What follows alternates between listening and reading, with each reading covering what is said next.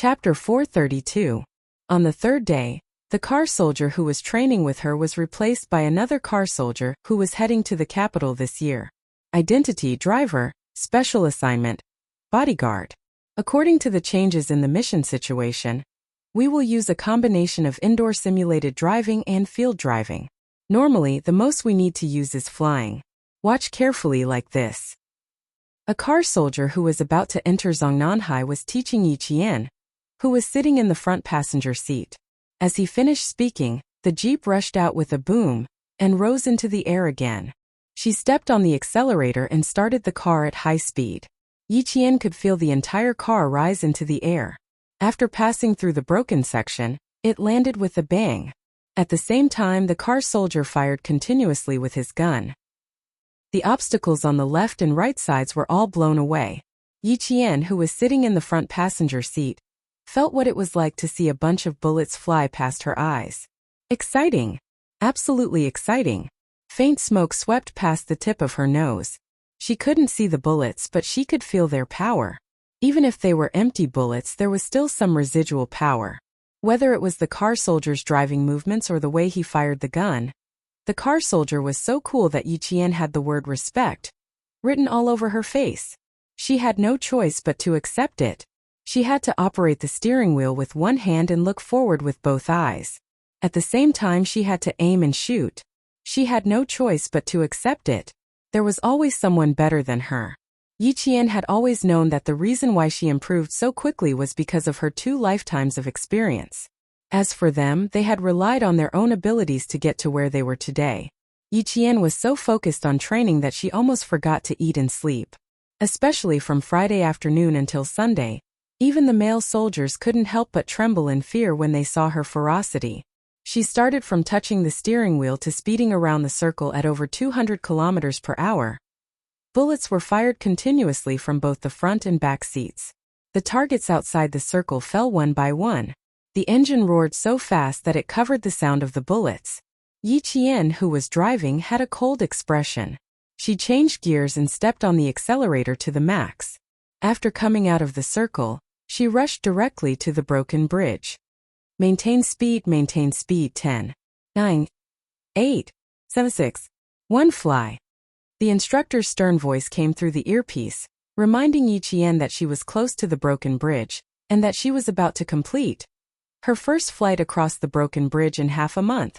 Amidst the instructor's stern voice, the jeep's engine seemed to have reached its limit. The engine roared like a fighter jet.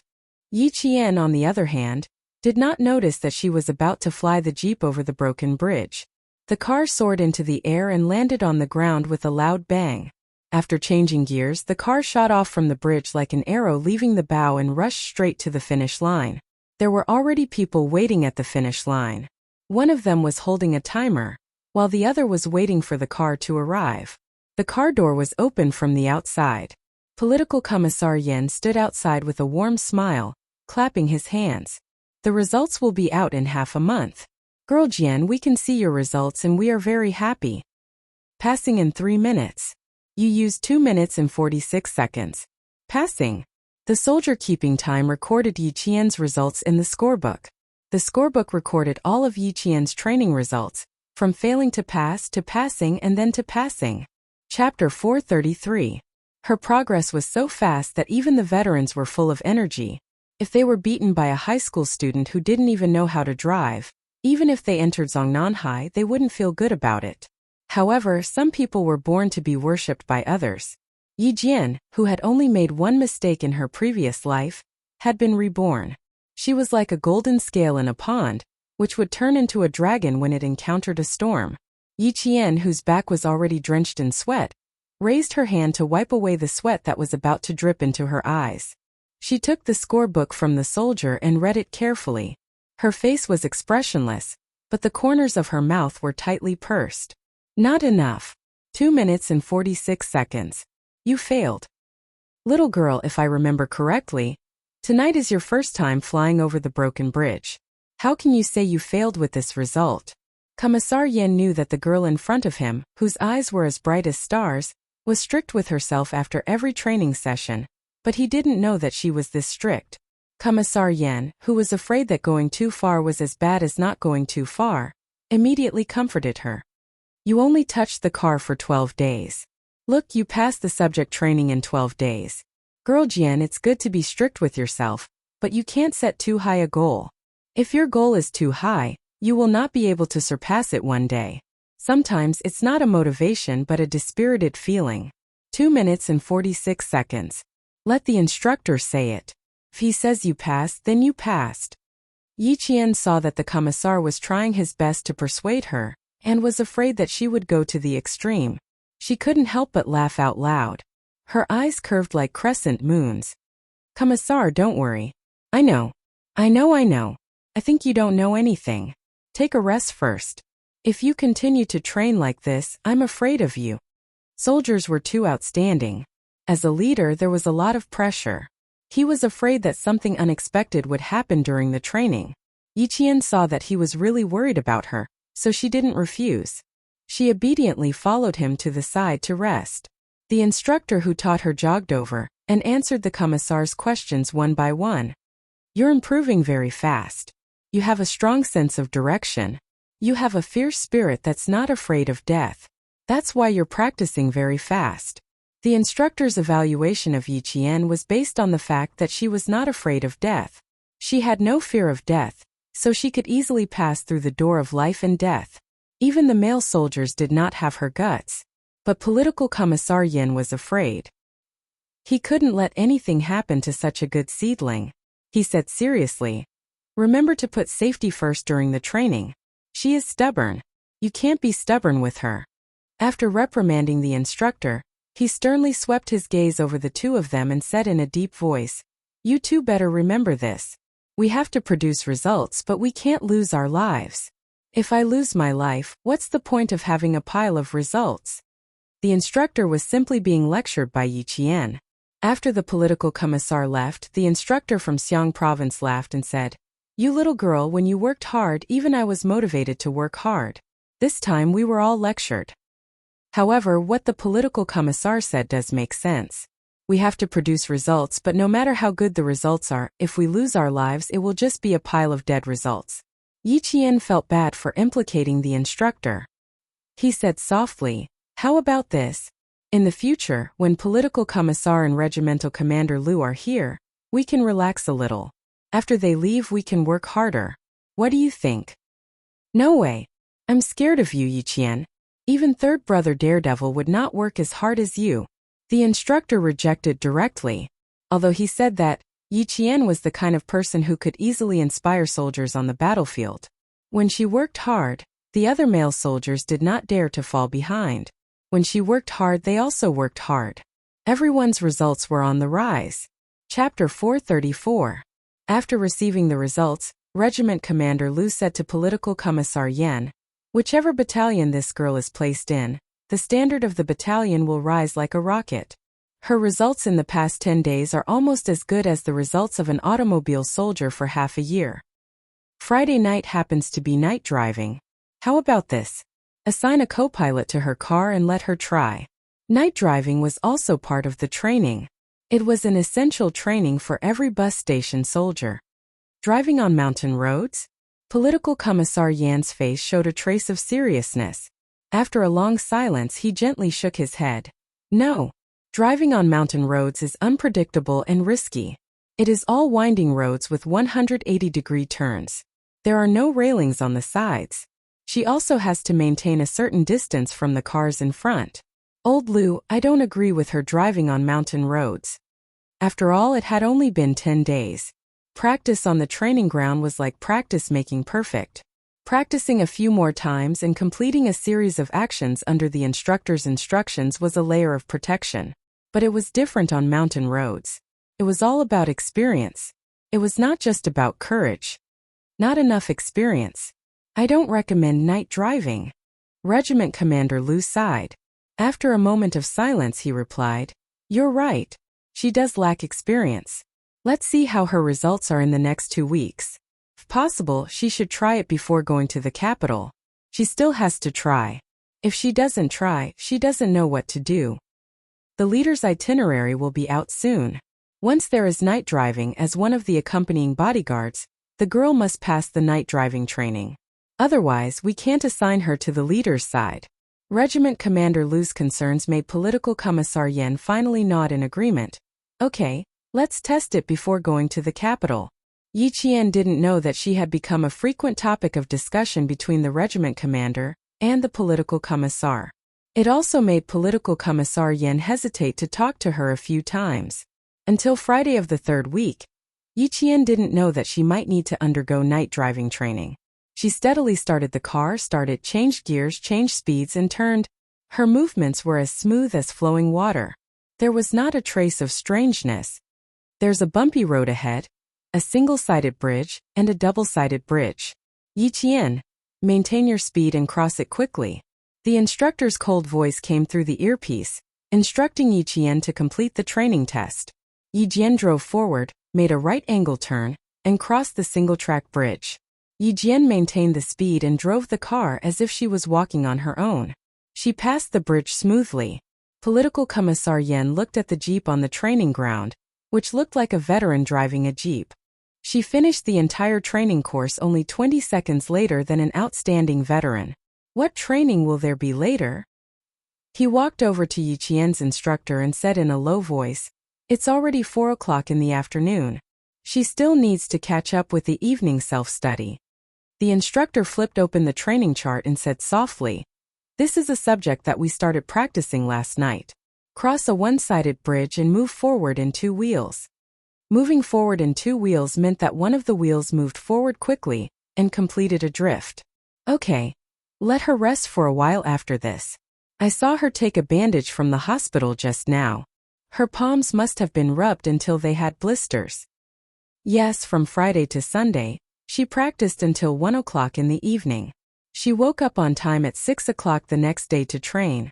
The young lady's skin is tender. Plus, she had to turn the steering wheel quickly during the past 2 days of training, so she developed blisters. The instructor's explanation was still a little vague.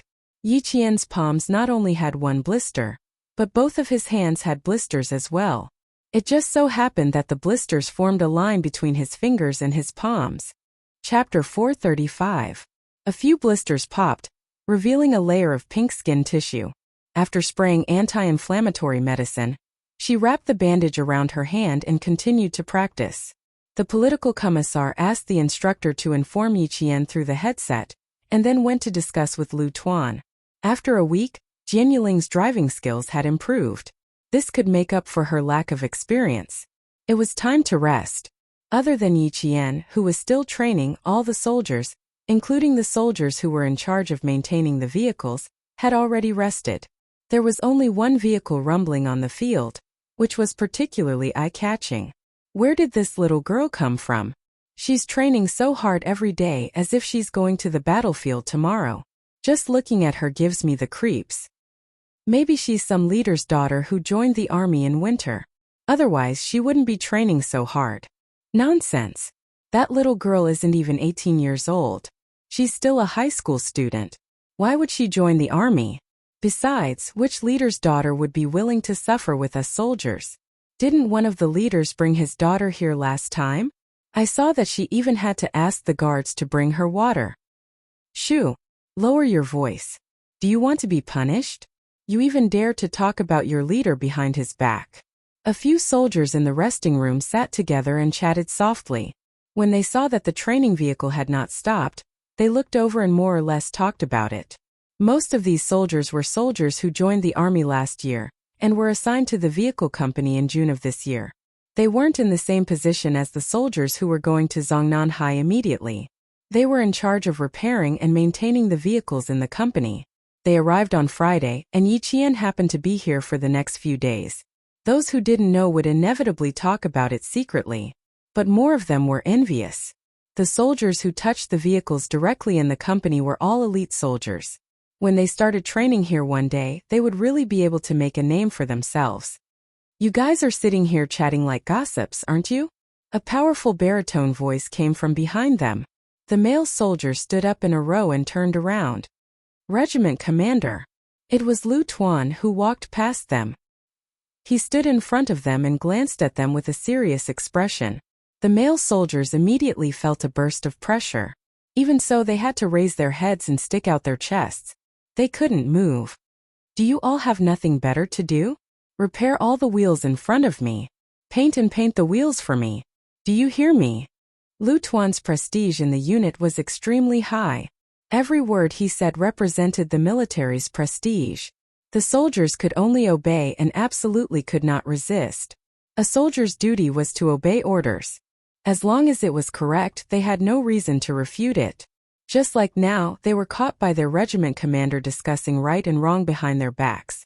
He only told them to do what they were supposed to do. Who would dare to say they didn't want to do it? If you don't want to do it, then wait for your punishment.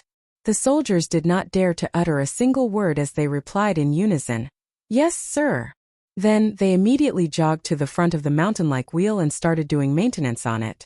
The tires were neatly stacked one after another. They needed to be taken down and carefully maintained. Some tires were worn out and needed to be scrapped. For newbies like Yi Qian, it was easy for the wheels to wear out when they first started driving. If they braked too quickly, they would leave tire marks on the ground. But not now. The steering wheel was like an obedient child in Yi Qian's hands. It would move no matter how she moved it. Chapter 436. Yi Qian. Get ready for a one-sided flight. Accelerate, rush onto the one-sided bridge, and complete a one-sided drift. The instructor instructed Yi Qian to complete the last exercise. He stood not far away and waved a flag. Ready, begin! With the wave of the flag, Yi Qian began the last training exercise of the day. Driving onto the one-sided bridge, the center of gravity of the car shifted to the driver's seat. Yi Qian stepped on the accelerator and quickly changed gears. The car, which was originally four-wheeled, suddenly shifted to two-wheeled, and began drifting at high speed. Driving diagonally from one side, it drifted forward in an arc. Lu Tuan, who was observing from the side, laughed and said to his old partner, "This level of skill can make up for her lack of experience to a certain extent. In the fourth week, arrange a car for her on Friday and Saturday nights. Let her drive during the day on Sunday. Treat it as a break for school on Monday, and leave for the capital on Tuesday." This time I didn't mean to. Political Commissar Yan, who was still smiling a second ago, suddenly changed his expression and rushed towards the car. Lu Tuan was next. His expression changed as he threw away the scorebook in his hand and ran a few meters away. A wheel came out of nowhere and rolled directly towards Yi Qian's drifting car. Yi Qian's field of vision was very limited due to her lowered vision. It was impossible for her to notice such a sudden appearance and rolling towards the right side of the car. The instructor also noticed the danger, but he didn't panic. Instead, he spoke quickly and calmly. "Abnormality on the right side, avoid it." There was no time to tell him how to avoid it. It was all up to Yi Qian to deal with the situation on the spot and resolve the danger. Abnormality on the right side. Draw a wide arc and accelerate to avoid the danger. However, if the arc was drawn out, the rear of the car would inevitably hit the barriers on both sides. But it was better than losing both the car and people. Inside the car, Yi Qian, whose eyes were cold, sped up and dodged the rolling wheel at lightning speed. Then he turned the steering wheel. Bang! A loud sound was heard, and the car that was drifting to one side was forced to land on all four wheels. He didn't step on the brakes in a hurry. Instead, he slowed down rhythmically, and the rear of the car drifted backward.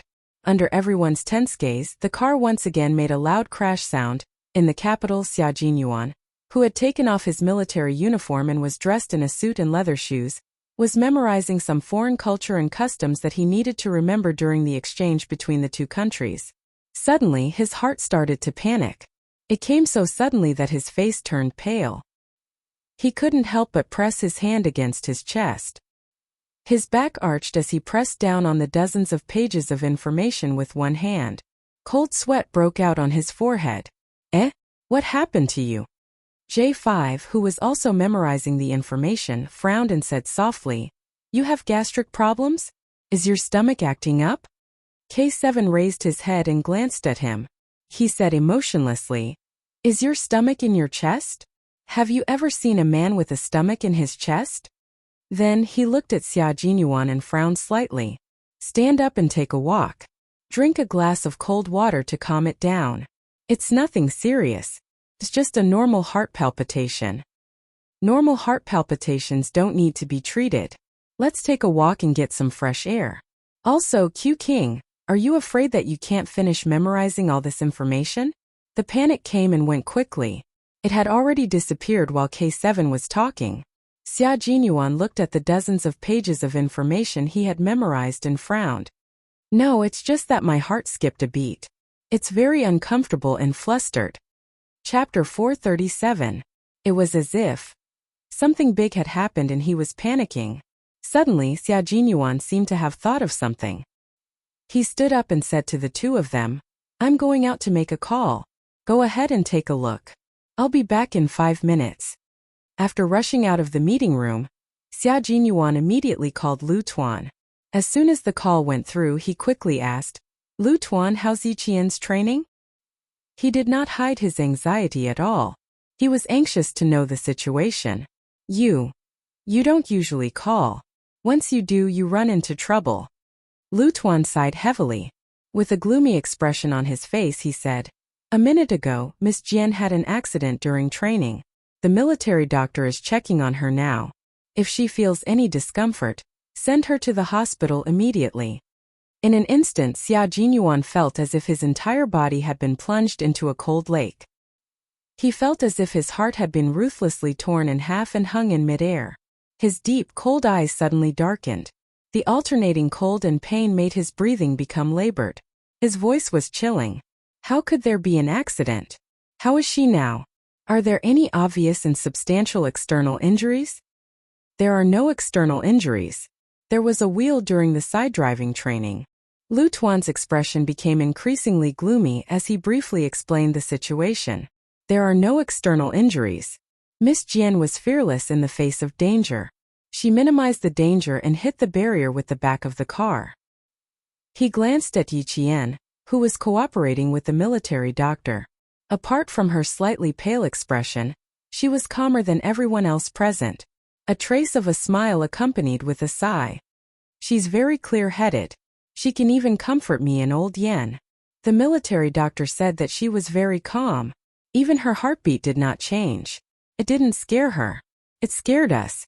Hearing this, Xia Jinyuan felt as if he had just walked out of a cold lake. His entire body was trembling with fear. There was a wheel during the side driving training. Just thinking about it made Xia Jinyuan start to break out in cold sweat again. If his little fox had reacted a little slower, the car would have been destroyed. Lu Tuan, I want to talk to her. Sorry to trouble you. He could only relax when he heard her voice. His gaze was cold as he stood by the window outside. His entire body was emitting cold air, and the surrounding air seemed to have turned into frost. Yiqian raised his arm and swung it back and forth under the military doctor's instructions. I'm fine. There's no dislocation or fracture. His chest didn't hurt, nor did it feel stuffy. Doctor, I think I should be fine except for the abrasions on my arms. When the rear of the car hit, the front airbag popped out. The head hit the airbag, but the upper body was protected. Only his left arm had rubbed against the car door, and a large piece of his skin had been rubbed off. It looked terrifying, but it wasn't a big deal. Lu Tuan handed the phone over and looked at the girl who was relaxed and bold. He smiled and sighed. You're so lucky. It's Major Xia. He wants to talk to you. The military doctor who had taken Yiqian's blood pressure confirmed that other than the abrasions on his arms, there were no other major injuries. He put away his stethoscope and said to Lu Tuan, other than the abrasions on his arms, there are no other problems. Spray some disinfectant and apply some purple iodine for 2 days. It should scab tomorrow. It was good that she was fine. Xia Jinyuan heard her gentle voice, like a wind chime swaying gently in the drizzle, gently knocking against his chest. Your call is too coincidental. I've been fine for more than 20 days, but something happened today and you called. Yiqian stood up and moved her wrists. Under the gaze of Lu Tuan and many soldiers, she coughed lightly and hinted, everyone is worried about me. Captain Xia, I'm fine. Don't worry, I'm hanging up. Chapter 438. Yiqian really wanted to hang up the phone as soon as possible. She was completely not used to doing private things in public, such as answering the phone.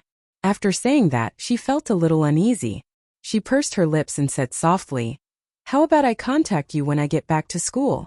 Is it convenient for you to give me your number? How about I contact you when I get back to school?" Platoon Commander Liu and the political commissar are both there. She didn't expect her call to come at such a timely time. The coldness on Xia Jinyuan's face gradually faded as he chuckled softly. This feeling was actually really good. It was as if their hearts were linked. Even if they were thousands of miles away, he could still sense whether she was safe or not. The second he felt his heart palpitate and panic happened to be the second she got into an accident during training. It turned out that the mysterious feeling of having telepathy really existed, and it existed in his heart. "Little fox, where do you think you're going to escape to? Even if you were thousands of miles away, he would definitely be able to find you." Hearing his laughter, Yi Qian laughed as well. "I'm fine here. The military doctor has left. You, don't worry." He really did care about her and was willing to help her. In short, she could only repay his kindness after she entered the military camp. As long as it wasn't against the military rules, she would definitely help him as long as he asked. In her previous life, Yi Qian had always used this method to repay those who had helped her and shown her kindness. She was such a girl. No matter how difficult life was, she still had kindness in her heart. Kind and magnanimous people could survive no matter how difficult life was. Yi Qian was like that. "Are you afraid that I'll be angry?" As she explained, Xia Jinyuan's lips curled up slightly. His gaze deepened as he looked into the distance. "I'm not angry. I just want to hear your voice, little fox. But I'm really worried about you. When I heard Platoon Commander Liu say that something happened during your training, I couldn't wait to be by your side immediately." His low voice was like the richest and most intoxicating red wine. Not only was the color rich, but the smell was also intoxicating. She felt intoxicated even through the phone. It seemed like she was a little drunk. It was so noisy all around, but she could only hear his voice. Because in her heart, only his voice existed.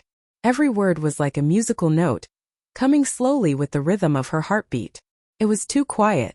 It was so quiet that she could only hear his voice whispering in her ears. However, there was a voice in her heart that kept reminding her, "Stay strong, stay strong. Bring out your determination. All right, I won't tease you anymore. I have something to do here. Take down my phone number first." She seemed to be so nervous that she even held her breath. Xia Jinyuan, who was reporting a set of numbers, narrowed his eyes dangerously. "Are you nervous?"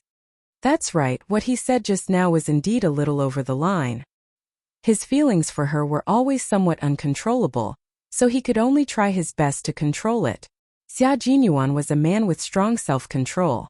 As a soldier, there were times when he had to cast aside his 7 emotions and 6 desires. He was also very clear that his feelings for Yi Qian were derived from admiration. He was still one step away from falling in love with her. Therefore, he had to be careful when he spoke. He couldn't make Yi Qian feel troubled, but he also had to let her feel that there was a hint of affection between him and her.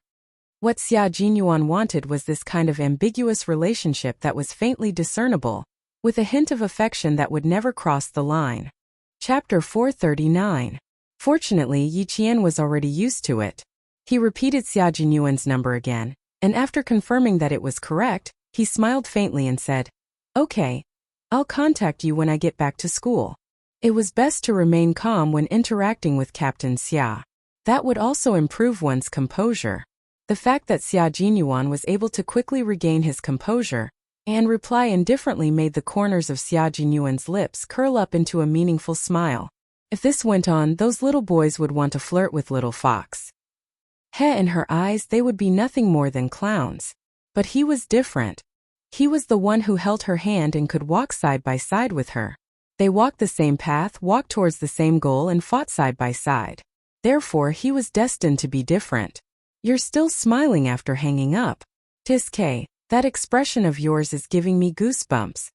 J5's voice sounded lazily from the side. His eyes darkened as he looked at the phone line in the distance. Q King was still flirting with Yi Qian, and there was a hint of darkness in his indifferent expression. "Brother, you have to remember what you said. For yourself and for Yi Qian. Now that you're in such a hurry to make a move, You might end up harming Yi Qian. J5 did not need to beat around the bush when speaking to his comrade. Instead, he chose to say it at the right time. Xia Jinyuan raised his eyebrows, and a smile spread from the corners of his eyes. When he spoke to Yi Qian, his elegant and noble demeanor did not fade away. The sharpness in his words was restrained. Standing in front of J5 dressed in a suit, he looked like a refined and gentle young master. Thank you for the reminder. Yi Qian is still young. No matter what, I can't end up harming her. After Xia Jinyuan finished speaking, the gentleness on his face faded and was replaced by a trace of coldness.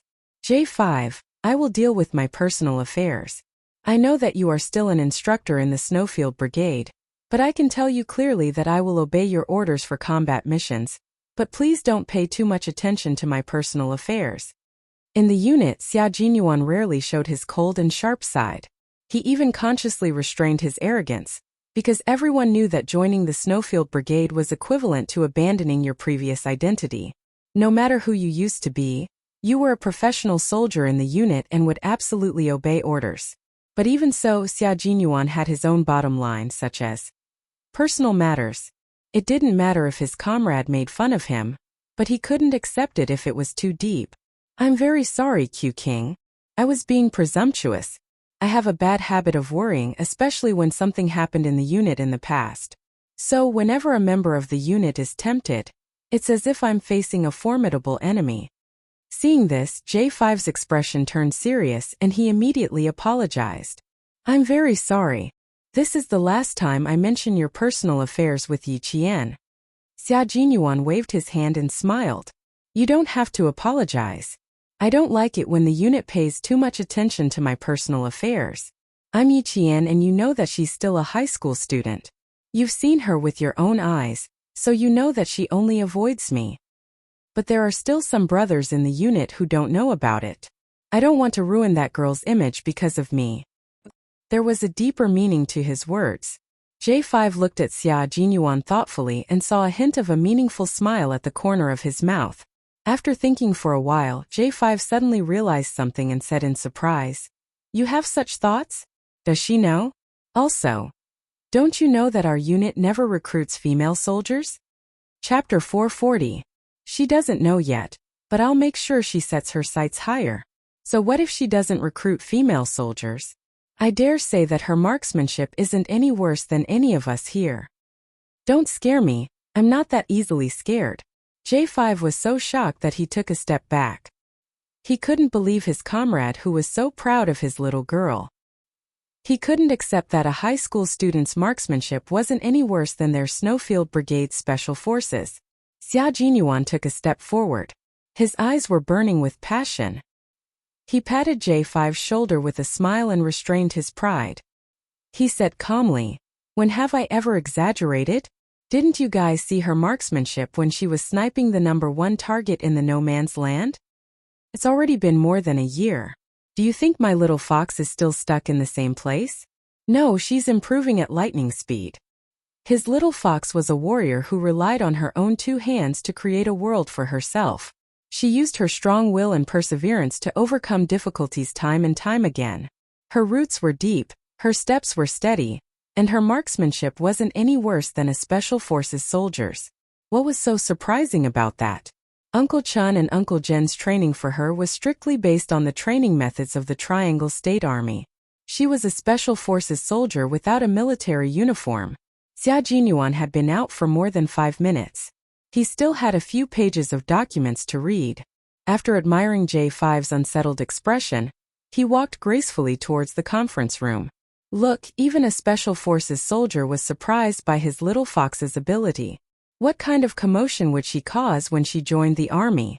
By then, his little fox would be like a bright moon. Although quiet, she would be the brightest light in the darkness, attracting everyone's attention. It was a wise move for him to make his move in advance. Hey, wait. He brushed past J5's shoulder.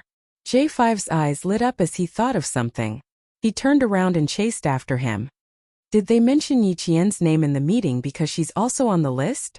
The pistol that Duo prepared was also prepared for her? Fuck, why are you in such a hurry? Can't you explain yourself? Xia Jinyuan turned a deaf ear and pushed open the tightly shut door of the conference room. He then closed the door again, blocking out the J5's voice. G3 looked up from the information and frowned. He said calmly, "He likes to worry. He did in the past and he still does now. If there's anything you're not satisfied with, just tell him. He'll understand." He kept thinking about the incident between Q King and that female student. He was afraid that history would repeat itself. As long as Q King went to the southern province, he would be anxious every day. It was normal to be concerned about your brother, but it was not right to be overly worried. "It's fine." He didn't say anything. "It's just that he doesn't understand something in his heart, and I didn't tell him. He's just throwing a little tantrum now." Xia Jinyuan sat down calmly and crossed his long legs elegantly. He concentrated on reading the information that he hadn't finished reading. His little fox was fine, and his reading speed increased. Life was indeed full of ups and downs, but it returned to normal in the blink of an eye. Yi Qian returned to the city at 4 p.m. with Lu Tuan, who happened to have something to do at the provincial military base. She could not miss the evening self-study on Sunday night. She had to be back before 5 p.m. "I'll be back on time tomorrow afternoon. I've made you and the political commissar worry today." After getting out of the car, Yi Qian stood by the open car door and smiled at Lu Tuan, who was sitting in the car. "I'll go in first. See you tomorrow." Chapter 441. Lu Tuan waved his hand at her and said with a serious but caring smile, "As long as you can hold on, you're welcome to come at any time. Now you're my soldier, so I have to be strict with you. You can't be lazy just because of a small injury." "I won't be lazy. Don't worry." Yi Qian closed the car door with a smile on his face.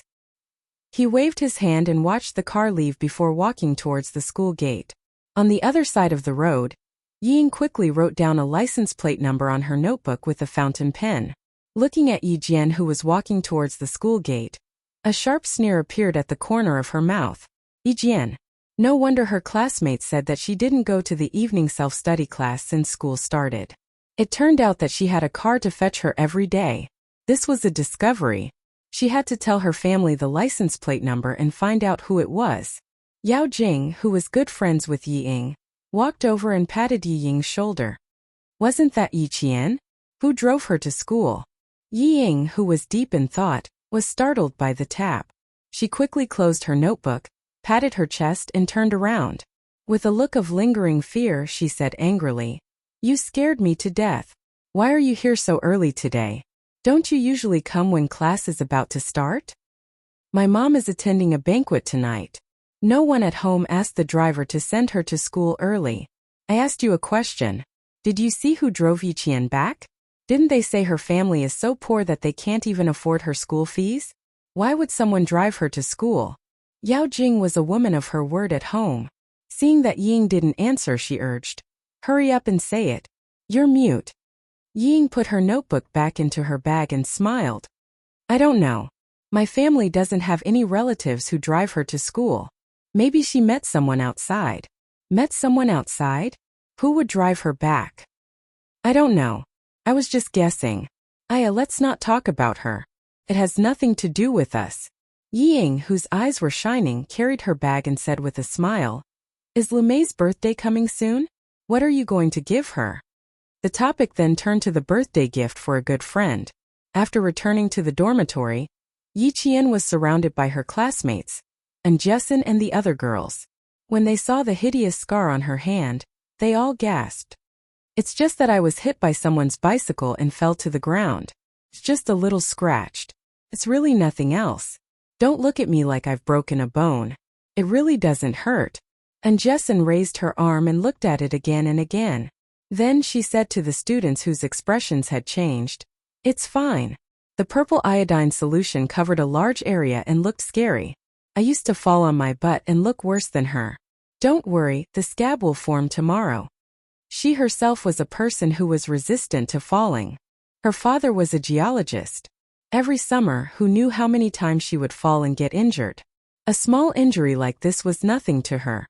When the girls in the dormitory heard this, Yang Yi said angrily, "Do you think Yi Qian is a tomboy like you? Look at you. One look and you can tell that you grew up from a young age. Yiqian is different. Her skin is soft and tender. Her skin is as white as snow. She can't fall and fight like you. When she said this, Yiqian pursed her lips and laughed. The one who could fall and fight was not Jessen but Yiqian. Her fair skin really had an advantage. It left a delicate impression. Chapter 442. On the other side, Jessen was unhappy. She laughed and chased after her. Youngie, you know too much. I'm going to kill you. I'm going to destroy you on behalf of the universe. Yang Yi and Jessen were classmates in the first year of high school. She knew more about tomboys than the other three. They talked about what happened in the first year of high school. Jessen fought with a boy from the third year. She rode on the other party's waist and beat him up all by herself. It was obvious how strong she was. Yiqian, who was packing up her textbooks, heard this and kept a calm smile on her face. Her high school life was very comfortable, except for Ying, who appeared from time to time. This kind of high school life was not in vain. When they were eating dinner in the cafeteria, Zhangbin came over and invited them to watch a basketball game. The second and third years of high school had a basketball competition. Today it was Zhangbin's turn to play a warm-up game. Yiqian had never watched a basketball game between students before. Hearing this, she agreed readily. Little girls loved to watch it, not because they liked watching basketball but because they liked watching boys play basketball. Even Jessen was excited. They're playing against the third-year second class today. The boys from the second class are playing basketball. Handsome. Hurry up and eat, we'll watch it after dinner. It was not because of Zhangbin but because of the other boys. This made Zhangbin, who had not gone far, angry. He had not even played yet, but he was already angry. When Yiqian and the other girls arrived, the front row of the basketball court was full of students. The first year of high school had returned to school 2 weeks ago.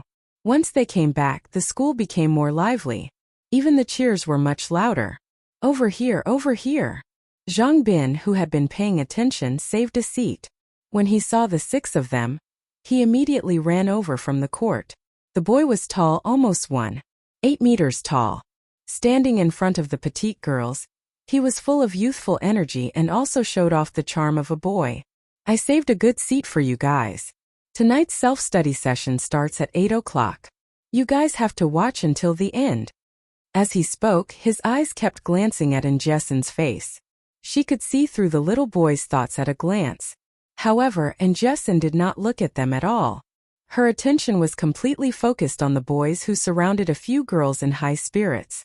Then Yiqian said, Look, it's that Yang Heng. It was that Yang Heng. He's my fucking Prince Charming. Yiqian felt like he was being struck by lightning. Yang Heng was Jessen's Prince Charming. Yang Heng is average. He looks skinny and not as strong as Zhangbin.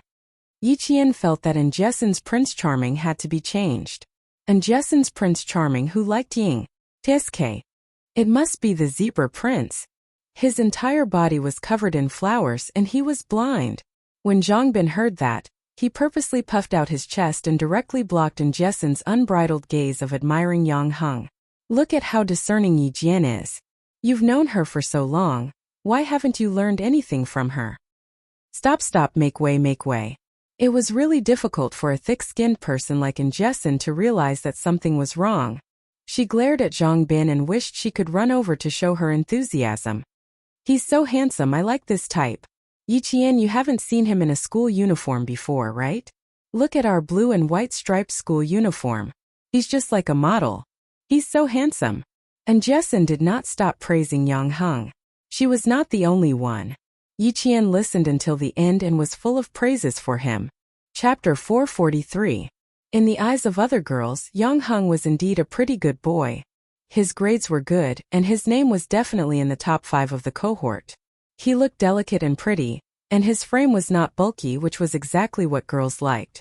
When he was thin and muscular, he looked skinny in the school uniform, but when he put on a basketball uniform, he looked strong. This type of boy was the best at winning girls' attention. But in Yiqian's eyes, he was just a little boy who was still wet behind the ears. Was that what he called strong? It was thin, okay? Captain Xiao's body was strong. Good-looking bones? The proportions were obviously not. Captain Xiao's body was the real golden ratio. Was he good-looking? At most, he would act handsome from time to fool girls. Captain Xia's facial features were exquisite, like a jade carving. Was he handsome in the school uniform? She didn't see him. Only soldiers in the army would walk out with handsome and mighty soldiers in their uniforms. Every one of them was a good boy. In comparison, Yi Qian felt that Yang Heng was not good enough at all. She hadn't realized that her taste in boys was so high that she was using Xia Jinyuan as a template for comparison. She had to admit that Major Xia's strategy was indeed effective. Compared to Major Xia, the little boy was completely incomparable. There were still 5 minutes before the start of the game. The boys on the court were all warming up. While Jessen was happily watching, Yi Qian saw Ying and a few other girls walking directly to the court. Their target was very clear. It was Jessen's Prince Charming, Yang Heng. Jessen, look at who's on the court and who's walking towards. Don't be angry, you must stay calm. Yi Qian had just wanted to change the Prince Charming in her heart, and now the opportunity had come. Yi Qian gently reminded Jessen, who only had eyes for him and did not see Ying. At the same time, she braced herself for this person's anger. After taking a closer look, Jessen felt as if a basin of cold water had been poured over her. Her eyes widened and a loud fuck came out of her mouth, attracting the attention of countless people. How can this be? That little bitch Ying knows Yang Heng. Not only do they know each other, but Yang Heng also took the water from her hand. It was rare for Yi Qian to take the initiative to pat Jessen's shoulder. He said to Jessen, whose eyes were about to pop out of their sockets, "Don't you think that the boys who like Ying are all blind? It's just like how a scholar is only interested in the female ghost's appearance, but he can't see through the white bones underneath." Jessen rubbed her face. Her personality was like a boy's, so her way of dealing with things was different. After cursing, she wailed, "Are you kidding me? I always thought that I had good taste, but now it seems that I was blind." She only thought that the other party was good at basketball. Now that Ying had appeared, she was disgusted. Instantly, she had no other thoughts, let alone the Prince Charming in her heart. Zhang Bin only felt that the unhappiness in his heart was finally gone. It was resolved so quickly. Ha ha ha, he originally wanted to compete on the court. Yi Qian didn't know if it was an illusion, but he felt that Yang Heng and the other man's gaze had turned in their direction a few times. There was a group of people behind them, so he couldn't be sure who they were looking at. "Leave this to me. I'll make sure that she can't speak of her suffering. She won't be able to find trouble with us." A boy wearing jersey number 8 patted his chest and said to Yao Jing, "If I had known that Ying would be taken advantage of by her, fuck, I would have dealt with her long ago." Chapter 444. Yao Jing laughed. Although her facial features weren't as delicate as Yi Ying's, she had confidence that made her seem radiant. Looking at the guy who stood up for Ying, she raised her voice and said, "As long as you stand up for Ying, we'll have fun next Friday night. Ying, can you say it yourself?" "No." Ying rejected directly. She was a little angry. This Yao Jing was the most scheming. She was the one who suggested it, but in the end she blamed it on her.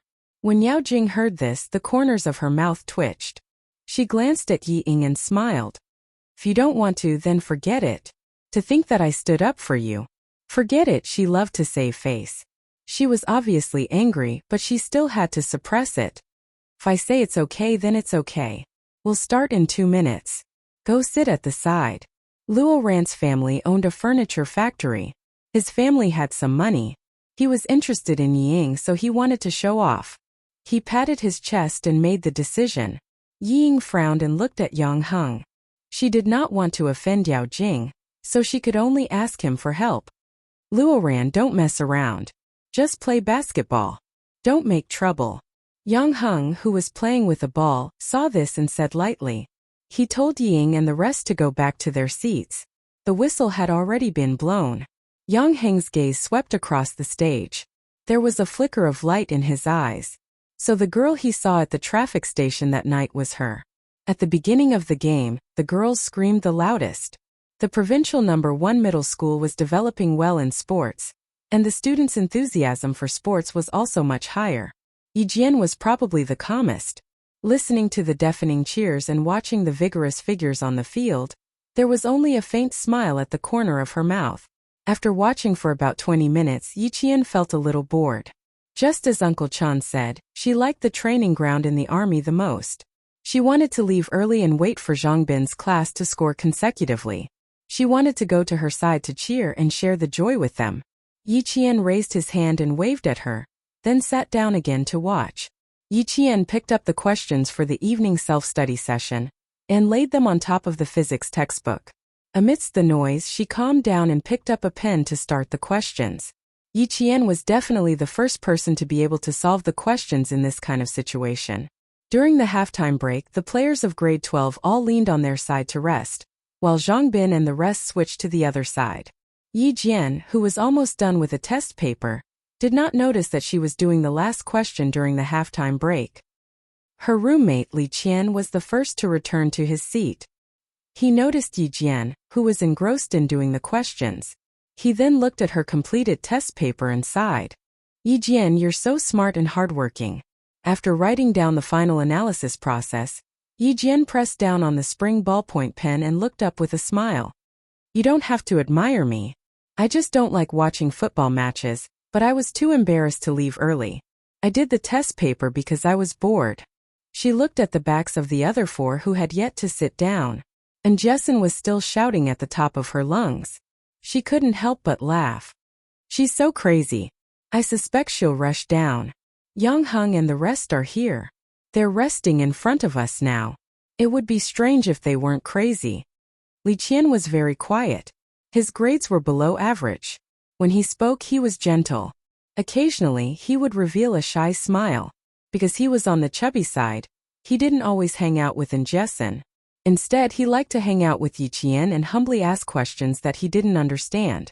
Then, she picked up the textbook that she would bring to the self-study session later and lowered her head to read. Chapter 445. Yi Qian didn't disturb her. Instead, he tidied up his textbook. He would read it seriously later. Watching basketball games was also part of high school life. Yi Qian. And Jessin, whose face was red from shouting, turned her head and saw that Yi Qian, who was standing beside her, had already sat down. She quickly sat down and said happily, "He's really handsome. If Ying didn't know him, I would have chased after him." The other three girls from the same dormitory also sat down. Just shouting "do your best" made them sweat profusely. When the three of them sat down, the resting third-year players immediately saw Yi Qian. Yi Qian was talking to Jessin with a smile on his face. Feeling that someone was watching him, he raised his head and looked over coldly. He saw a boy wearing an old silver necklace staring at him. Her brows furrowed slightly. Her originally calm gaze suddenly turned sharp because of the boy's impudent gaze. When she looked directly at the boy, her originally elegant gaze suddenly gave off an extremely cold and oppressive feeling. Suddenly, the boy was so scared that he took a few steps back. Luoran, there's still the second half. You can't let your legs go soft. The boys who didn't notice saw him take a few steps back and looked like he was about to fall. They all laughed out loud. Yang Heng, on the other hand, glanced at the stage and saw a sea of black heads. Fuck you, I just slipped. Luoran, who was trying to be brave, would never admit that he was scared by Yi Qian's gaze. Although he was cursing in his heart, he didn't want to admit defeat. He straightened his neck and said, I haven't had my fill yet. Today, I'll definitely beat this group of second-year students. Yang Heng threw the empty mineral water bottle aside and sneered at Luoran. Luoran, don't stand up for others. Be careful that you don't even know how you died. During this period of time, the Transportation Bureau was secretly investigating the girl who helped the criminal police solve the case that night. He had seen her before. When two police officers led her and another man into the Transportation Bureau, he was just coming out of his office. The next day, his father warned him not to mention that he had seen the girl outside. She had almost forgotten about it, but after having dinner in the cafeteria today, Yao Jing suddenly remembered it. Luoran wanted to stand up for Ying, but his head was caught by the door. Just play around for a bit and you really want to stand out? Do you think that school is a society? In the second half, grade 12 class wanted to win while grade 12 class 2 wanted to tie. It was even more intense than the first half. The entire basketball court was about to be lifted by the screams. Yi Qian felt his eardrums hurt. Come on. Come on. Good luck, grade 12 class 12. Yang Heng. Yang Heng. Do your best. The only uniform shouts in the audience were either cheering for Yi Jian or cheering for Yang Heng. Yi Jian, who was used to hearing uniform cheers, felt like she was in a magic spell. She decided that she would never come to watch any competitions again in the future, unless she was asked to. Li Qian didn't really want to watch anymore, so he whispered into Yi Qian's ear, "Why don't we go back to the classroom? I feel a little dizzy hearing this. The competition is about to end. If we don't leave early, it will be quite crowded later." His words touched Yi Qian's heart. He said to Jessen, who was so excited that it was as if she was playing the game herself, "Look, I'm going back to the classroom with Li Qian." Jessen only reacted after he said it a few times. "The competition is about to end. You're leaving now? Why don't?"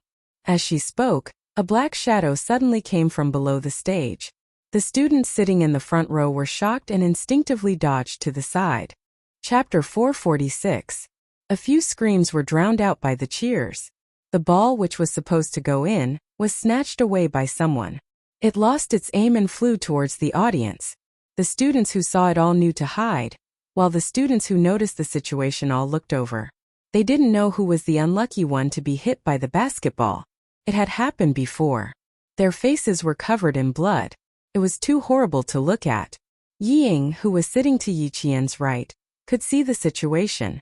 She subconsciously gripped the corner of her skirt and stared at Yi Qian. The corners of her mouth were slightly raised. She didn't need to do it herself. There would always be someone who would teach Yi Qian a lesson for her. This was what her father said. Only the right person can use it. Yao Jing, who was sitting next to her, glanced at her. There was a faint coldness in her eyes. Yang Heng liked girls like her? Girls who could be killed with one slap? Were they that good? Yi Qian felt that she was indeed a basketball player. Her aim was quite accurate. The ball flew directly towards her face. If her entire face was hit, she wouldn't be able to face anyone tomorrow. Yi Qian, who had already stood up, caught the ball directly towards her face with both hands. Under the gaze of the surrounding students, the corners of her mouth curved into a slight smile. She weighed the ball in her hands in front of her opponent's stunned gaze. She definitely had to return this ball. Otherwise, how could she compete? This ball isn't very obedient. You should change it. As Yi Jian spoke, her eyes were bright and clear like the moonlight. They seemed clear. Yet they were actually hazy, and they were separated by a layer of mist that couldn't be seen through no matter what. Her features were beautiful like water, and they were extremely elegant. But even if she wasn't elegant, her smile was a little cold. At first glance, it looked like a blooming flower. But if you looked closely, you would realize that it was actually a sharp sword. In Luo Ran's eyes, Yi Qian's smile was like a sword hanging over his head, about to fall. He couldn't help but take a step back. Unexpectedly, Zhang Bin, who was standing behind him, blocked him. He heard Zhang Bin angrily ask behind him, "Luo Ran, whose face did you hit with the ball just now? Whose face could I have hit?" Luo Ran roared. He used the volume of his voice to prove his innocence. "Who the fuck can control this kind of thing? Do you think I want to? Fuck. Don't you know how to talk?" Boys were not good at quarreling. When they quarreled, they would settle it with their fists. Seeing that Zhang Bin was about to throw a punch, Yi Jian quickly raised her voice to stop him. She smiled and said, "Hey, the senior wearing the number 16 jersey, I know you were careless. I didn't blame you. Why are you angry? Catch." As she spoke, she swatted the ball in her hand, as though she was playing a volleyball. Volleyball is so soft. 2. From the shock by the flying ball. By Yi. You. Does it hurt? And Jessen asked blankly. The entire basketball court. It was a little quiet. Yi Qian looked at her sideways and smiled. "I'm not in pain. It's that guy who's in pain. I have to go down and apologize. After all, I slapped his nose full of blood." Yi Qian used both hands to support himself on the railing that separated the audience from the court.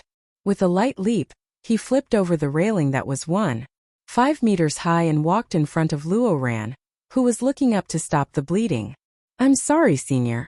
I'm a volleyball player. My hands are strong. When I got the ball, I unconsciously used it as a volleyball. I'm also standing high. I didn't expect it to hit your face. I'm sorry. She had hit his face with the ball. She had to apologize. Chapter 447. Yi Qian would never allow herself to be taken advantage of. If the other party had really been careless, she would have laughed it off. But the other party was obviously not. Since the ball was aimed at her, there was no grudge between them, and they didn't even know each other before this. Only Yi Ying had been on the court. If this had something to do with Yi Ying, then sorry, she would return the favor the way you hit her.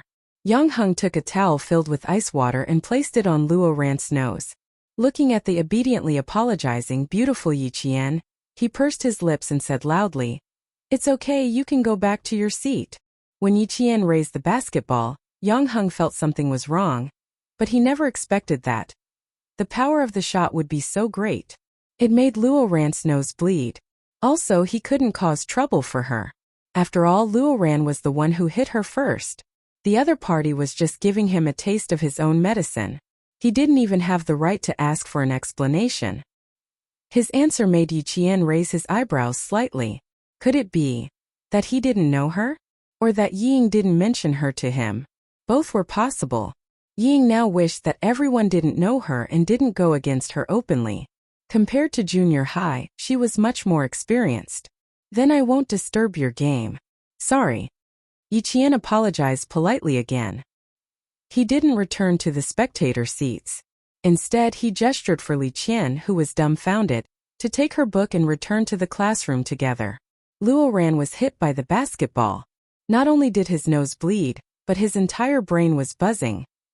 He was seriously injured. After using the towel filled with ice water to apply to his face, he heard Yi Qian's apology and left. He was like a little tyrant at home, so how could he let Yi Qian go so easily? He pushed away the man who was supporting him and stood with the towel in his hand. He glared at him fiercely. "Fuck, you hit me and you want to leave? No way. Luo Ran, do you think this is your fucking house?" Surprisingly, the one who was angry was none other than Yang Heng. He grabbed Luo Ran's arm and warned him in a low voice. "Luo Ran, don't fucking throw a tantrum here. You know what you've done. Who can you blame? A girl playing volleyball hit the ball over and you didn't catch it. You blew all over your face, and you still have the face to shout." Yi Qian had already stopped. She was waiting for Luo Ran to say, "No way." After hearing Yang Heng's words, she narrowed her eyes. Why did it feel like Yang Heng was avoiding her? "Junior, you should go back. He's just being silly. We'll explain when the teacher comes." Yang Heng was indeed avoiding Yi Qian. He did not want Yi Qian to notice them. A group of students who pretend to be obedient in school, but are no different from hooligans outside of school. This was a warm-up match organized by the students themselves and supervised by the student union. The teacher stayed in the first half of the match and only left in the second half. As soon as she left, she received news that a student had been hit in the face by a basketball and had a nosebleed. And it was a girl in the audience who was returning the basketball and had accidentally hit him in the head. This was the first time the teacher had heard of such a thing. Yi Qian brushed past the school doctor and the teacher, then met up with Jessen, Li Qian, and the others outside. When they saw her coming out, they all gathered around her, their faces full of admiration. Chapter 448. The 5 people in the dormitory looked at Yi Qian with stars in their eyes. One hit of the basketball and someone's face was covered in blood. How valiant! Li Qian was about to take Yi Qian's textbook over when he saw her outstretched hand. He asked softly, Does it hurt? It hurts quite a bit, right? Do you want to go back to the dormitory to get some hot water? It hurts. After all, it was a basketball and not a volleyball. It's all right. I didn't have any other thoughts when I hit it. I just wanted to return the ball. I didn't expect to make someone bleed. Yi Qian explained with a smile. She took the textbook and saw Yi Ying and the other girl walking over with dark expressions. At that time, the sky was already slightly dark, and the street lamps were already lit. The dim yellow light left on the 2 faces, as if there was a layer of dirt that could not be scraped off. It made the 2 faces look gloomy, revealing a sense of hostility.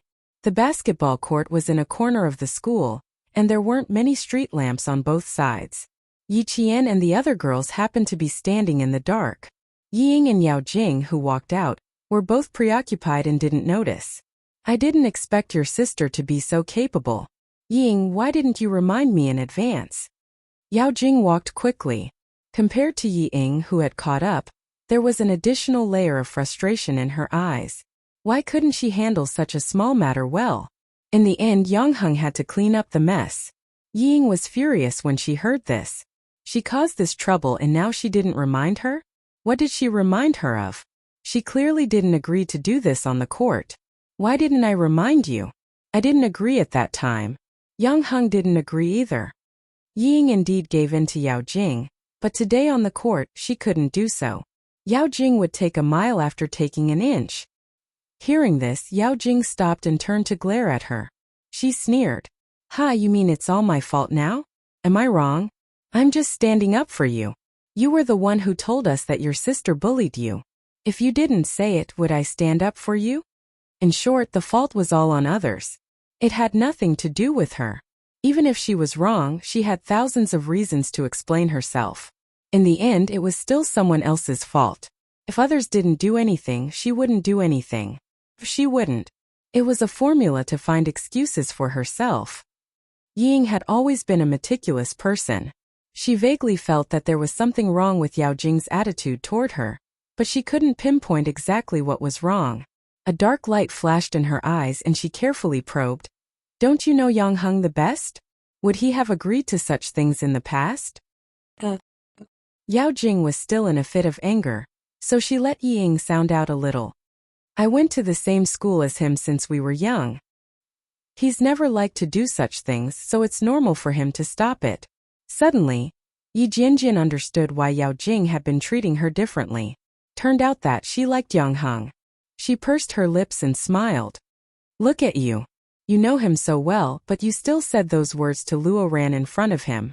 How about this? When Yang Heng comes out later, I'll explain to him that I was looking for you and wanted Luo Ran to stand up for me. You should have been like this back then. Yao Jing glanced at her and her mood instantly improved. She held Yi Ying's arm and lifted her chin slightly. I knew you were the best. Don't worry, you're so good. Yang Heng will definitely write you a love letter soon. Chapter 449. Ha, if Yang Heng really wrote a love letter, Yi Ying would be in trouble. Yi Ying cursed in her heart, but she said, Don't tease me. How could Yang Heng write a love letter to me? I got to know him because of you. In the future. As she spoke, she saw Yi Qian and her classmates standing not far away. This meant that they might have overheard her conversation with Yao Jing. It didn't matter if Yi Qian heard it, but her classmates couldn't. I have something to discuss with Yi Ying. Jessen, you guys go back to the classroom first. Yi Qian glanced coldly at the two people who had already seen him. The corners of his mouth curled up slightly. Yi Jifan must have told Yi Ying not to cause trouble for her in school, but Yi Ying came looking for her. Since she came looking for her, how could she avoid it? Coincidentally, she also wanted to know who the guy who had a bloody nose was. I'll stay. Li Qian, you three go back to the classroom. And Jessen rejected. She was afraid that Yi Qian would be at a disadvantage. You didn't interact with Yi Ying for a year in high school. Now, she only knows people from families with some status. Don't think that I'm staying because I'm afraid of her. After all, Li Qian and the other two had only known each other for a month. Unlike in Jessen, they whispered, Be careful. Then they left. Once the three of them left, Yi Qian smiled and said, Are you really going to cause trouble with me? No need. You can just stand by my side and watch. Let's listen to what they have to say first. Yao Jing, who had also recognized him, narrowed her eyes. She grabbed Yi Ying's arm and walked over with a half-smile. You're Yi Qian, right? You made a senior in high school bleed with a basketball. How impressive. Do you know who you're hitting? She had a gloating expression on her face. Her smile was also full of interest. It's Luo Ran, the most troublesome student in school. He's good at fighting, drinking, and smoking. You hit him, you'll be blocked after school. Now that he thought about it, it seemed that he had helped Yi Ying vent her anger. After he finished speaking, he smiled at Yi Ying and said, We didn't hit her with the ball today, but she was courting death by hitting Luo Ran. We still managed to vent our anger. Yi Ying knew that Yao Jing's heart was at ease now that Yang Heng's matter was brought up. She smiled and said, I'm afraid my sister doesn't know Luo Ran yet. I have to introduce him to her. What's there to say? I'm just waiting to be blocked after school. Feeling comforted, Yao Jing intimately leaned against Yi Ying and smiled sweetly. Ying, if you get bullied in the future, it's not wrong to look for Luo Ran. It turned out that the boy who was beaten up by him was called Luo Ran. Would he stop him after school? Yi Qian thought about it. It had been a long time since he had been blocked. Raising his eyebrows, he smiled faintly and said, All right, I'll wait to be blocked. Didn't he often get blocked in the past? So what if he was blocked by a few students? In the past, he Jimin Tanwei and Xie Sifeng were your helpers. Now it's changed to someone else. Why are you so timid? You don't show up yourself and always look for others. And Jessen crossed her arms and looked at her mockingly. If you have the guts, come out yourself. Why do you always use others as your tool? Yao Jing, who had a smile on her face, heard this and her expression changed slightly. She had always known that Yi Ying was a smart person who knew her limits. However, she didn't know what kind of person she was in middle school. Her hands unconsciously wanted to loosen. She liked to play smart, but that didn't mean that she would see others play smart with her. Chapter 450. Yi Ying remained calm, as if she didn't notice Yao Jing's strange behavior. She said coldly, Yi Qian, you said that it would be best for us to coexist peacefully in school. I didn't understand in the past, and the things I did were childish and laughable. But have I done anything to you since the 3rd year of middle school? Coexist peacefully, whether in middle school or high school. It's best if we don't quarrel or embarrass each other. What happened tonight was an accident. I couldn't control that boy's actions. He wanted to stand up for me. If you don't believe me, you can ask someone else. I did stop him, but he didn't listen. How could she not notice Yao Jing's strange behavior? Yi Ying was trying her best to make it up to her because she noticed. And she did make it up to her. Yao Jing's expression softened. Although she didn't pull her arm back, she didn't feel as intimate as before.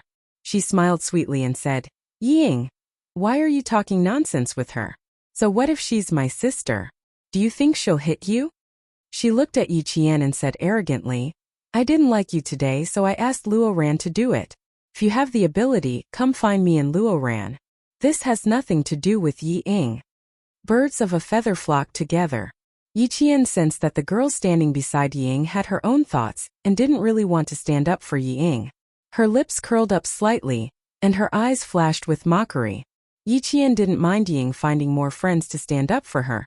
But if there was a chance for her so-called friends to cause trouble for Yi Ying, Yi Qian found it quite interesting. As her eyes moved, a cold smile appeared in her star-like eyes. She slowly opened her mouth and said, You can't stand the sight of a student you don't know, so you ask someone to attack her. If it wasn't for Yi Ying, would you do this? The distance between the girl and Yi Ying widened again. Just now they were shoulder to shoulder, but now there was a gap of a fist between them. She glanced at Yi Ying, who still wanted to destroy the piece in front of her, and said with a smile, So whether or not tonight's incident has nothing to do with you, Ying, you know what you did. I also know that you know many classmates from good families in high school, but if you want to use them to make trouble for me, Ying, then you're wrong. Firstly, I won't be afraid. Secondly, the school is the school after all. If you guys go overboard, the school will come forward and invite the parents. I believe that the one who will end up embarrassed won't be me. Number 3. Don't forget that there is only one way to deal with students who cause trouble. Expel them. Even the student records will be cancelled. Yi Ying still had a smile on her face, but when she heard the last part, her heart skipped a beat.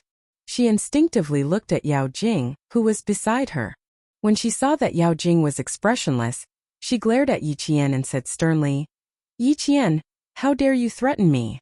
Just as she said, once her family found out that they were causing trouble at school, they would definitely not tolerate it. Threat? These are the school rules. Didn't you read the school rules? Yi Qian laughed. All of them were just trying to intimidate others. In the end, they still had to rely on their parents. Yi Ying, if you want to cause trouble for me in high school, be careful that you don't implicate your friends. They won't be able to get into university. When he said that, Yao Jing and Yi Ying's expressions changed. While they were talking, the game had already ended. The spectating students began to walk out. From a few people to groups, the quiet stadium instantly became lively. Chapter 451. Yao Jing took the opportunity to withdraw her hand from Yi Ying's arm. She studied Yi Qian for a while before saying, "You're right. Yi Ying and I would never violate the school rules. Naturally, we won't find trouble with you. But," she pointed at the boys in their jerseys and smiled, "naturally, someone will find trouble with you." This Yi Qian was indeed smart and knew how to talk. He never faced her directly and only targeted Yi Ying. Yang Heng had said to never find trouble with a smart person who could distinguish between the severity of the matter. Thinking of Yang Heng's words, Yao Jing had no intention of standing up again. Yi Qian only raised his eyebrows and smiled at Yao Jing's threat. "I don't know any of you. I only know Yi Ying. If you dare to take the risk of being expelled to stand up for her, I can only say that Yi Ying has made the right friends." Classroom, cafeteria, platoon. Such a simple life. If Luo Ran had the guts to bring people into the school and the platoon, she would definitely respect him as a man. Her indifference made Yao Jing's eyes darken. Not because of Yi Qian's words, but because she knew that Yi Qian had seen through her intentions. Because she would never stand up for Yi Ying. Without another word, she ignored Yi Ying and walked away with a cold face. This time, Yi Ying did not chase after her immediately. She looked at Yao Jing's back and sneered in her heart. Sooner or later, she would make Yao Jing not dare to treat her like this again. But facing Yi Qian, she refused to admit defeat. She lifted her chin and smiled proudly. "You're right. I have made a group of good friends. All of them are willing to stand up for me. Yi Qian, what about you? Who will stand up for you? If you go against me, just wait for them to teach you a lesson." Luo Ran is not a good student. Just wait and see. Yi Qian was too lazy to say anything more. Yi Ying's intelligence was too narrow. Even her judgment was the same. And Jessen, who had been holding it in for a long time, couldn't hold it in anymore. She laughed out loud. She could tell something was amiss, but Yi Ying was still pretending. How could she not want to laugh? "We'll wait and see. Yi Ying, hurry up and complain to Luo Ran. After all, the unlucky ones won't be me and Yi Qian." With that, she raised her arm, which had been tightly linked with Yi Qian's, and laughed. "What are friends? Friends should never leave each other, you know that?" It was so piercing that Yi Ying's eyes suddenly became sharp, and her face turned pale from anger. She gritted her teeth and said hatefully, "Is that so? Let's see how long you can be proud of yourselves." He didn't stay any longer and left aggressively. Yi Qian smiled coolly. Then with a serious expression he said to Jessen, "Don't leave school so easily. I'll take care of Luo Ran's matters." He didn't confront Yao Jing directly just now. Instead, he only mentioned Yi Ying time and time again because he wanted to let her know that the matter between him and Yi Ying had nothing to do with friends. It had nothing to do with Jessen, who was standing beside him. "Don't worry about me. But you have to be careful. Luo Ran is indeed not a person to be trifled with." And Jessen lowered her head and rubbed her forehead against Yi Qian's shoulder. "Zhangbin told me that I must listen to you and can't make my own decisions. Don't worry, I'm not a day student. I won't leave school." Even so, Yi Qian still secretly kept an eye on things for the next few days. He found that Luo Ran didn't make any moves, and Yi Ying also didn't make any moves. But the more it was like this, the more uneasy Yi Qian felt. Chapter 452. On Friday afternoon, Yi Qian went directly to the army for training. As soon as she walked out of the school gate, she felt a few malicious gazes coming from different directions. This made Yi Qian feel more at ease. At least, she knew that Luo Ran had not given up and was looking for an opportunity. Yi Qian walked forward with light steps with a slight smile in her eyes. Usually, she would leave at night for training. Since Luo Ran did not know, no one would come looking for trouble. However, on Friday, they only had to ask Yi Ying to know that she would leave the school. The army's car was parked about 500 meters away from the school. Yi Qian walked quickly in her school uniform. She was agile and knew how to avoid being followed. It only took her 2 minutes to shake them off. "What? She's gone?" Luo Ran, who was sitting in the canteen and drinking a soda, jumped up and glared at the students from other schools. "None of you followed her? Fuck." Outside, there were a few young men from the underworld who were close to Luo Ran. Hearing this, one of the young men with yellow hair on his forehead walked in while chewing on a betel nut. I told you to let us do it, but you didn't believe me and insisted on finding a few students. Isn't it normal that things didn't work out? How about this? We'll deal with it for you. Look at your nose. It's been a week and it's still bruised. How can you take it lying down? Clang! A soda bottle cap was pried open. Yang Hung, who was leaning against the counter, said to Luo Ran, whose face had turned ashen, I don't have any opinion if you want to make the trouble bigger, but to let outsiders bully your own female classmates, Luo Ran, I look down on your guts. He took out a $50 note from his shirt and put it on the counter. He said to the canteen owner, give them a soda bottle each to calm down. He picked up his bag and walked out leisurely, leaving Luo Ran alone with a pale face. He slammed his fist on the counter. After thinking for a while, he grabbed his bag and chased after him. The young man with yellow hair looked at the $50 note on the counter, and then looked at the boy who walked out first. He whistled and said to his friends, so he's also a rich student. The few young men standing outside all laughed when they saw this. What are you laughing at? Go and find out where that boy is active. Luo Ran's family has been strict recently, and money is tight. We brothers need to find another family. The yellow-haired youth held the 50 yuan between his fingers and said to the quiet shop owner, 3 packs of cigarettes and as many bottles of soda as you have left. There were only a few days left until National Day. The tiger of autumn was still showing its prowess.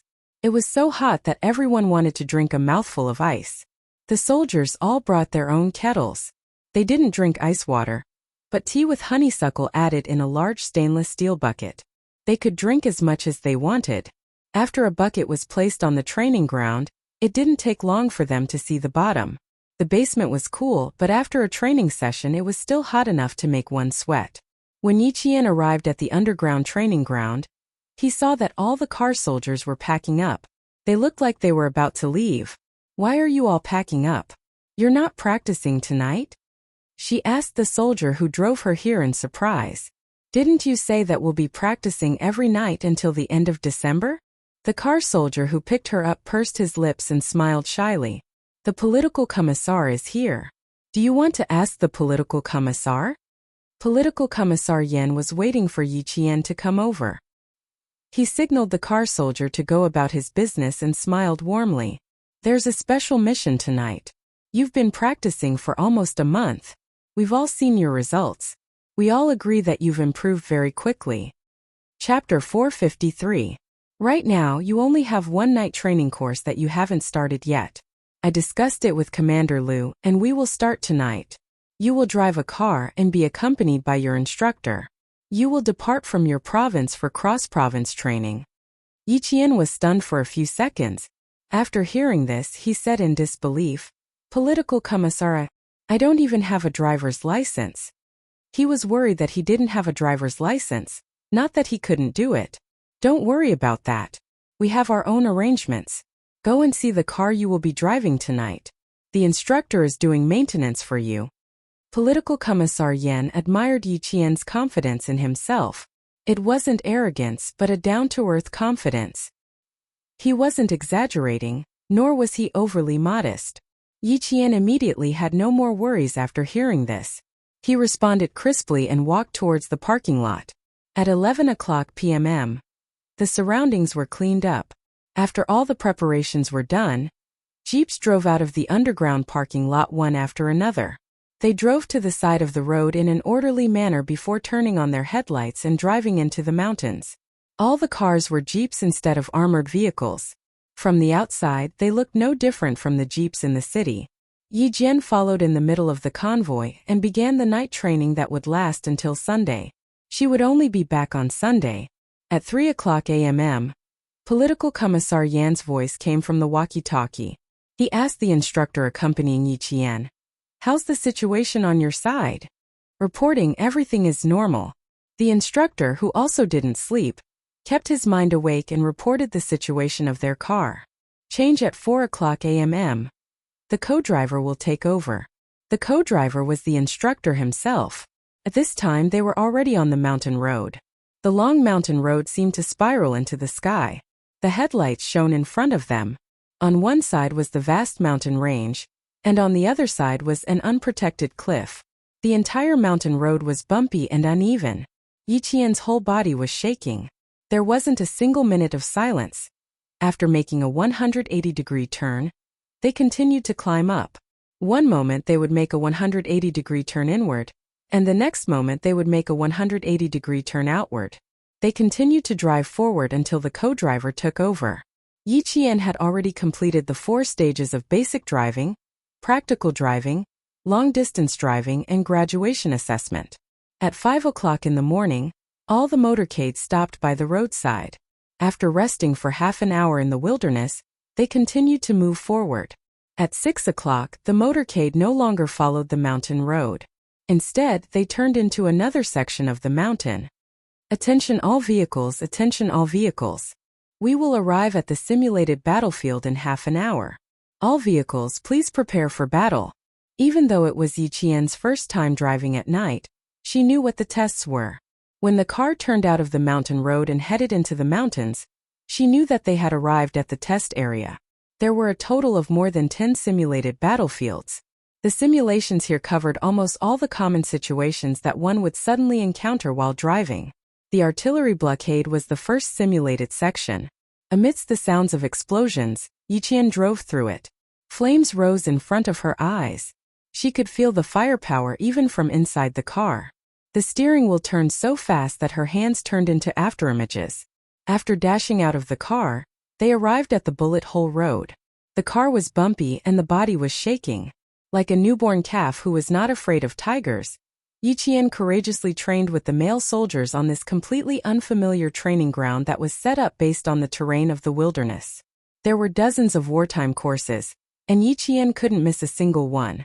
Under the conditions that were similar to actual combat, she trained her driving skills.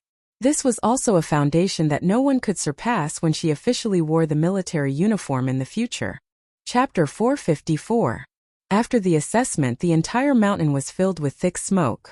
When the walkie-talkie said over, even the strong-willed Yi Qian slumped over the steering wheel after the car came to a stop. The instructor sitting in the front passenger seat laughed when he saw this. He joked, "So you can get tired too. Some time ago, all of us male soldiers were shocked by you. Every one of us trained with all our might, afraid that we would be outdone by a girl who hasn't even graduated from high school." Many of the male soldiers were left in the dust by this young lady. As soldiers who were about to enter Zongnanhai, they felt disgruntled when they saw the intensity of her training. Platoon Commander Liu and the political commissar had arranged for them to be her instructors. The pressure was immense. Now that they saw her slumped over the steering wheel in exhaustion, it was really a first for them. They couldn't help but make fun of her for a moment. "Instructor, don't make fun of me. We were almost burned to ashes by the artillery just now," Yi Qian said in a low voice. He wasn't afraid, but he was shocked. It was even more shocking than the gunfight in Australia. No wonder Platoon Commander Liu and the political commissar insisted that she take part in a night drive. It was obvious that they wanted her to participate in actual combat. They wanted her to experience the dangers of war. While she was shocked, she also understood why a country needed a strong military. Only a strong military could prevent you from being homeless and homeless, from being caught in the flames of war, and from having your family destroyed. The instructor sitting in the front passenger seat was also panting. When he heard this, he laughed heartily. "Yi Qian, this is nothing. It's just a small-scale, team-based simulation of actual combat. It's only for our group of people." It was just a small-scale simulation of actual combat, but it made Yi Qian truly feel what war was like. Could destroy heaven and earth. It could destroy all families, countries, and lives. It was a real feeling. It was a shock that went straight to the heart. It was as if she had walked into a circle of death and come into close contact with the Grim Reaper. This was Yi Qian's first time taking part in actual combat training. Even though it was just a small-scale simulation of 20 people, it was so real that it shook her to the core. Compared to the gunfights she had experienced in Australia, the shock the artillery gave her was directly smashed into her heart. Just a small simulated battle had such a huge threat. The soldiers who were not afraid of sacrificing themselves on the battlefield faced death directly. Facing the smoke and gunfire of war, They bravely defended their country with their iron-blooded bodies. They were the most admirable people of this era. With her hand pressed against her chest, Yi Jian, who felt her heart palpitate, gently closed her eyes. There was a faint smile at the corner of her mouth. No matter how fierce the artillery fire was or how dense the bullets were, she would walk in this direction step by step. She would not look back, and she would not regret it. Yi Qian, whose mental state had improved once again, exhaled a mouthful of foul air. Just as she was about to get up, the instructor gently patted her back and said with a smile, "Take a break. Calm down. Actually, ours is not bad. Take the brigade that specializes in training military driving teams, for example. The technical soldiers there are really well trained. Other than learning how to drive sedans and flat-top firewood transport vehicles, many of them also learn how to drive artillery tractors, heavy transport vehicles, and other special vehicles. Their training is strict and rigorous, and they have more actual combat experience than us. Every single one of them has godlike driving skills." Chapter 455. Seeing that Yi Qian had not moved, the young instructor became a little restless. He took off his training cap and scratched his head, not knowing what to do. He said, "Are you okay?" I don't really know how to comfort people. Do you want to talk to the political commissar?" Picking up the walkie-talkie in the car, the instructor prepared to contact the political commissar with a serious expression. Yi Qian raised his hand and pulled the cord of the walkie-talkie. He raised his head from the steering wheel and said with a smile, "I'm fine. It's my first time passing through artillery fire, so I'm a little shaken up." "Hey, it's fine. This is considered a very small simulation of actual combat. It's not the kind of large-scale simulation where there are all kinds of simulations." Hearing this, the instructor's smile deepened. He looked at his comrades who were getting out of the car one by one outside and said to Yi Qian, "Get out of the car, get dressed and rest. We'll set off in about 2 hours." After getting out of the car, she sat under a tree with the instructor to rest. Both of them were covered in sweat. After driving for a whole night and nearly an hour in the simulation of actual combat, they were so tired that they did not want to talk. They looked at each other. The instructor saw that the little girl in front of him only had a little tiredness on her face, but her eyes were bright and full of spirit.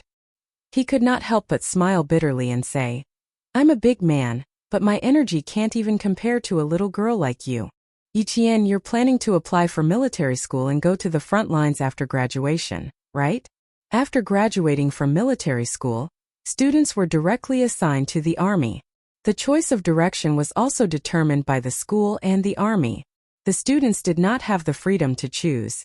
However, if the individual's professional qualities were good enough, under normal circumstances, the leaders would still inquire about the student's intentions before making the appropriate arrangements. For a student like Yi Qian who had excellent qualities even before entering military school, many troops would definitely recruit the best after graduation. In contrast, Yi Qian could state his intentions and make his choice accordingly. However, this kind of thing was too far away from her. Whether or not she could get into military school was another matter. She smiled and said, "I'll have to get into military school first. When the time comes, we'll see what the arrangements are. I still quite like the front lines." The front lines were not a certain division, but a certain special forces unit. In the end, any army was meant to serve the war. The special forces were the pioneers of the army, ready to carry out missions at any time and throw themselves into the fierce war. Yi Qian's goal was to enter the special forces. She wanted to grow and train in the war. This was the only way she could live up to Grandpa Chen and Uncle Chen's teachings. Only then would she live up to her second life. Joining the frontline troops is tough, but it would be a waste if someone like you didn't join the frontline troops. The young instructor sighed with emotion. He leaned his head against the tree trunk and closed his eyes. His ordinary facial features showed the toughness of a soldier.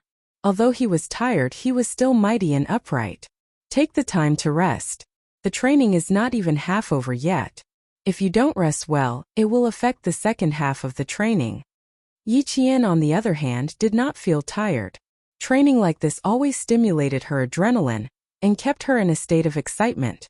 She did not feel sleepy at all. Even if she did not feel sleepy, she had to force herself to rest. Yi Qian leaned against the tree and covered her face with her training cap. Like the other soldiers, she raised her head and used the cap to block the sun. She closed her eyes and rested. There was still smoke lingering in the mountains. Surrounded by the steep mountains, it would not take long for the smoke to dissipate with the wind. The 20 or so soldiers entered a short break. Political Commissar Yen, who was traveling with them, said a few words to a soldier whose arm was slightly injured. He lightly patted the soldier's shoulder, and then went to look for Yi Qian. Chapter 456. The first thing he had to do was look for the car. Once he found the car, he found Yi Qian resting against a tree. Before he could say anything, Yi Jian, who seemed to have fallen asleep, moved her head, and her hat slipped off her face. Political Commissar Yen saw a pair of bright, clear, and determined black eyes staring at him. He could not help but laugh. He waved at Yi Jian and gestured for her to go to the side to talk. Yi Qian also laughed. She stood up and patted the leaves off her body. She followed Political Commissar Yen to a place where they wouldn't disturb the rest of the soldiers. "Aren't you resting? We're only halfway through the training." This girl. He hadn't even asked her why she wasn't resting, but she was asking him instead. "Aren't you not resting either?" Political Commissar Yen had always been easygoing in front of Yi Qian. He was never intimidating and always had a friendly smile on his face. "How is it, Miss Jian? How do you feel? Isn't it more interesting than the training ground?" Yi Qian pursed her lips and laughed. "You're treating me like a child. Simulated combat is also a war. There's nothing interesting about it. There's only feelings." After laughing, his eyes gradually darkened, and even his voice became cold. The deepest feeling was seeing war, and also seeing blood and seeing death and life. When I was in the car just now, I couldn't calm down for a long time. I felt like the war was right beside me. The simulated combat was just a trigger. Political Commissar, I didn't find it interesting. I just felt that I still have a lot to improve on before I can become a real soldier. It was rare for a high school student to have a sense of crisis and a sense of mission that only a soldier would have. And it was even rarer for her to learn that war was inseparable from blood in a simulated combat. Her peers were still struggling with textbooks and studying hard to get into university, but Yi Qian was already thinking deeper and further. He originally wanted to have a heart-to-heart talk with her, and let her understand the meaning of simulated combat. It was a way to train the soldiers' bodies and minds, but now it seemed like there was no need for that. After returning to the car, Political Commissar Yen contacted platoon leader Liu and said with great emotion, "Yi Qian will be a bright star in the army in the future. Her existence will not only illuminate the other soldiers, but also push her unit forward." "Old Liu, this girl's awareness is quite high, and her perception is also extraordinary. I heard from her tone that she intends to go to the front lines, and she will definitely achieve something in the future. Every time I see her progress, I can't bear to let her go back to school. If a female soldier were to compete with a male soldier in the army, she would have to endure more hardships and fatigue than a male soldier." However, Yi Qian was extremely talented. Just like the male soldiers, he was able to endure hardships and fatigue. His improvement in ability left the male soldiers in the dust. Faced with his old partner's exclamation, Lu Tuan laughed and replied, "Otherwise, why would she be chosen by a world-class sniper and a rank 1 sergeant major? Don't worry too much. That girl is easy to worry about. Even 20 soldiers can't compare to her. A fine horse can't run out of a stable. You must bring this girl to the wilderness to train more." When I came back from winter break this year, I made a report to the higher-ups. If they agree, we will let her join the army to participate in winter training. She will follow the male soldiers up and down the mountain to train her. Even if she goes to another unit in the future, she will still be a new recruit under my command. Political Commissar Yen felt that his partner was a little shameless. He laughed and said, "Old Chun has already made arrangements. We can forget about it.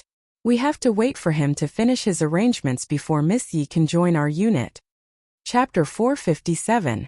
Everyone wanted Miss Jian to stay, but it was not up to them to decide. Political Commissar Yen was only thinking about it in his heart. He thought about Principal Chen's training and said, "She has been trained according to the special forces. It would be a waste for her to come to our team. However, we can let her participate in field combat. After all, she will be fighting solo with Principal Chun. The new semester had only started less than a month ago, but the regiment commander and the political commissar were already thinking about the winter vacation training. 2 hours later, all the vehicles started the zipper training that they had done during the day. When the sun gradually disappeared and night fell, more than 20 vehicles once again plunged into the winding mountain road. All the soldiers were still dusty from the training and started the second night's long-distance driving training. The mountain road was rugged and narrow. Yi Qian, who had rested well during the day, kept his eyes forward and did not dare to be careless. In the latter half of the night, he was hit by sleepiness. The accompanying instructor took out the good stuff that was used during long-distance driving training and gave it to Yi Qian. Yi Qian threw 2 raw chili peppers into his mouth and chewed. The spiciness made his grip on the steering wheel tighten. "Instructor, are your stomachs made of iron? This spiciness, will your stomachs hurt?" It was too spicy. Yi Qian, who felt like his mouth was spitting fire, tried to distract himself by talking. Eating raw chili, raw cooling oil, raw onions, these are all common. However, it's only for long-distance driving. It won't affect the stomach too much. We don't eat spicy food in our hometown. Now I can't eat anything spicy. The instructor saw that Yi Qian's face was red from the spiciness. He glanced at him and immediately averted his gaze. Although the person beside him was a high school student, she was still a girl. It was embarrassing for him to keep staring at her. After passing the Death Valley, the winding mountain road, the steep cliffs and other dangerous roads, they continuously drove for hundreds of kilometers and successfully completed the long-distance driving mission at 5 o'clock in the afternoon on Sunday. The continuous high-intensity driving training tempered the driver's fighting style. It also made Yi Qian understand that every soldier was not easy. The night training also changed Yi Qian a lot. He stood in a row of soldiers and was like a growing eagle, rapidly and fiercely moving towards his goal. Yi Qian still had to rush back to school in the afternoon. After a simple freshening up, she immediately rushed back to school. This time she came back a little late. The car driver didn't need her to remind him. He stepped on the accelerator and rushed all the way to school. To see a girl. Oh. Fuck, I couldn't tell. Another rich student. Brother Huang was the young man who was close to Luo Ran. He squinted his small eyes and looked over. When he saw that the girl was still standing beside the car, his eyes darted around. He threw the cigarette between his fingers to the ground and walked away, swaying his skinny body. He sneezed twice after walking a few steps. He rubbed his nose with his fingers and looked uncomfortable. Yi Qian stood on the path back to school. Classes started at 7 o'clock. It was 6:46 when she arrived at school. Yi Qian only had time to say thank you to the soldier who sent her and ran all the way to school. She needed to finish the 500 meters in 4 minutes. Then she needed another 5 minutes to run from the school gate to the classroom. Time was tight. She didn't have a minute to waste. Chapter 458. After running for a few meters, Yi Jianjian saw that the people who were leaning against the wall with cigarettes in their mouths had all walked out. One by one, they stood in the middle of the road and looked in her direction. Under the light of the street lamps, Yi Jian could tell that they were young men from society who always hung around the school. Seeing that they had blocked the sidewalk, Yi Jian turned to the road without changing her expression to avoid these people. She didn't have time to waste. She should hurry back to school. Brother Huang, who thought that blocking the way would scare the students, immediately ordered his men to get off the road and block the way. But how could they catch up with Yi Jian's speed? They could only watch her run past them. She was more than 10 meters away before Brother Huang and his men realized what was going on. Fuck! She ran so fast. Is she a sports student? How can we catch up with her? They were dumbfounded as they watched Yi Qian's figure disappear from their sight like a whirlwind. Brother Huang glared fiercely at his underling who was praising Yi Qian and belittling him. He scolded. What the fuck are you all standing there for? Find Luoran and ask him what that girl's name is. That young guy can't block her, but that girl can. After scolding, he sneezed a few times in a row, and then yawned again and again. His footsteps swayed as he left. The school gate was already closed. Yi Qian took out her student ID and rushed into the school while the guard nagged her. She ran to the classroom door just as the bell rang. Teacher Tong was already in the classroom. Seeing Yi Qian coming in on time, she didn't say anything. She gestured for her to return to her seat and continued. The military training will start the day after tomorrow. Gather at 7 in the morning and set off from school. Everyone, remember to bring your own daily necessities. Bring all the necessities I wrote on the blackboard. The class will prepare some anti-heatstroke medicine. Students who go home can also bring some. If you need anything, you can ask me first. If the class can prepare it, we will prepare it for you. Just as they were talking about the military training, the holidays were getting closer and closer, and their expectations were also increasing. Previously, they thought that they were taking up the holidays, but now they couldn't wait to go for the military training tomorrow. And Jessen gently nudged Yi Qian's arm and said in a low voice, Yi Ying's not going. That's great. I'm not going either. It's great too. You don't have to be envious of me. Train well and we'll meet again in 7 days. Yi Qian smiled at her and said softly, I think you'll like military training. And Jessen gritted her teeth and said, I can understand if Ying doesn't participate, but I can't understand if you don't. Principal Chun needs me to take care of him. I've already applied for leave. Yi Qian could not tell her that he was going overseas. He could only tell her that it was for Principal Chun. The school has already agreed. It won't affect my graduation. As her desk mate, and Jessen could accept this reason. Teacher Tong had finished her lecture. After that, there was only the sound of pages being flipped in the classroom. The occasional discussion was for the sake of learning. Yi Qian finished the evening self-study session with an empty stomach. After class, she greeted Jessen and ran to the snack bar to buy some bread to fill her stomach. Since class had just ended, there were not many people in the snack bar. Only a few boys were buying soft drinks. Yi Qian walked in and saw Yang Heng holding 2 soft drinks from the fridge. When he saw her, Yang Heng took the initiative to ask, Class is over. What do you want to eat? My treat. By the way, I have something to tell you. It's about Luo Ran. Chapter 459. Yi Qian didn't like boys who pursued Ying. But when Yang Heng scolded Luo Ran on the basketball court, she couldn't bring herself to dislike him. She felt that the boy in front of her didn't seem like the type to be charmed by Yi Ying's looks. Of course, the biggest reason was that she wanted to know Luo Ran's exact whereabouts, so she didn't reject him outright. She raised her eyebrows and smiled faintly. It's a little strange. Why are you the one telling me about Luo Ran? It's not strange because I know him. What do you want to eat? Soda? Popsicles? Yang Heng followed her back to the convenience store and took out 10 yuan from his pocket. It's exactly 10 yuan. Soda or popsicles are fine. More students came in one after another. 2 girls even took a second look at Yang Heng before shyly lowering their heads and walking past him. They probably heard what he said and glanced at Yi Qian out of the corner of their eyes before going to the shelves to get something. Yi Qian, who had bread and milk in her hands, didn't respond to their stares. She paid for the bill and walked to Yang Heng's side. What do you want to tell me? Let's talk while we walk. Yang Heng put the money in his pocket and took a sip of his soda. His words made Yi Qian frown slightly.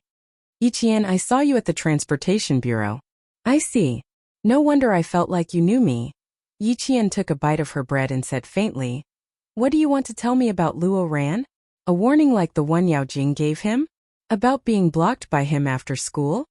Yang Heng saw that she wasn't interested in how he met her at the Transportation Bureau. He couldn't help but look over. It's only been a month since school started. Haven't you heard about Luo Ran? I heard about him. He got into fights and caused trouble. He knows young people from the underworld. In short, he's not a good student. Yi Qian threw the plastic bag containing the bread into a trash can and smiled faintly at Yang Heng. If you're here to tell me this, you don't have to. The whole school knows about him. I won't tell you anything that the whole school knows. I have something to tell you about Luo Ran. Yang Heng reacted quickly. His straightforwardness made him not want to hide anything from Yi Qian. Luo Ran got a student from another school to wait for you at the school gate on Friday. The person who told him that you would be going out on Friday was Yi Ying. Be careful. Luo Ran holds grudges. You made him bleed with a basketball in front of so many classmates. He won't let it go so easily. Yi Qian stopped in his tracks when he heard this. He stood in the shadows of the street lamps that shone through the leaves. There was a hint of interest in his eyes. So he was the one who sent someone to follow me on Friday. Thank you. I'll remember that. If this guy really liked Ying, he wouldn't have directly said that it was Ying who reminded Luo Ran in front of me, and he wouldn't have stood out to remind me. He was a boy full of contradictions. Well, he couldn't be considered good. At the very least, he would also cause trouble outside and hang out in internet cafes. To put it bluntly, they couldn't do anything about it. After all, a school was a school and not a place for them to cause trouble. A boy who was neither good nor bad. Yi Qian's impression of him was neither good nor bad. You're welcome. I think it should be Luo Ran who can't afford to offend you. After all, you spent a few hours to find a suspect in the Public Security Bureau, and allowed them to successfully arrest the criminal within 12 hours. My intuition tells me that he should either keep a respectful distance from you, or get along with you peacefully. Yang Heng wasn't Luo Ran. He didn't mix around with the underworld and spread his wealth everywhere. He was a person with principles. He didn't cause trouble, didn't cheat or bully the younger students, and definitely wouldn't bring students from another school to beat up his own students. Chapter 460. Coupled with the influence of his family environment, he knew very well what his bottom line was and what kind of person he shouldn't provoke. In his heart, Yi Qian was someone he definitely shouldn't provoke. Yi Jian laughed. This little boy was quite interesting. No wonder so many girls in the school liked him. Even in Jessen, who was thick-skinned, liked him. He did have some redeeming qualities. She reached out her hand and said clearly, "Hello, I'm Yi Qian. I'm a junior from sophomore class 1. Please take care of me in the future." Yi Qian would never be stingy with people with principles like Yi Qian. Besides, Captain Xiao once said, people need friends no matter where they are. Her intuition told her that Yang Heng was indeed a friend worth making. Yang Heng was stunned by Yi Qian's outstretched hand. After he recovered, he laughed and shook Yi Qian's hand. "Hello, Junior. I'm a senior from sophomore class 1, Yang Heng. If you have any problems, you can look for me anytime. As long as I can solve it, I won't refuse." He smiled and said, "I don't think you'll look for me if it's about your studies. But if it's about something outside, it's no problem at all." He was really interesting. Compared to girls like Yao Jing who looked cheerful on the surface but had a lot of thoughts on the inside, he was much more interesting. After returning to the dormitory, Yang Heng still had a smile on his face. No wonder all the boys in sophomore class 1 were full of praise for Yi Qian. When they talked about him, it was like they were good brothers. Yang Heng really liked him. During this week, Yang Heng had also secretly inquired about Yi Jian's affairs, and more or less understood a little. Yang Heng, Luo Ran from class 6 has been looking for you a few times. He said you should go to his dormitory when you come back. It's urgent. When he heard Luo Ran's name, Yang Heng's eyes flashed coldly. He thanked his roommate and went out again. Well, even if he didn't come looking for him, he would have gone looking for him. Just based on Yi Qian's actions just now, he couldn't let Luo Ran mess around. 5 minutes later, the originally quiet male dormitory was suddenly filled with the sound of something being smashed. Then came Luo Ran's angry roar. "Yang Heng, you fucking wait for me, wait for me. I won't let you go. Just you wait." Yi Qian only found out about the fight between Yang Heng and Luo Ran the next day. It was said that they were called to the sports field by the dean of teaching that night, and were punished to run 3 kilometers before returning to the dormitory. Both of them are from the Year 3 team. They seem to have a good relationship. Why would they fight? I don't know. Someone said that Luo Ran was looking for Yang Heng. While they were talking, Luo Ran started a fight. He even shouted that Yang Heng wasn't loyal. Yang Heng and Luo Ran's fight had spread like wildfire throughout the school after the morning self-study session. Luo Ran didn't come to class that day, but Yang Heng went to class as if nothing had happened. He wasn't affected at all. Yi Qian frowned. Did Yang Heng beat Luo Ran up because of him? It wasn't that she was overthinking things, but it was just too much of a coincidence. When the 4th period ended, Yi Qian knew that she wasn't overthinking it. The fight between the two of them was indeed related to her. Yi Qian, don't you have any shame? Don't you have any shame? It's only been a month and you let 2 boys fight for you. Yao Jing stormed into Year 2 Class 1 with an angry face. She lifted her leg and kicked Yi Qian's desk. She said fiercely, You let Yang-hung solve your own problems. I don't understand how you managed to charm Yang-hung into beating Luo ran up. Chapter 461. Yao Jing was quite popular in school because of her family.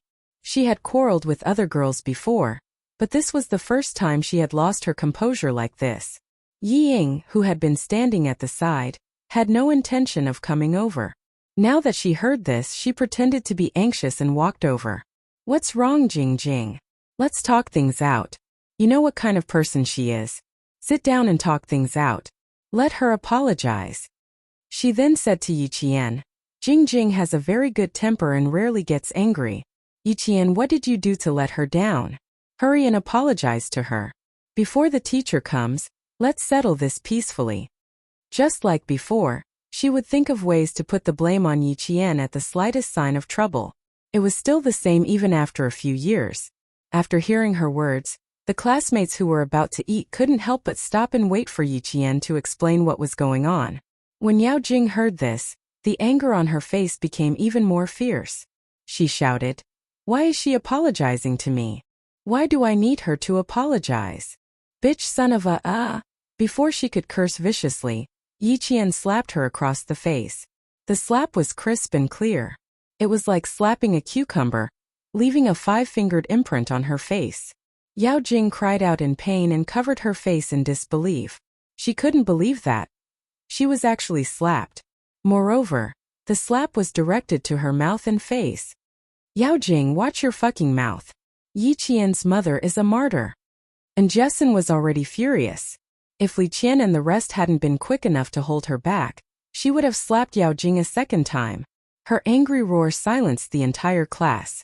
No one in their class knew that Yi Qian's mother was a martyr. Thinking of Yao Jing's unfinished scolding, the expressions of the students who hadn't left changed slightly. They looked at Yao Jing with a hint of disgust. Yao Jing, this slap tells you that no one is someone you can insult as you wish. Yi Qian's expression didn't change at all after he slapped Yao Jing. He stared coldly at Yao Jing, whose eyes were burning with anger, and said in a low voice, I'm warning you, don't cause trouble for me. In class, Yi Qian had never lost her temper. She was polite and easygoing to every student. But now her gaze was as cold as a cold sword. The air around her was filled with a sense of oppression because of her cold voice. There was a sense of tension and pressure in the hearts of all the students. This Yi Qian was so unfamiliar, yet so revered.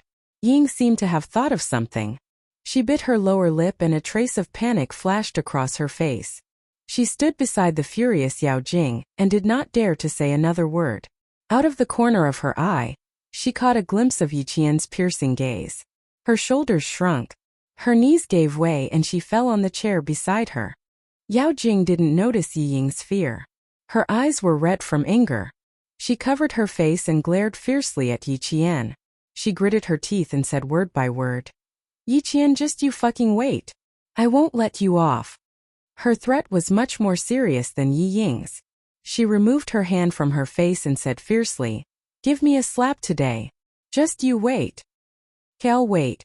Yi Qian didn't back down in the face of the other party's threat. He replied even more fiercely, You insulted my mother first.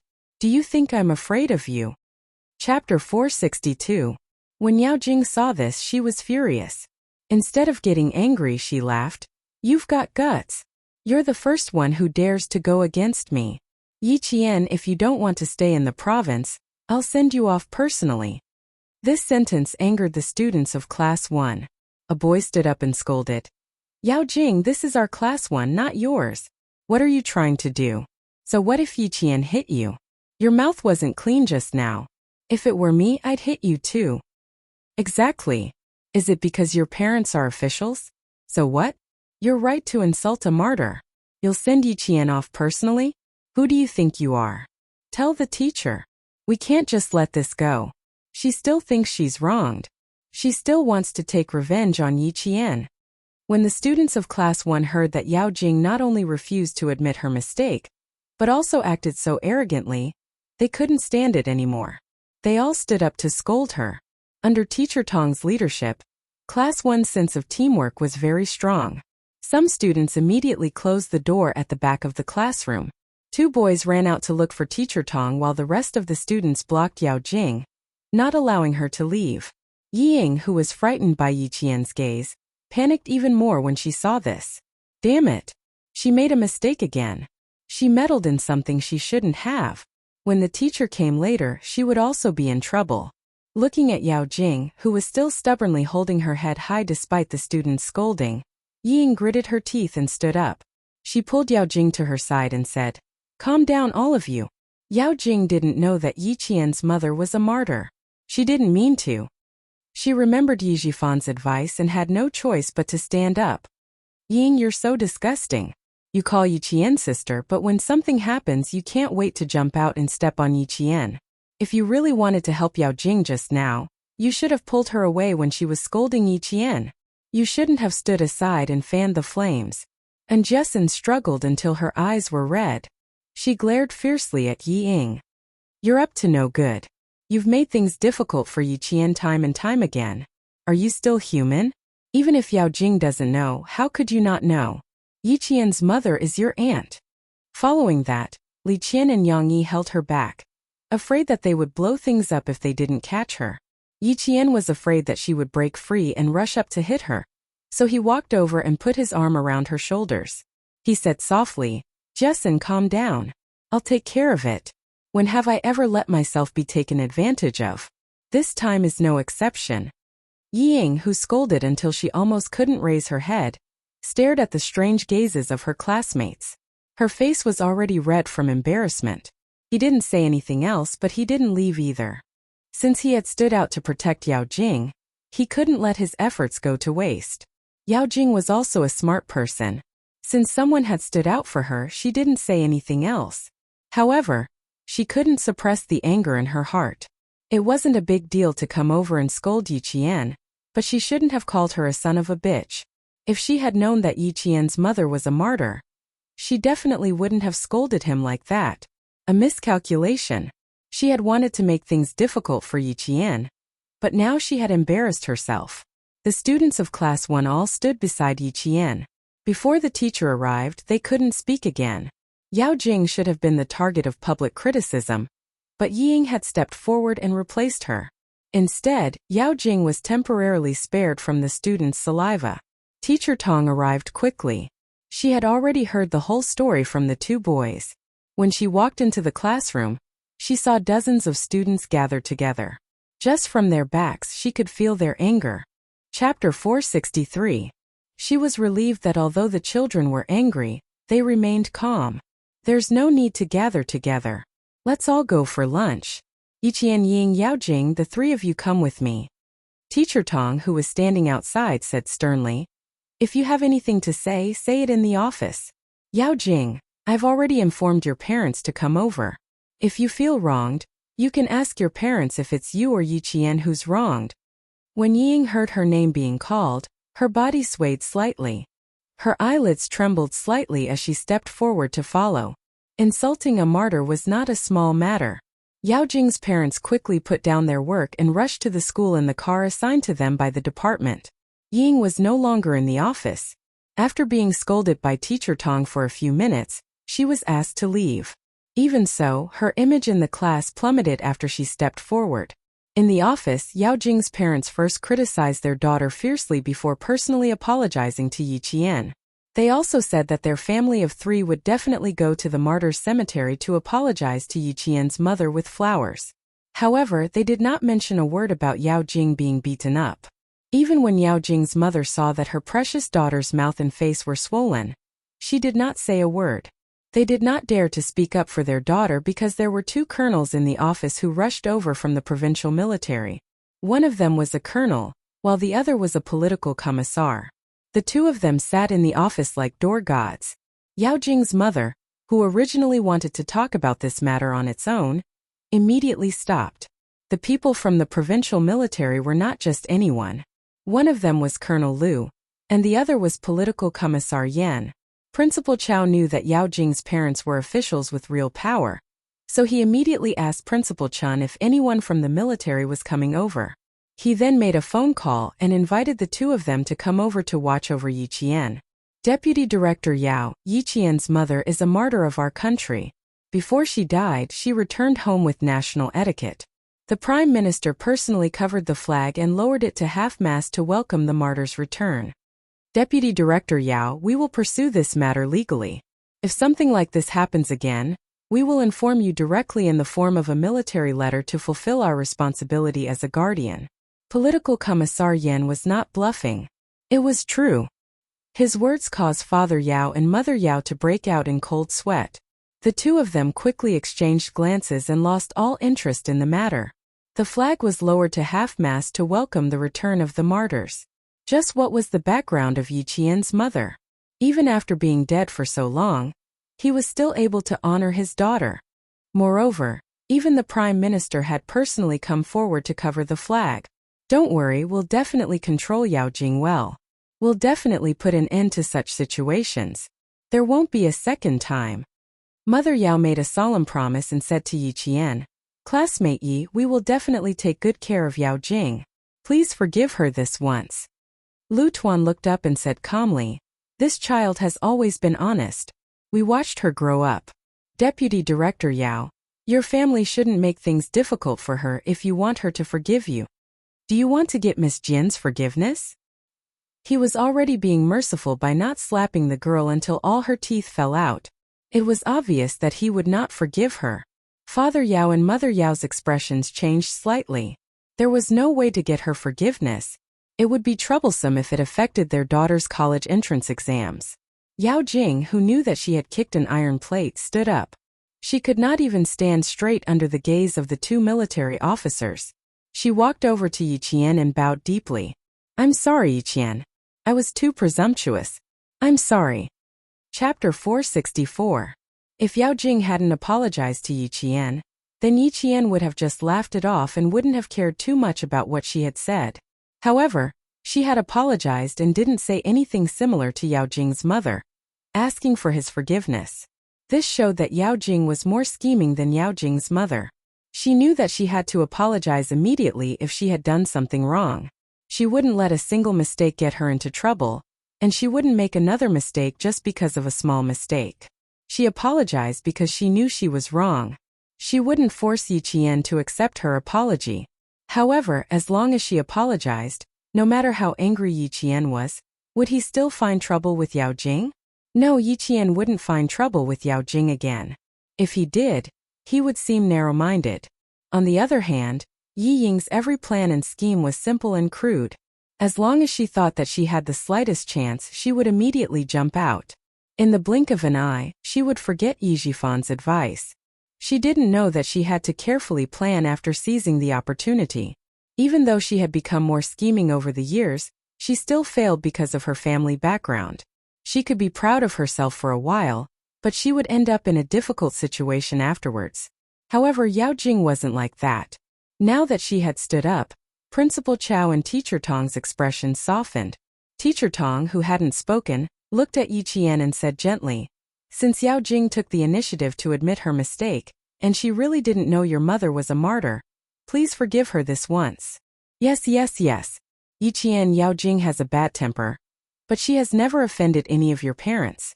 Please forgive her this once. Uncle and Auntie promise that something like this won't happen again. Yao Jing's mother was a kind mother. Her heart ached that her daughter's face was swollen after being slapped. However, she did make a mistake first and spoke arrogantly.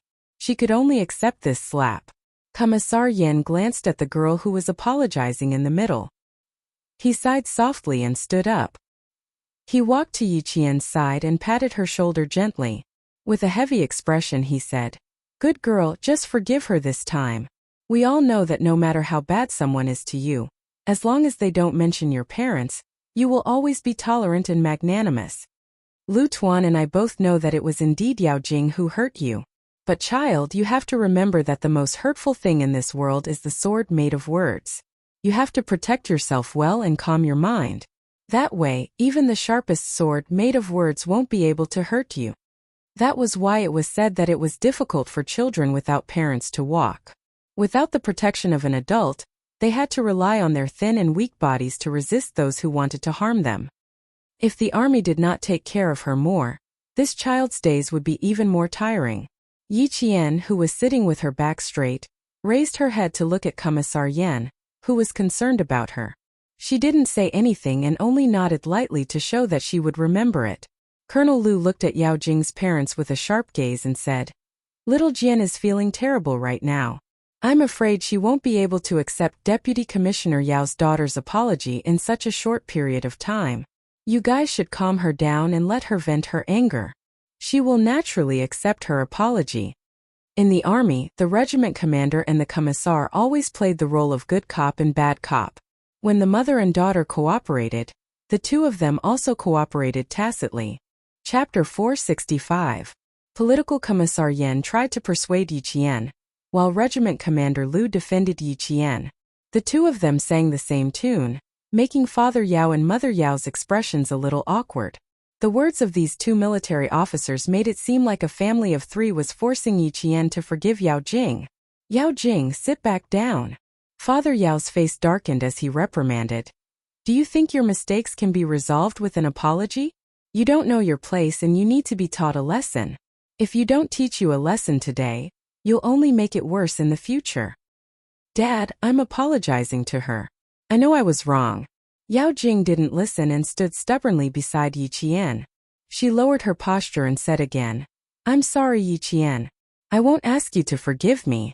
I only hope that you can hear my sincere apology." If she didn't get Yi Qian's approval today, she would become the target of all the students' sympathy, and she would become the villain in the eyes of all the teachers and students. He wanted to step on Yao Jing's shoulders and help himself. No way. "Yao Jing, when Injesan told you that my mother was a martyr, if you had immediately apologized to me instead of threatening me, I would have chosen to forgive you." Yi Qian, who hadn't spoken since Regiment Commander Lu and Political Commissar Yan came to the office, finally spoke. But to Father Yao and Mother Yao, it was better not to speak. "You don't have the sincerity to apologize. From insulting my mother to threatening me, Yao Jing, you don't have the sincerity to apologize to me or my mother.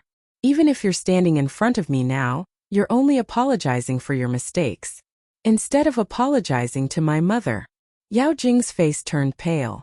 She didn't expect Yi Qian to not let go of the time she apologized. At that time she was furious and only wanted to teach her a lesson. She didn't think of apologizing. Now that she said it, it made it seem like she didn't have the sincerity to apologize. "She still threatened you? What did she say, Yi Qian? Say it now."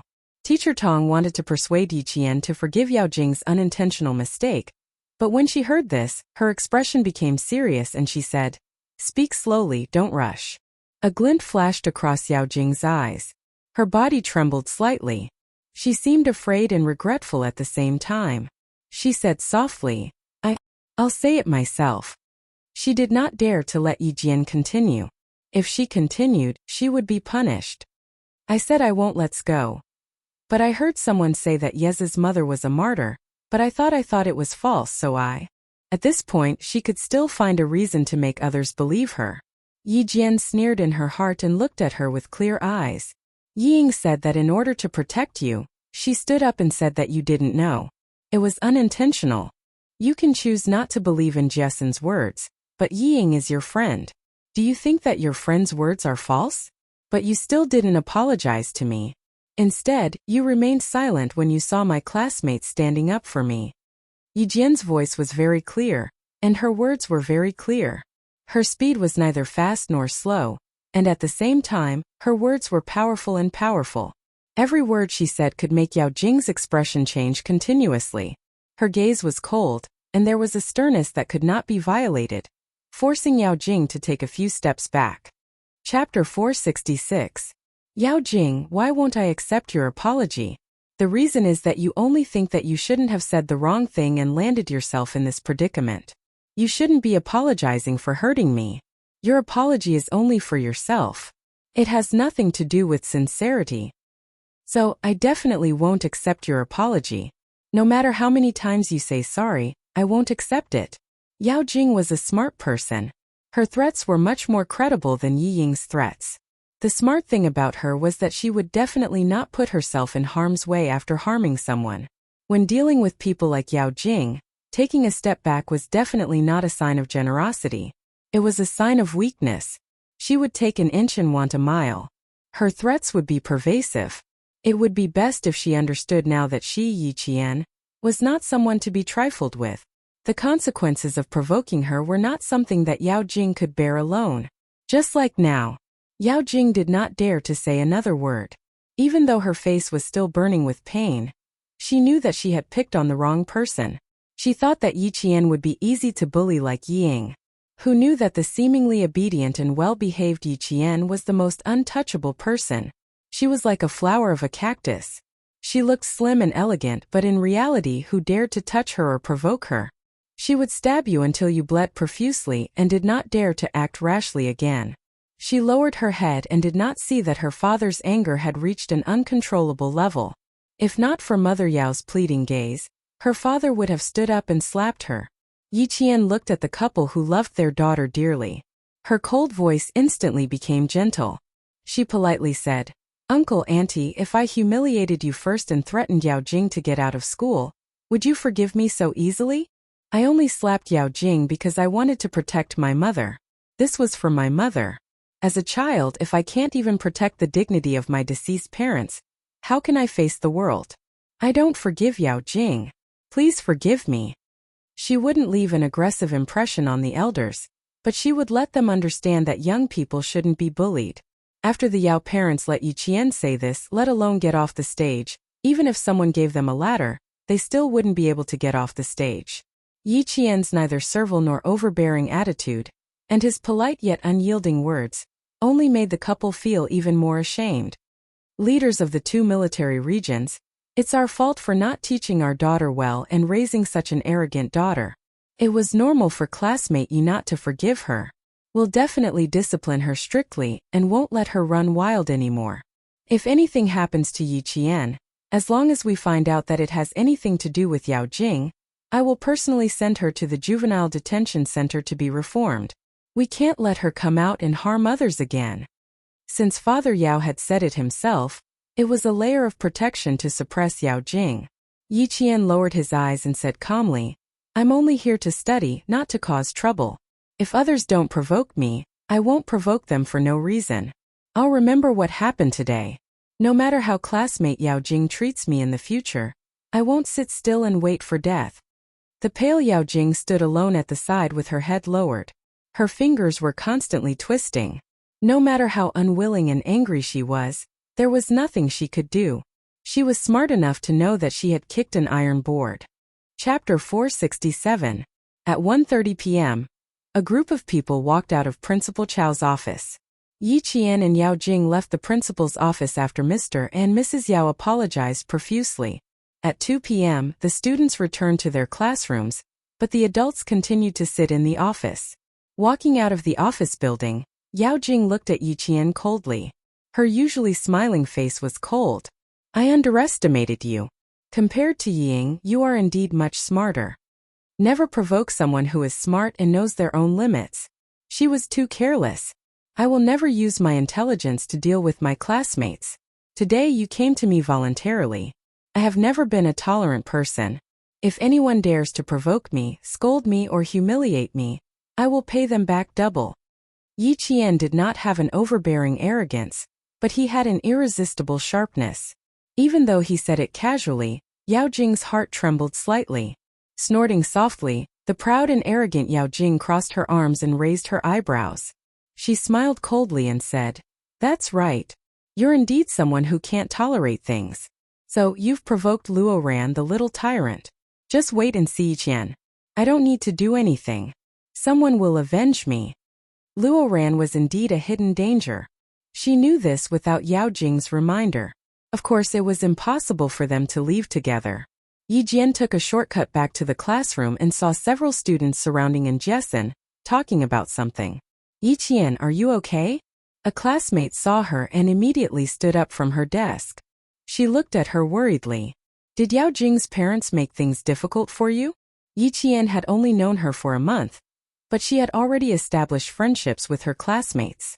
Although they were not very deep, at least when she was in trouble, her classmates were willing to help her. The corner of her mouth curved into a beautiful smile. She looked at her concerned classmates with a smile. "It's okay. Yao Jing was in the wrong first. With Principal Chow and Teacher Tong here, I am fine. But I didn't accept Yao Jing's apology because I'm still angry with her. I don't want to forgive her so easily.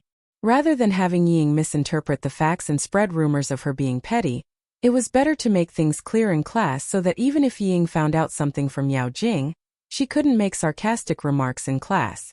From today's confrontation, it could be seen that Yao Jing was far smarter than Yi Ying.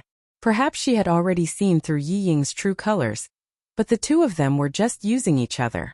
After all, when they were in the same class, Yi Ying's grades were there for all to see.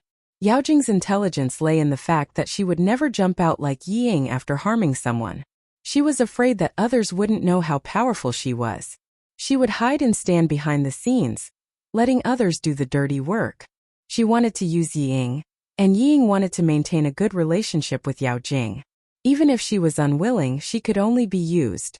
Once the two of them wallow in the mire, it was absolutely possible for them to spread some rumors. This was not a baseless guess by Yi Qian. It was an experience that he had exchanged with his life in exchange for seeing Yi Ying's true colors in his previous life. The classmates agreed with Yi Qian's actions. If it were them, they wouldn't forgive Yao Jing so easily either. Yi Ying applied for sick leave, saying that she had a chest ache and needed to go to the hospital. The whole class knew that she had a heart disease, and they had never seen her apply for sick leave. Who would believe that she had applied for sick leave after today's incident? Chapter 468. The last physical education lesson in the class was not held. Everyone surrounded the field and received their camouflage uniforms for military training. The rest of the classes in class received their camouflage uniforms in the classroom. When school ended, Teacher Tong reiterated that the military training would start tomorrow. All students had to bring their daily necessities to school before 7 p.m. They could not forget their camouflage uniforms. Whoever forgot would have their marks deducted. The bell rang. All the first-year students on the 7-day break were like birds released from cages. They went home happily from school. And Jessin watched as Yi Qian stuffed her clothes into her small camouflage travel bag. She gritted her teeth and said, "What should I do? I really want to take out all your clothes. Dang, dang, dang. Does it look good? Does it look good? Does it look good?" Yang Yi, who was hiding behind the door to change his clothes, was wearing a camouflage uniform with long sleeves and trousers. He walked out happily and said, "So handsome. I already like military training." Li Qian and the other girl, Lu Lizhen, also changed into camouflage uniforms and walked over. They put on their hats of the same color and the three of them stood in a row and laughed. "How is it? How is it? Handsome, right? Add me, add me." The girl sleeping on the upper bunk of Yi Qian, Zhang Yuyan, ran over. The four of them stood in a row and raised their chins. Before Yi Qian and Jessin could speak, they were already laughing. "I don't know if I'm handsome or not, but I know that if you wear these clothes you won't have to walk with your breasts in your mouth, especially Li Qian." And Jessin blinked. The meaning behind her words was to make everyone laugh. Meanwhile, Li Qian took off her hat and threw it at Jessin with a red face. Li Qian was slightly chubby and had developed very well. She was also shy, so she would walk with her face in her mouth, as if she was afraid that others would see her breasts. And Jessin had said this countless times. She directly said, "What a waste." The five of them were in a mess. Yi Qian had also packed her luggage. The military car was waiting outside. The flight to the capital was at 8 p.m. tonight. She had to take the car straight to the airport after school. Everyone in the class knew that Yi Qian couldn't participate in the military training because of her patient. The five of them walked her to the school gate before returning to the dormitory. Commander Liu and Political Commissar Yan were already in the car. They did not need to accompany their leader abroad, but they needed to go to the capital to report on the training of the automobile soldiers and attend a large military conference. Therefore, they could take the same plane as Yi Qian to the capital. Deputy Director Yao's comments on the political scene are not bad. He's not so muddle-headed as to protect his own daughter without any principles.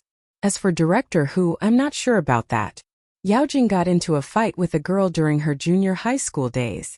In the end, the girl was expelled while Yao Jing was fine.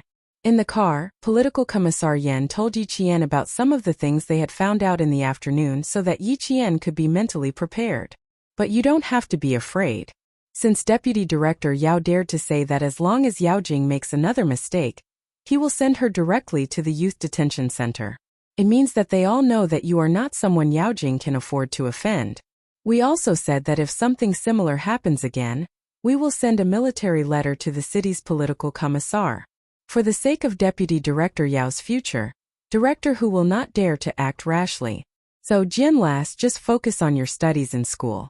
If anything happens, Commander Liu and I will take care of it for you, understand? Chapter 469. This was the military's concern for Yi Qian. It was also the military's high regard for her. And more importantly, it was training her. As the orphan of a martyr, in the hearts of Commander Liu and political commissar Yan, she was like a son that was heading in the right direction. That place also had the faith left behind by her mother, and it also influenced Yi Qian. The daughter continued her mother's legacy and continued to guard the country's borders. Yi Qian was also worthy of the military and the country's training. She would surpass her master and definitely not embarrass her mother. She would only bring glory to her. Silly girl, why are your eyes red? Don't cry. Political Commissar Yan and I only know how to scold people. We don't know how to coax people.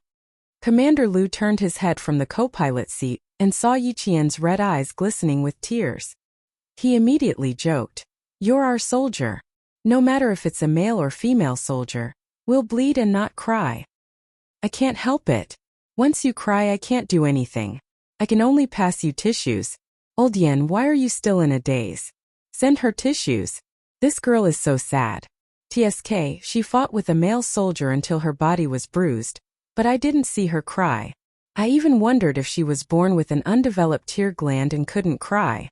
So it's not that she can't cry, it's just that her emotions aren't right. She needs the right time to cry." Yi Qian, whose heart was filled with gratitude, was teased by Commander Liu. She was no longer in the mood to cry. Instead, she laughed out loud. The plane rushed into the starry sky and began a 3-hour journey from south to north. The weather in the capital was not bad. Similarly, the stars were twinkling, and the moonlight was clear and cool. Individual weapons and equipment. 1 American-made carbine G Sauer handgun, 4 magazines, 1 MP5 submachine gun, 3 tear gas grenades, and 3 smoke grenades. In a certain armory in the capital, Xiaojin Yuan J5, G3, and Z7 counted the weapons they carried with them. These were all guns and ammunition that had to be prepared when going abroad just in case. And because the country they were visiting this time happened to be a country that needed to be rebuilt due to war, the risk factor was greater, and the weapons they had prepared were more abundant than before. From the equipment of the entourage, it could be seen that in addition to the soldiers sent by the Ministry of National Security in Zongnanhai, there were also soldiers from the Special Forces of the Snowfield Brigade as personal protection. Special Forces are the trump card of every country in the world when it comes to emergencies. They are the dagger of the country, and also the guardian of the country, especially special forces like the Snowfield Brigade. As long as they show up, it means that they are the highest level of security. Complete correct. That's right. That's right. 3 similarly cold and hard voices rang out one after another. They put away the weapons that had been placed on the table, and confirmed that there were no problems with them. They were the accompanying staff wearing dark suits and ties. Their meticulous image was very much in line with the image of accompanying staff going abroad. The guns and ammunition were placed on their bodies, and then they put on the suits that were ironed to the point that there was not a single wrinkle. Each of them were 1.89 meters tall, and in an instant the rigorous and formal suits were the temptation of a uniform. The well-ironed suits were tailored according to their height and physique. Years of training made their muscles extremely well proportioned. Their chest muscles rose and fell slightly in the shirts, and they were exceptionally strong. But when they put on the jackets, each of them stood tall and straight. Their wide shoulders and narrow waists showed a sense of strength and thinness. Chapter 470. The 4 of them were dressed in the same way. Even the way they tied their leather shoes was exactly the same. They were clean, neat, and mighty. Each of them had their own merits.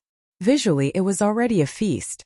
Coupled with their fierce auras, they could become a shining point just by standing at the side. J5 was scholarly and had a slight smile on his face, which suited his identity as an instructor. He also looked more like a civilian staff member.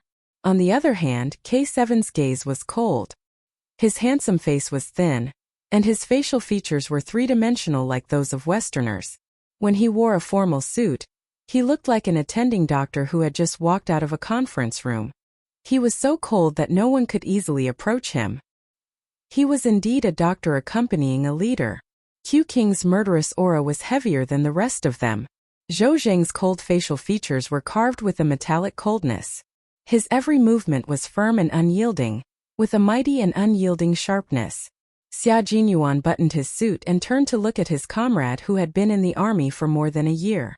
This was the first time he saw him wearing a suit. He raised his eyebrows slightly and smiled. From tomorrow onwards, we will be accompanying staff members. Staff members don't have the aura of bloodthirstiness that we have. We have to restrain ourselves. I'm a doctor. I don't need to disguise myself. K7 slowly buttoned his suit and raised his cold gaze slightly.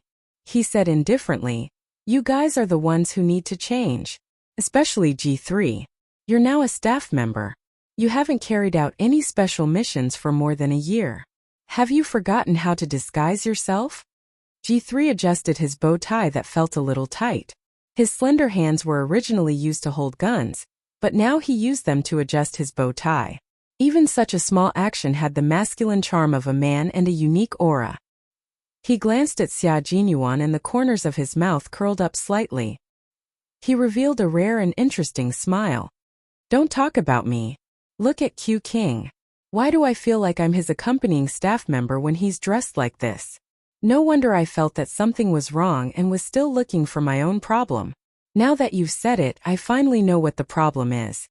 J5, who had been adjusting his clothes, suddenly realized.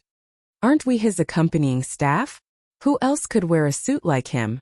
Exuding the arrogance of a young master. The most important thing to improve is the Q King. Stop. Don't wear the watch first. You can slowly tidy it up after we leave. Otherwise, we will look more like attendants serving the young master. The black slim-fit suit not only accentuated Xia Jinyuan's tall and straight figure, but also perfectly accentuated his reserved and cold aura. Confidence, calmness, elegance, and nobility were all displayed with just a slight smile. His facial features were handsome and magnificent, and he had a decent smile that was neither too close nor too far. There was no more warmth, no less indifference. His noble temperament was just right, making people want to get close to him for no reason. However, they were afraid of the indifference in his eyes, so they could only stand far away and hesitate. J5's gaze swept back and forth on Xia Jinyuan no less than 5 times. As if he had remembered something, a glimmer of light flashed across his eyes. He changed the topic without leaving a trace. Come, our Q King. Don't you want to check this unclaimed pistol?" There was a small pistol on the steel table. It was a QSZ 92 9mm semi-automatic pistol that could be put in a briefcase. Chapter 471. The other two glanced at the handgun and immediately understood that it belonged to Yi Qian. One of them had mentioned it many times during the meeting and finally submitted her file to the leader's office to be confirmed as one of the students traveling with them. Xia Jinyuan picked up the QSZ 92 9mm semi-automatic handgun and tested it to see if it was fully loaded.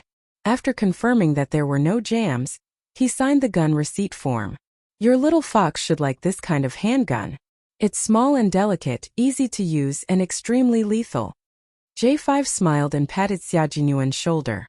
He finally remembered why Q King gave him a familiar feeling. An image flashed through his mind. When he joined the military, the commander of the military region had come to inspect the troops. The young and handsome face in front of him overlapped with the majestic middle-aged face in his memory, and he understood the key point. The family members of the military region's leaders were rarely exposed to the public. This was to effectively prevent criminals from targeting innocent family members. Take Q King for example. If he didn't sense a sense of familiarity, he wouldn't have thought that this Q King, who could get along well with all his brothers and didn't have the slightest arrogance of an official's son, actually had such a prominent family background. However, the Snowfield Brigade didn't lack children from high-ranking military officials. For example, Z7 and K7 were also descendants of generals, and their family backgrounds were only slightly inferior to Xia Jinyuan's. After putting away the handgun, Xia Jinyuan looked at his watch and the corners of his mouth unconsciously curved up. His little fox had already boarded the plane and was expected to arrive at the airport in 2 hours and 11 minutes. Unfortunately, he couldn't pick her up at the airport. I still need to meet with Yi Qian. I'll go back and look at the information of the entourage. At the mention of Yi Qian, Xia Jinyuan's expression softened a lot. He looked even more refreshing and handsome. The private plane will depart at 4:30 a.m. tomorrow. Gather an hour in advance and secretly cooperate with the brothers from the National Security Bureau to clean up the area. Make sure there are no problems. It was impossible for a leader to announce the time of an overseas visit to the public, and the departure time and location could not be leaked. Security had to be kept strictly confidential and unrelated people were not allowed to come close. It had to be to the point where even a fly couldn't fly in. And the soldiers of the Snowfield Brigade wouldn't easily show up. For this mission, they knew which brothers of the National Security Bureau in Zongnanhai were involved. However, the soldiers of the two teams didn't know that the soldiers of the Snowfield Brigade were among the staff. That was why Xia Jinyuan said that they were secretly cooperating. The four left the armory and then left. Xia Jinyuan drove alone. Yi. The plane arrived at Beijing Airport at 11 o'clock in the evening, and didn't arrive at the military zone until 12:30 in the morning. At this time, there were only 3 hours left before the visit of the neighboring country. Girl, this is as far as Lutuan and I can send you. After you get off, go to the sentry post. Someone is waiting for you there. When they arrived at the entrance of the military headquarters, Political Commissar Yen smiled at Yi Qian, who had closed his eyes to rest for more than 2 hours on the plane. If you have any problems after you leave the country, you can report to the secretary at any time. If you find something urgent, don't make the decision yourself. Try to report it first and then deal with it later. There's only one thing you can make a prompt decision on. Other than that, you must be careful. Before leaving, Chun Chun reminded him. She was afraid that Yi Qian would be impulsive and leave a bad impression in front of the leader. Chapter 472. Yi Qian knew that there was only one thing she could decide for herself, and that was when it was time to draw her gun. Facing Lu Tuan and the political commissar's instructions, she smiled faintly and said, "Political Commissar Lu Tuan, please don't worry about me. I will not make any mistakes." Yi Qian was quite confident in herself. She was best at not making any mistakes. The two regimental commanders believed her words. This girl was smart and eager to learn. When she was quiet, her temperament was tranquil and distant, like a landscape painting. She gave people the impression that she was well-behaved, obedient, and didn't need people to worry about her. She was well-behaved and clever. At such a young age, she was still calm and composed in the face of such an honor. She didn't have the slightest bit of arrogance. Just this calmness alone was enough to make people feel at ease. Lu Tuan and the political commissar said a few words to Yi Qian to take good care of herself. Only then did they let the driver drive them out of the military area and towards the military area guest house. They had a meeting tomorrow. It was already the middle of the night, so there was no need for them to go in. Yi Qian held her camouflage luggage in one hand, and a permit to enter the military area as well as a military letter in the other, as she walked towards the sentry post. At 12:30 in the morning, the sentry post at the entrance of the military area wore a neat military uniform and held a Type 95 handgun. His expression was as solemn as a pine tree. When he saw Yi Qian walk over, his gaze first fell on the camouflage luggage in her hands. Although he didn't point the gun at Yi Qian, he said in a dignified voice, "This is a military area. Do not come near." The importance of the sentry post was to deter enemy agents, gang members, and miscellaneous personnel. It was to prevent them from carrying out sabotage activities and create a huge psychological impact on the bad forces. The steel guns in their hands didn't have live bullets, only 5 empty shells. Even so, no matter who it was, they would be in awe when they saw the sentry post with a gun. It made the people feel at ease and safe. Yi Qian placed her luggage by her feet and gave a very standard military salute. "Hello.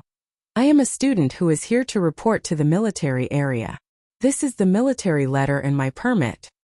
Yi Qian handed the military letter and pass that he had been holding in his hand when he got off the carriage to the other sentinel.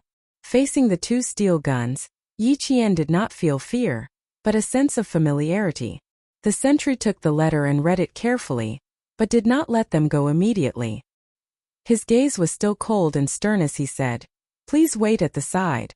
We need to confirm it again." This was normal procedure.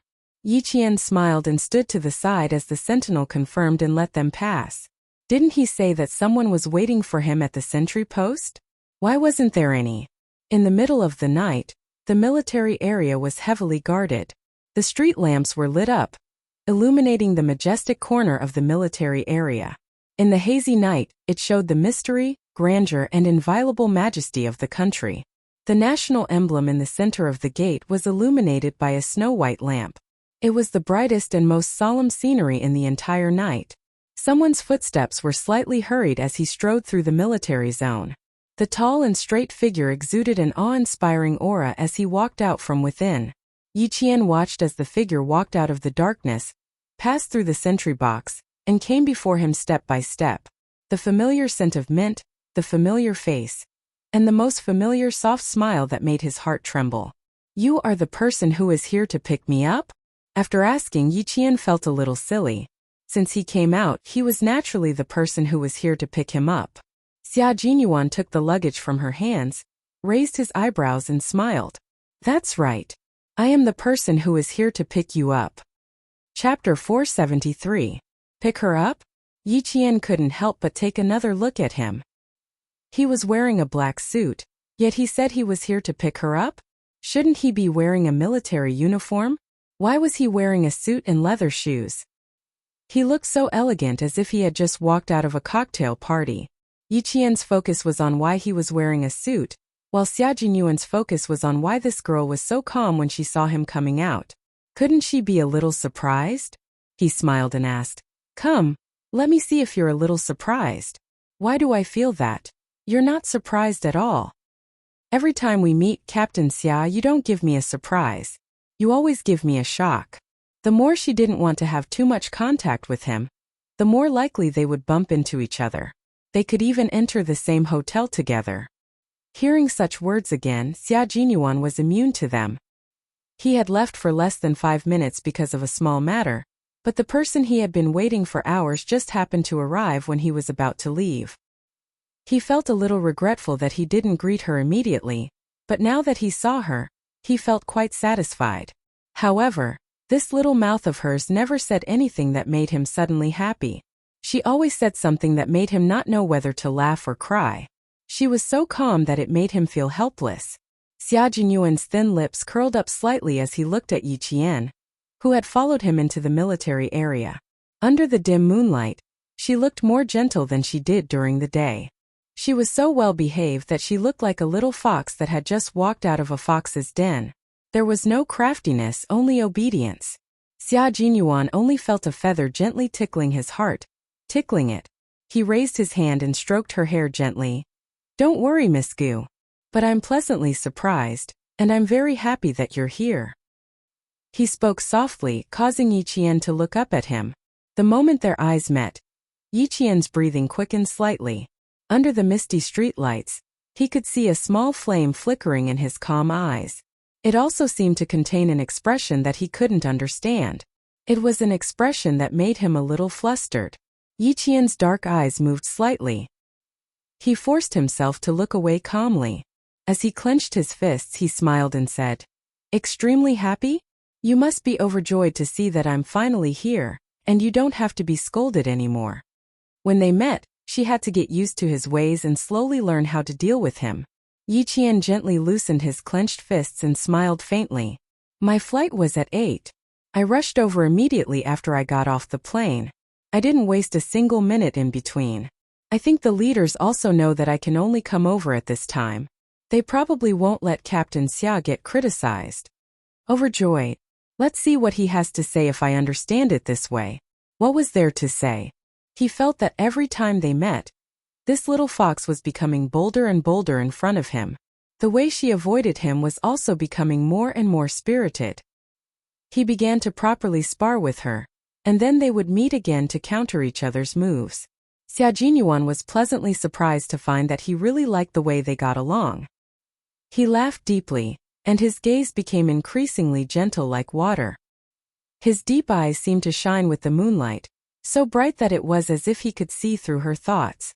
My overjoyed mood really has nothing to do with the leaders. It's just that I'm overjoyed because you're here. There was some distance between the entrance of the military zone and the office building, so Xia Jinyuan had enough time to slowly chat with Yi Qian, who he hadn't seen for nearly a month. It was about love, but it was close to liking. That was how overjoyed he was. Chapter 474. But to Yi Qian, she didn't want to continue chatting with him with a smile. That night by the Swan Lake in school, she clearly saw the gleam in his eyes as if he was hunting prey. He was like a ferocious beast waiting for an opportunity to strike. And she was his prey. At that time his smile was just a facade. Even if such a person stood still, he would still be like a lofty mountain that could not be reached. Even if he was as easygoing as a spring breeze, after a short moment of confusion, as long as he smiled faintly, one would immediately remember how far away he was from him and how dangerous this man was. Yi Qian wasn't afraid that he was unapproachable. What she was afraid of was his easygoing manner and his low chuckle. She pursed her lips and said coldly with a faint smile, "I was just happy that I arrived in time. Captain Xia won't be unable to report to the higher-ups." Every time he said a sentence he would laugh in a low voice. His laughter made her heart tremble. In the silence of the night, listening to his gentle laughter, Yi Qian kept reminding herself that she must always keep a distance from this dangerous and elegant man. She couldn't give him the opportunity to tease her at any time. She had to change the topic to something serious. "I can wait even if you came a little later. I can wait until..." He bent down slightly. His minty breath brushed past her cheek. He was so close to her. Yi Qian's body tensed up. Even her breathing seemed to follow the rhythm of his breathing, rising and falling. Her entire being was enveloped in his scent. She heard his elegant voice, which was as mellow as red wine. "I've been waiting for you to appear. No matter how late it was, I was willing to wait." He knew that her body was tense. No matter how calm she pretended to be, he could see that her expression was slightly trembling. The smile on his elegant and handsome face deepened. His deep and intoxicating voice was as gentle as water, causing Yi Qian's helplessness to spread once again. After all, she had lived 2 lives. Why couldn't she face Xia Jinyuan calmly and composedly? Yi Qian looked up at this handsome face that was even more elegant in the moonlit night. His heart was thumping, and his eyes were clear as he replied calmly, "Of course you have to wait for me. If you don't, the leader will scold Captain Xia first. Only when you wait for me will you be able to report to your superiors." Hearing this, Xia Jinyuan laughed again. Yi Qian looked at the familiar handsome face that was only a fist away from her. As he smiled, his hot, minty breath sprayed onto her face, causing her to tremble and making her even more guarded. "That's right, I do need to wait for you to complete my mission. The leader was afraid that a young lady like you who had just arrived in the capital would be too shy to come over after being blocked by the sentries. When he asked me to come out to receive you, he repeatedly reminded me that the sentries were all black tigers and that there was nothing to be afraid of. In the end, you came after I left for a while. I almost couldn't complete my mission." Xia Jinyuan knew that she was avoiding the topic. He stopped teasing her and went along with the topic. "There's a small meeting inside. You don't have time to rest, so you have to attend it immediately." Yi Qian was finally able to look at him calmly. She nodded and said seriously, "I rested for more than 2 hours on the plane. I'm not sleepy now. I can attend it immediately." Chapter 475. Okay, an important leader will ask you some questions later. You just have to answer them one by one. Don't be afraid, it's just a normal question. Just as they were about to enter the office building, Xia Jinyuan grabbed Yi Qian's hand and squeezed it gently. "Look at me if you're really nervous. I'll sit opposite you." Her palms were sweaty. Xia Jinyuan thought she was nervous, but in reality, Yi Qian was nervous because she was facing his gentle smile. Facing him compared to facing a leader. Why did she feel more nervous? Sitting in the conference room, Yi Qian answered the questions of a lieutenant general. He was indeed an important figure, but she was not nervous at all. Young lady, you've got guts. The army needs bold young ladies like you. The lieutenant general of the army was one of the accompanying leaders. He was wearing a military uniform, and each of the golden stars on his epaulets exuded a military aura that could not be looked at directly. Other than the military aura, there was no other fluctuation in the entire conference room. As soon as Yi Qian entered the conference room and faced several military leaders, she immediately adjusted her position. She was no longer a student but a soldier. When the Southern Province Military District recommended you, all of us were very surprised. From the photo we saw that you were wearing a school uniform. You were pretty, obedient and not aggressive. None of us expected you to be a soldier trained by Chan Dongfeng. A soldier trained by a world-class sniper has the aura of a soldier. I feel comfortable looking at you. Don't worry. The lieutenant general was obviously more satisfied with Yi Qian than when he saw the photo. He asked her in detail how her training in the military was going. Did she have any good suggestions?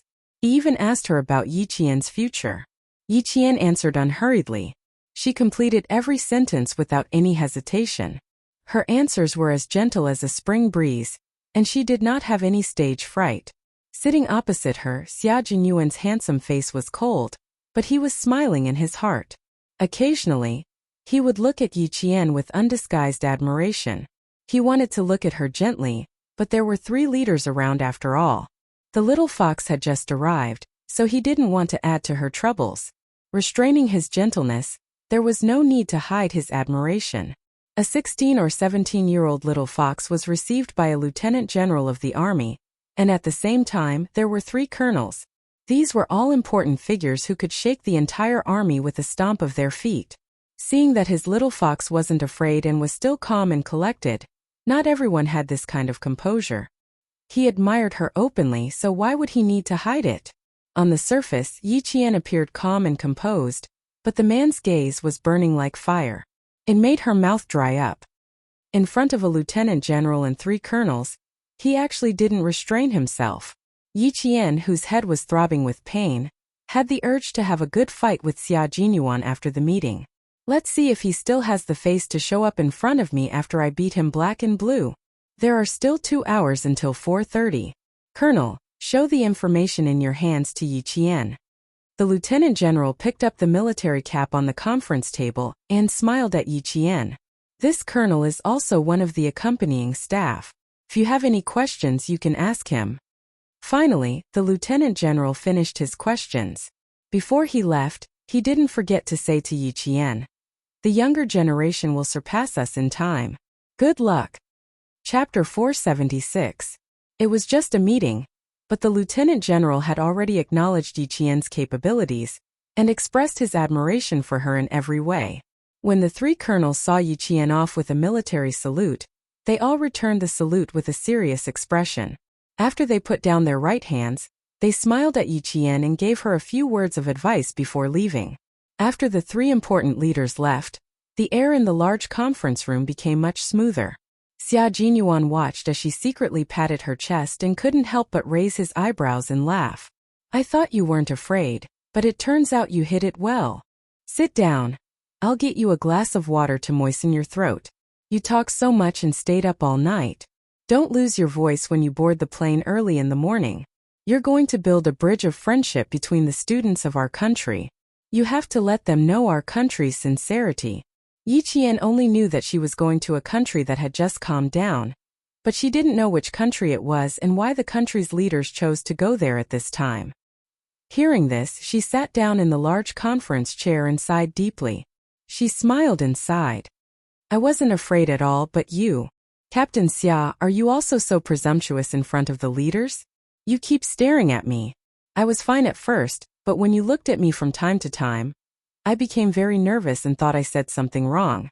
Xia Jinyuan, who was pouring water, heard this and a dark light flashed across his deep eyes. Then a faint smile appeared on his thin lips. He walked over and handed the cup to her. He raised his eyebrows slightly and asked in a low voice, "That's strange. Leader, you're not nervous. Instead, you're nervous because I look at you. This doesn't make sense." "Does because you Before she could finish her sentence, Xia Jinyuan, who was leaning against the conference table, suddenly bent down. Yi Qian, who was drinking water with her head lowered, was caught off guard. He suddenly bent down and she instinctively raised her head to look at him. At this moment the distance between them was really close. They were so close that the tip of his handsome nose was only half a finger's width away from hers. Her starry eyes widened slightly as she looked at the man in front of her. Even though she immediately held her breath, she still couldn't help but inhale his breath. Her pupils gradually constricted, to the point that he was the only existence in her world. Yi Qian bit his lower lip a little unnaturally. He steadied his mind and said, "Stand up first. Let's talk nicely. Don't get too close. From a medical point of view, it's not good for breathing when two people are too close to each other. They will inhale the carbon dioxide exhaled by each other, and there will also be cross-infection." What was she trying to say? Yi Qian, who was unable to take it, leaned back, his head tilted back, and his legs stomped on the floor, trying to move him and his chair away. He couldn't move at all. The floor was covered with a gray carpet, and the chair was a fixed bow-legged chair. He couldn't move even if he wanted to. That's not right. My military rank isn't as high as the leaders, and my military might isn't as strong as theirs. Not to mention my military experience, I can't compare at all. Then why are you afraid of my gaze? This doesn't make sense. As he spoke, he raised his hand and used his thumb to gently stroke her smooth and delicate chin. Yi Qian's entire body froze. Her pupils constricted to the size of a needle tip. She was so frightened by his ambiguous actions that her toes curled up. Was he crazy? This was a military base, a conference room. Were there any cameras? Would anyone see it? Chapter 477. Yi Qian was so nervous by his actions that her brain was stretched taut. She stared fixedly at him. If he dared to do anything else, should she directly knee him and teach him a lesson? What if he made a commotion and attracted the attention of the sentries? Wouldn't both of them be in trouble? No matter how capable Yi Qian was and how calm she was, this was her first time entering the heart of a country's military power. She was really shocked by Xia Jinyuan's bold actions. But she didn't dare to act rashly. Yi Qian began to force herself to calm down. Only by calming down could she face him calmly. His fingers did not move away. As he rubbed her chin, he lifted her chin so that she could look into his eyes. Yi Qian didn't avert her gaze. She listened quietly to his deep voice and said with a faint smile, "And we're so close. How could you be afraid of my gaze? Unless what?" When he paused intentionally, Yi Qian's blood finally began to flow back to her body. She finally suppressed the palpitations in her heart. She raised her hand and brushed away his right hand that was rubbing her chin. Her eyes narrowed slightly as she looked at the handsome face in front of her. She said calmly, "It's precisely because we're so close that I'm afraid that I'll say something wrong and disappoint the leader when you correct me in front of him. Your gaze is very sharp. Every word I say needs to be taken seriously and carefully considered before I say it. I'm afraid you'll think I'm exaggerating. After all, we're so close that I know a lot." If what she said was true, then Xia Jinyuan's smile gradually disappeared from his handsome face. He slowly straightened his body and looked at her quietly. After a long while, he smirked and said in a low voice, "No, Yi Jian, you can't be afraid even if you're facing someone you're familiar with. At the very least, you can't easily say that you're afraid. Outside, danger is everywhere. Once you're afraid, you'll definitely reveal your weakness." His gaze was even colder than hers, so cold that even his bones were bursting with sternness. When carrying out a mission, your fear will become your weakness. Your every move will become the best target for the enemy. His aura was no longer gentle and refined. When he faced her, there was a coldness that only soldiers would have.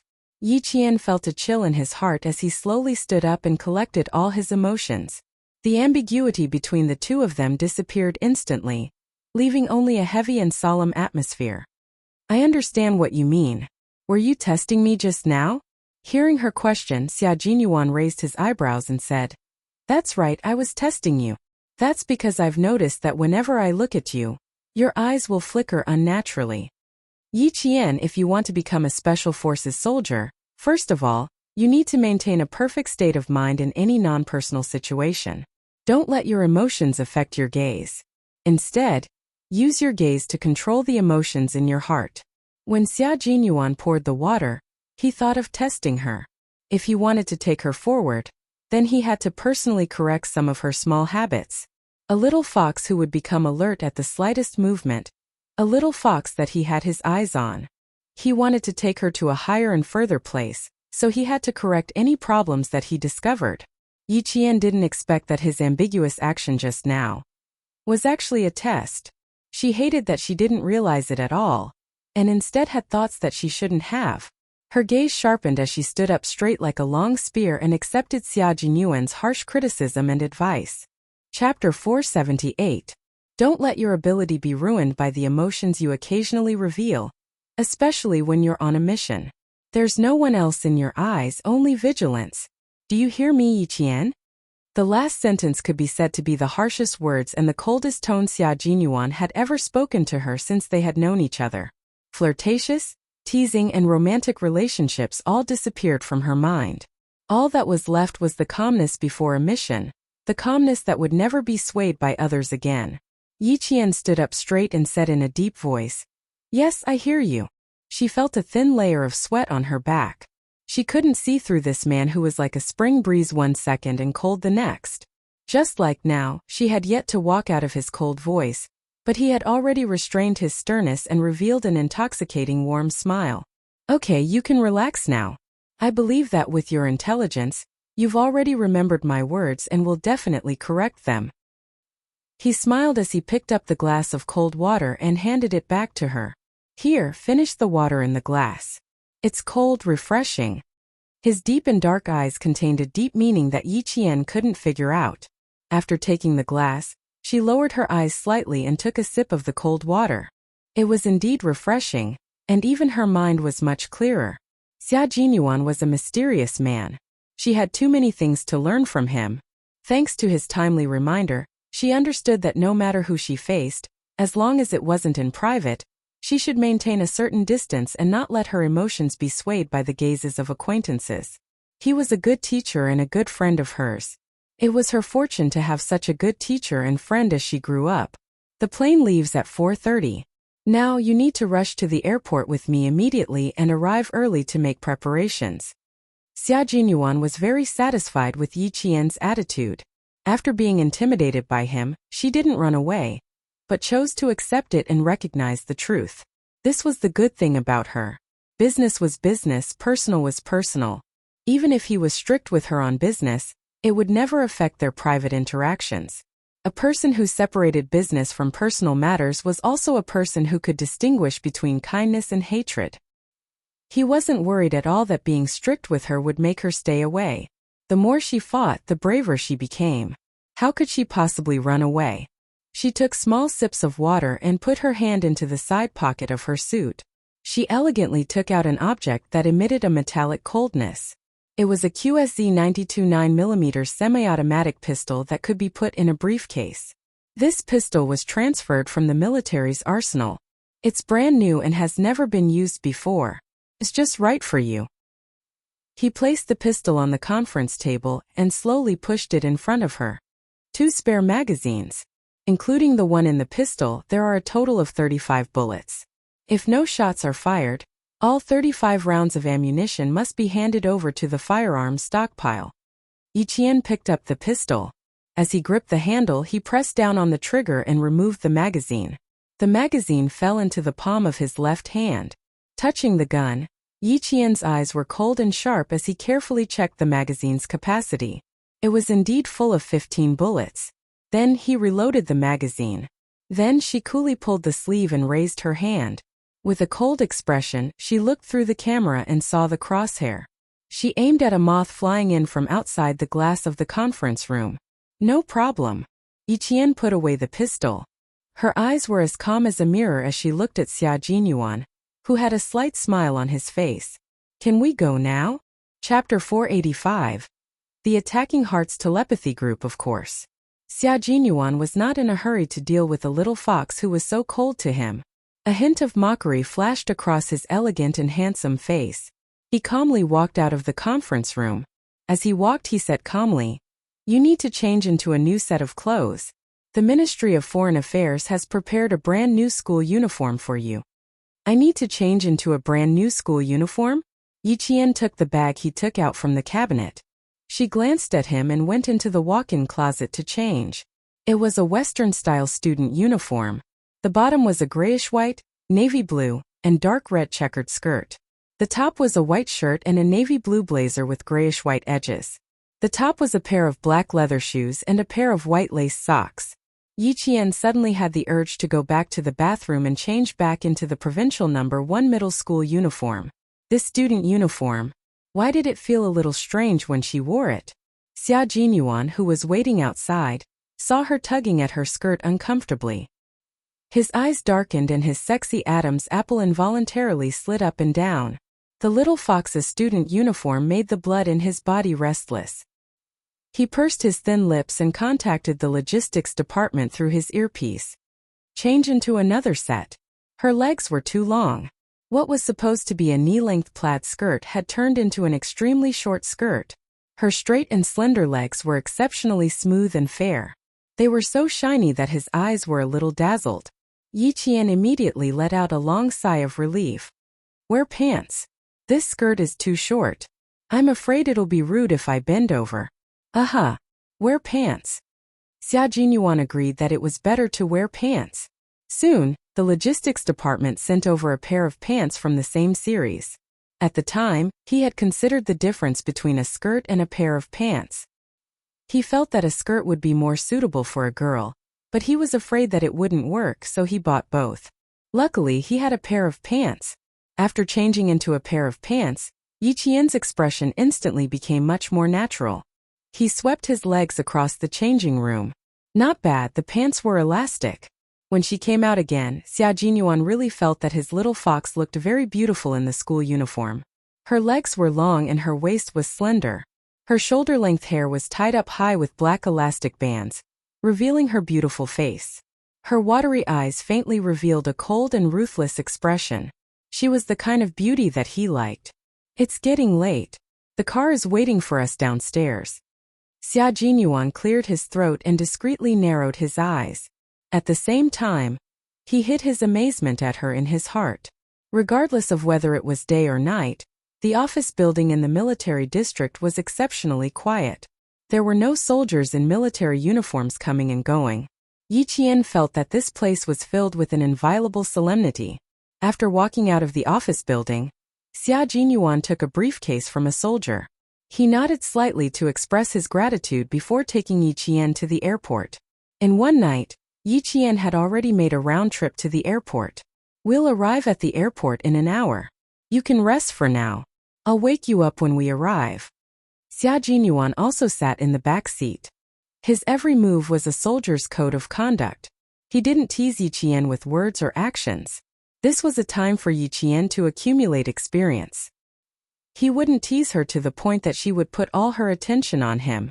The distance from the sentry post to the office building was the only time they had private time. After that time, the two of them had to restrain themselves and focus on the mission. Chapter 479.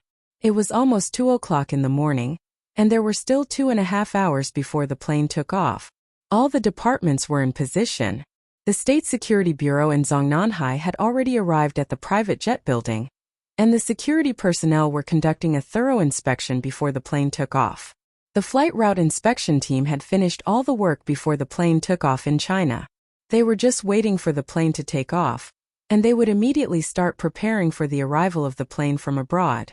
They would then hand over some work to the Foreign Affairs Department. The 4 soldiers from the Snowfield Brigade had also arrived at the private jet building and were secretly inspecting the place. They even checked the surveillance cameras to prevent anyone from spying on the leader's route into the airport. The flight crew in the private jet building were all on standby, and they all cooperated with the security personnel's inspection. Once again, they confirmed that there were no dangerous items on them. It could be said that the entire private jet building was under high security. This was not only the case in China but also abroad. When the plane landed abroad, it was also under high security. Yi Qian arrived at the airport 53 minutes later. and it was getting closer and closer to the boarding time for the leaders. After entering the private jet building, she and Xia Jinyuan went through layers of strict inspection, and finally entered the private passage after confirming that there were no mistakes. Go directly to the departure lounge and wait. You can take a look at this document first in case the leader. Xia Jinyuan had only taken a few steps into the private passage when he was interrupted by a voice from the headset. This is Q King. J5's voice came from the headset. The civilian staff accompanying the Lieutenant General of the Army is calling. Please inform Yi Qian that the highest-ranking leader accompanying the leader will meet her in the departure lounge. The Lieutenant General will introduce her. How long will the meeting be? Are there any other leaders accompanying the leader that need to be met? Xia Jinyuan directly handed all the documents in his hand to Yi Qian. He gazed at her with a deep smile, and there seemed to be a glimmer in his deep eyes. We are in the private passage. We will arrive at the private jet building in about 2 minutes, and enter the departure lounge in 5 minutes. As Yi Qian was an exchange student between the two countries, the leader naturally needed to meet her to understand the situation. Yi Qian took all the documents related to the culture and customs of other countries. She glanced at Xia Jinyuan, who was calmly talking to someone on the phone, and lowered her eyes slightly, elegantly flipping through the documents quickly. Okay, I will take her there now. Wait for me in the departure lounge. After cutting off the communication, Xia Jinyuan glanced sideways at Yi Jian, who was flipping through the documents very quickly. She flipped through the pages very quickly, but he knew that she had already memorized the information in her heart. His thin lips curved into a sexy curve and his black eyes were filled with approval. Little Fox, the Lieutenant General has a very good impression of you. He mentioned you in front of the higher-ups and the higher-ups will have 5 minutes to meet you. Hearing this, Yi Jian's reading speed slowed down a little. She looked up at him with her bright black eyes that were like a pool of clear water. She said calmly, "What do I need to pay attention to?"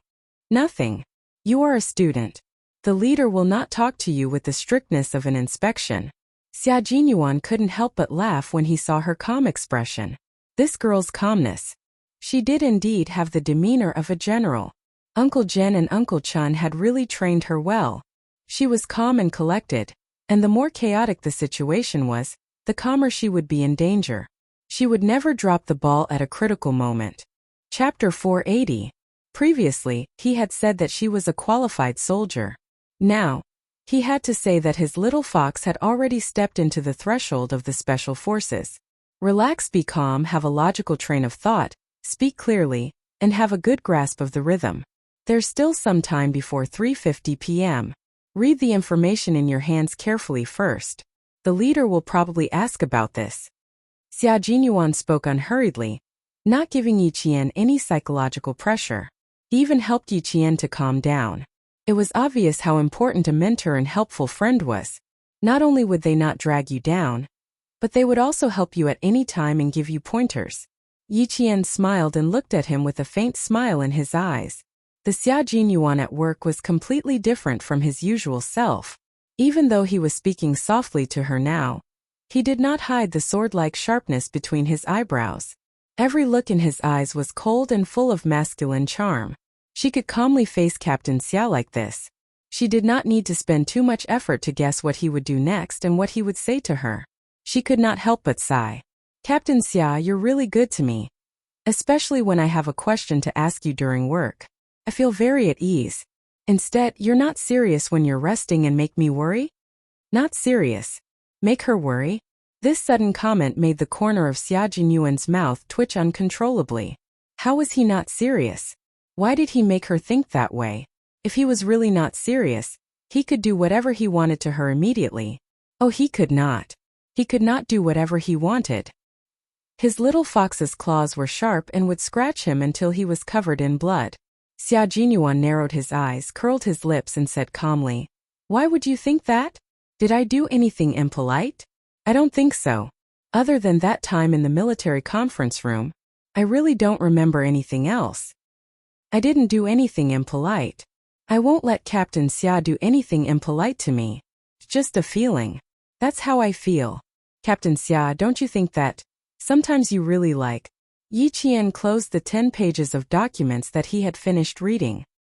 He frowned slightly as he looked at the flawless, handsome face. He smiled faintly and said, "You really like to say things that will cause misunderstandings. I didn't take it to heart the first or second time, but after a while, I can feel that you like to tease me the most and find it amusing. It's so sad. It turns out that I'm not serious in your heart, and I'm just teasing you. TSK, TSK, TSK. Little fox, your crude way of speaking is really hurtful." How could Xia Jinyuan be sad? In fact, there was even a hint of joy in his tone. A dark light began to flow in the depths of his ink-like eyes, and occasionally, there seemed to be sparks bursting out, making him look dangerous and mysterious. "Then can you think carefully about why I'm like this?" The color of his pupils was really very deep, so deep that it was like the sea, and the bottom could not be seen. The color was especially dark, and it hid everything about him. No one could guess what he was thinking. Yi Qian admitted that she did not have the ability to figure out what he was thinking. There seemed to be an answer that was on the verge of appearing, but when she thought about it carefully, she felt that it was impossible. In the end, after her gaze moved slightly, she shook her head and smiled. "It's not good to think about it, and I don't dare to think about it." "Then don't think about it. Study hard and get into the military academy. One day when you're in uniform, I'll tell you the answer. Also, I'm very serious with everyone. I've never been in a relationship since I was young. You can rest assured about this." Chapter 481. Yi Qian stiffened and turned her head. She tightened her grip on the documents and looked at him calmly. "Why are you telling me this? I don't need to know." The smile on Xia Jinyuan's face deepened. He glanced at her indifferently. After a low laugh, he changed the topic. "Let's not talk about this now. Give me your ID card and wait in the departure lounge. Our other comrades are already in the departure lounge. We need to meet them." Indecent? He had to change that. How could he leave the impression that he was indecent? He was the most decent man in the world. The departure lounge was very quiet. The staff and security guards maintained absolute silence. Even if they needed to talk about work, they would speak softly so as not to disturb them. Yi Jian thought that she wouldn't need to be checked again when she arrived at the departure lounge. However, when 2 security guards stood out and blocked her way, she realized how strict the security was when the leader went out. Xia Jinyuan opened the black briefcase in his hand. There were no documents inside. Instead, it was a briefcase gun developed for covert security. The trigger and safety could be operated through a linkage on the handle of the briefcase. The gun could be fired directly from the briefcase. All the guns and ammunition had official documents. The security guards looked at them carefully and checked the list of names in their hands. Only when they were sure that the person in question would they let them go. This was the last checkpoint. There was no need for further checks. The atmosphere in the departure lounge was relatively solemn. Several airport staff saw the 2 of them enter and lowered their heads to flip through the folders in their hands. A male staff member walked over without any footsteps. "Hello, please take your boarding passes." Yi Qian took the tickets and said, "Thank you." He looked down and asked Xia Jian, "Are we sitting together?" "No, I'll be in the back cabin. You'll be in the business class. You'll be sitting with the leader." Xia Jinyuan tapped his ticket with his slender fingers and said with a smile, "The accompanying staff are all in the passenger cabin. In the business class, there will be an interpreter, a doctor, and a clerk who can communicate with foreign tower lights at any time." The 2 of them chatted as they walked. J5, G3, and K7 of the Snowfield Brigade came out from various places. When they saw Yi Qian, they raised their eyebrows slightly and walked over with faint smiles on their faces. Yi Qian knew the 3 of them. Their appearance made Yi Qian realize something. He said to Xia Jinyuan softly, "Even you guys are here. Why do I have a feeling that something will happen after we leave the country?" "It's hard to say. This is a country that just went through a war. There are bullets everywhere on the streets. There are also tanks destroyed by artillery shells. It's hard to say what will happen." Xia Jinyuan smiled. "Or why would they need a special student to accompany the leader? Little fox, your responsibility is more important than ours." His voice was soft and only the 2 of them could hear him. Hearing this, Yi Qian's heart calmed down and his expression became calmer. "I see. It seems that even the itinerary of this visit is confidential. No one in the country knows about it. You're only realizing now. Is this something I can think of? Yi Qian glanced at him and saw J5 walking faster. He was dressed in a black suit and looked elegant and capable. Even his hairstyle was trimmed to match the image of an accompanying clerk. Chapter 482. In special situations, even when they met, J5 merely smiled and nodded. When they got closer, J5 smiled and said, "Every time we meet, we always fight side by side in unexpected places." Then he gestured at Yi Jian's height and said to K7 and G3, who were more reserved, "Did you notice? That little girl in Australia has really grown up. She's grown from a little thing to a tall one." Yi Qian's height was indeed considered tall in the south. She was 1.67 meters tall and slender. She had a gentle temperament unique to southern women. She was indeed no longer the little girl in Australia. Faced with their warm and friendly greetings, Yi Qian smiled and said, "Long time no see, comrades. I hope that we can continue to fight side by side like before. We are invincible." "I love to hear that." G3, who had always been cold, opened his mouth. His gravelly voice contained a hint of a smile. "I look forward to your performance. Let us see how much you've improved." Ever since they knew that Xia Jinyuan had the intention of letting Yi Qian graduate and join the Snowfield Brigade, they were very clear about their expectations. The Snowfield Brigade had been established for a long time and had never had a female soldier join it. In the past, they didn't feel that there were any problems when they didn't have a female soldier. However, as more and more missions went abroad, they felt that female soldiers had more advantages. If Yi Qian was really qualified, they would be very happy to welcome her. K7 looked up slightly and nodded. He was a man of few words. "Me too." Then he added, "I'm the accompanying doctor. If the leader feels unwell, you can look for me at any time." What he meant was that he would follow closely by the leader's side. If anything happened, Yi Qian could look for him immediately. One had to be able to immediately understand the hidden meaning of a person who cherished his words as if they were gold. Fortunately, Yi Jian was quick-witted. Upon hearing this, her black eyes were filled with understanding. She said softly, "Okay, I understand." The accompanying doctor was also sitting in business class. Did that mean that J5 was also sitting in business class? Xia Jinyuan saw that Yi Qian didn't feel any pressure interacting with his comrades. The expression between his brows was even similar to that of soldiers who had blood on their hands. There was a hint of coldness in his elegant and handsome face. His eyes were focused and gentle as he gazed at Yi Qian. He was like a guardian angel. This made Yi Qian feel at ease. 10 minutes past 3. The guard in front of the airport contacted all the security personnel in the departure lounge. The leader's car arrived at the airport in 15 minutes. And 20 minutes later, they arrived at the departure lounge. It was 10 minutes earlier than the scheduled time. They were going abroad for a secret visit. Only the accompanying security personnel knew who the leaders were, and one of them was from the Snowfield Brigade. As a student, Yi Qian didn't have to be on high alert like Xia Jinyuan. Instead, he obediently sat in a soft chair and quietly waited for the leaders to arrive. As the time drew closer, Yi Qian memorized all the information about the countries he was going to visit. He also looked at the itinerary and detailed maps of the surrounding areas. As a diplomatic staff member, Qin Xiu, who was the designated translator for the leader, walked in and saw the girl who stunned him under the morning sun. She was also the girl who patiently waited for him when he got lost. Yizhong High School, Yi Qian. Chapter 483. When he saw her name on the list, he even thought it was someone with the same name. It wasn't until he looked at the information that he confirmed that she was Yi Qian from the first high school of the province. Yi Qian didn't see Qin Xiu. There were a total of 10 people in the leaders group. She stood in the same position as everyone else in the departure lounge. She looked straight ahead with a faint smile on her face.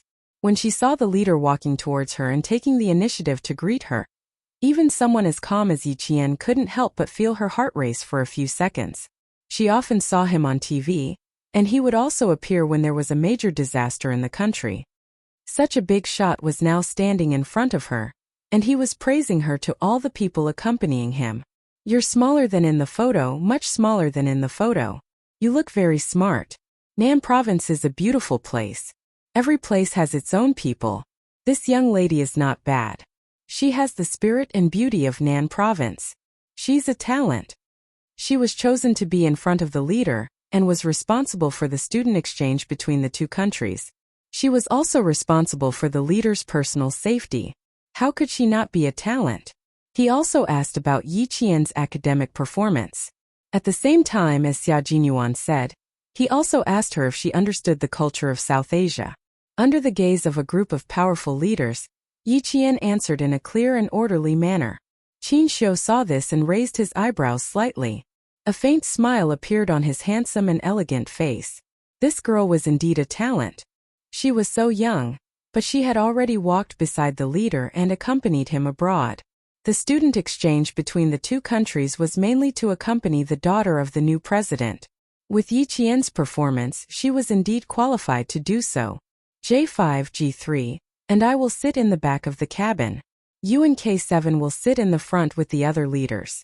If there's anything, contact K7 at any time. He will take care of it. Soon it was boarding time. The airport crew had received many foreign leaders before. They greeted them politely and elegantly and began to check in. As a student, she was closest to the leaders. She was standing side by side with the Major General of the Army and two other generals of the military region. On her right was a tall and slender man who was also wearing a black suit. Come with me. The man on the right spoke softly. His voice was as gentle as the morning breeze, but there was a hint of coldness in it. You can sit in the same row as me. We can walk together. The man spoke. Yi Qian turned to look at him. She almost couldn't understand Qin Xiu's sense of direction. Was he also a staff member? No, he was not a staff member. The clerical staff in the business class was J5, and the accompanying doctor was K7. If he was not a leader, then he was the accompanying diplomatic translator. I'll be in charge of translating for the leader, and you'll be in charge of communicating with the president's daughter. We should have a lot to discuss in the next 7 days. As he walked, he whispered to Yi Qian in a low voice so as not to affect the conversation between the leaders in front of him. The president's daughter is a high school student who loves our country's culture very much. This is also the reason why they sent you here. Yi Qian, who was a little nervous, gradually relaxed. He nodded and said with a smile, "Thank you for the reminder. I will do my best to let the president's daughter, Miss Petty, have a deeper understanding of our country's culture." Chapter 484. You'll definitely do it. I believe in you. Qin Xiu smiled and walked elegantly with his slender legs. He had long been used to accompanying the leaders on overseas visits. His posture was natural and his every move was calm and confident. Follow me and everything will be fine. He was so sure of Yi Qian and said with a smile. Xia Jinyuan, who was walking at the back, narrowed his dangerous black eyes slightly. The one who was walking very close to Little Fox in front and even thoughtfully raised his hand to hug Little Fox and remind her to stay half a step behind the Major General, was the famous Qin Xiu of the Qin family. It was not a problem for him to remind Little Fox to be careful, but the main problem was that when he lowered his head and smiled at Little Fox, it was as if he was an acquaintance. The Qin family was a house full of noble people who valued family status, especially old Madame Qin. Until now, she had been at odds with the old madam of the Qin family. They had been at odds since young and were still at odds with each other even when they had many children and grandchildren. In the words of the old master, the two were enemies in their previous lives and could not get along peacefully in this life. Stop looking. If you keep looking, I'll think you found something unusual. G3's lips moved slightly and the taut expression on his cold and hard face disappeared. He did think that Q King had found something unusual and subconsciously became alert. Xia Jinyuan calmly withdrew his gaze and did not pay any more attention to Qin Xiu. He coldly escorted the leaders walking in front into the front cabin. The front cabin was not luxurious. The first thing Yi Qian saw was a painting of the Great Wall of China in the painting of the 4 seasons of spring, summer, autumn, and winter. There was an identity card at the front left door of the cabin, clearly indicating the nationality on it. This was the place the leaders had to pass when they walked out of the cabin. After boarding the plane, the accompanying staff were arranged to sit in the back cabin. Xia Jinyuan and G3 were also part of the accompanying staff. They were placed in the back cabin with a seating arrangement of 3-4-3 with several interpreters and guards sent by Zongnanhai. The leaders who entered the front cabin were led to their seats by the flight attendants. After fastening his seatbelt, the leader glanced behind him and smiled as he instructed Qin Xiu. "Little Qin, you have to take good care of Xiaoyi. She's the youngest among us. Take good care of her. If she's hungry, she can eat whatever she wants." On TV, the leader who attended the conference was particularly serious, but in private, he was also a kind elder. Qin Xiu often followed the leaders on visits, so he didn't feel any pressure in the face of the leader's instructions. He answered calmly, "Don't worry, I know Xiaoya before. There was one time when I got lost on the phone and almost fell into the lake. It was her who reminded me in time and saved me from trouble." Not only was he calm, but he was also very good at adjusting the atmosphere. The leader was already laughing heartily. He said to Yi Qian, "Student Xiaoyi, your little Qin's savior. If you have anything you want him to do, just tell him to do it. I don't think he'd dare to refuse." Amidst the laughter, the plane took off at 4:30 in the morning. The ground staff and security personnel began to retreat in an orderly manner. The airport returned to normal again. There was no longer a tense atmosphere, and some of the originally closed passages were opened as usual. The cars parked outside quietly left. Several people quietly withdrew their guns and quickly got into the cars to return to the team. Whether it was inside or outside the private jet building, there were 3 layers of security inside and outside. They didn't retreat until the plane left. It took 6 hours to go from Beijing to South Asia. During these 6 hours, the leader didn't communicate with the accompanying staff the entire time. There were some things at hand that needed to be dealt with on the plane and approved. Chapter 485. Pakistan, which is about to arrive, is a friendly country with China. Even though their new and old governments have just completed the handover, it doesn't affect their warm welcome to China's leaders. Yi Qian knew that China and Pakistan were friendly countries even in the 20th century. Their diplomats even said that China and Pakistan were all-weather friends, and Chinese leaders would receive very high treatment when visiting. Our 2 countries have a road of friendship. Xiaoyi, do you know which road it is? The plane flew for 2 hours, and right after breakfast, the leader was like an easygoing elder. He started to ask questions in a friendly manner. He even leaned his body forward so that Yi Qian could talk to him.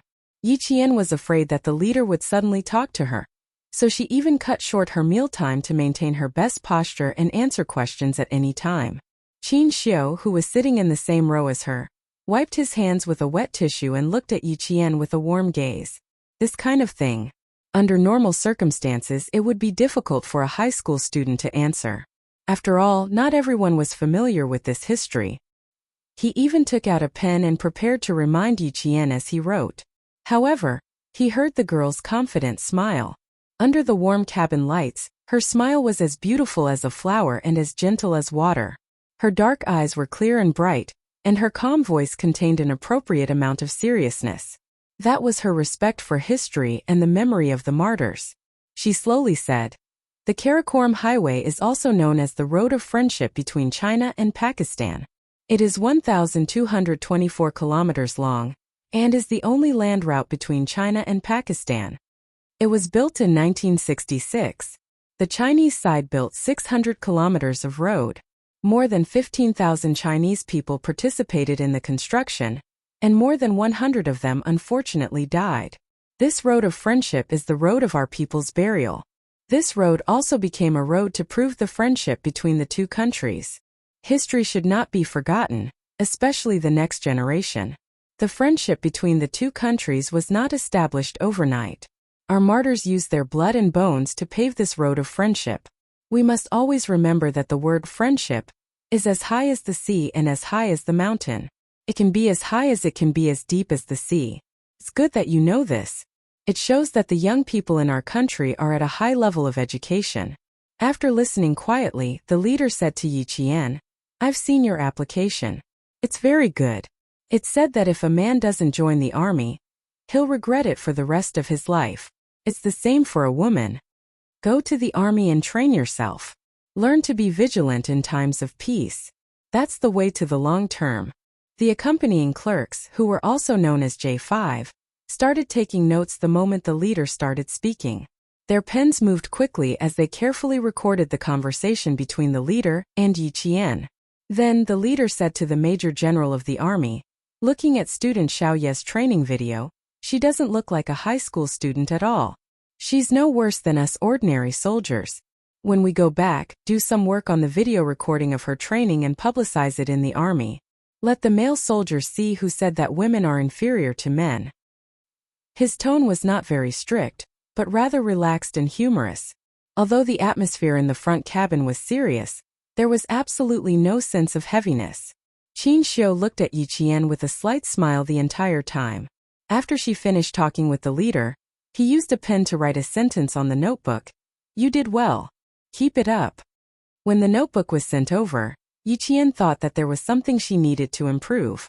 After all, the person beside her was a diplomatic staff member and translator who dared to make harmless jokes with the leader. Chapter 486. She opened the notebook and smiled. She then wrote 2 words seriously. "Thank you." Qin Xiu handed the notebook back and opened it to take a look. In his heart he secretly said, "Good writing."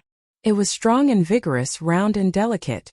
Between the horizontal and vertical lines, there was a sense of calm and restrained steadiness. It was no wonder that his uncle kept praising her. Qin Xiu looked at the 2 words and replied with 2 words. He handed the notebook back to Chan Pian. "You're welcome." His reply made Yi Qian smile even more. He didn't write anymore. Instead, he drew a smiley face and handed it to Chan Pian. One could speak 8 languages, had a good IQ, and was good-looking. Why was his sense of direction so bad? It didn't make sense. She read a book in medical school. It mentioned that children with a poor sense of direction might have problems such as disorganization, poor planning, and misjudgment of position and order. But from Qin Xiu's appearance he really couldn't tell. What he saw was an experienced diplomatic staff member who handled matters with ease. He didn't look like someone with a poor sense of direction. The notebook exchange ended with Yi Qian's smile. 6 hours later, the special plane arrived at the airport at 11 o'clock Chinese time. This wasn't a public visit. Even the Pakistani side arranged it in secret. Although there were no flowers or fireworks, when the leader walked out of the special plane, he was welcomed by the CEO, the Minister of Foreign Affairs, the leader of the escort group, and the Minister of Finance. The 5-day visit officially began. China celebrated National Day.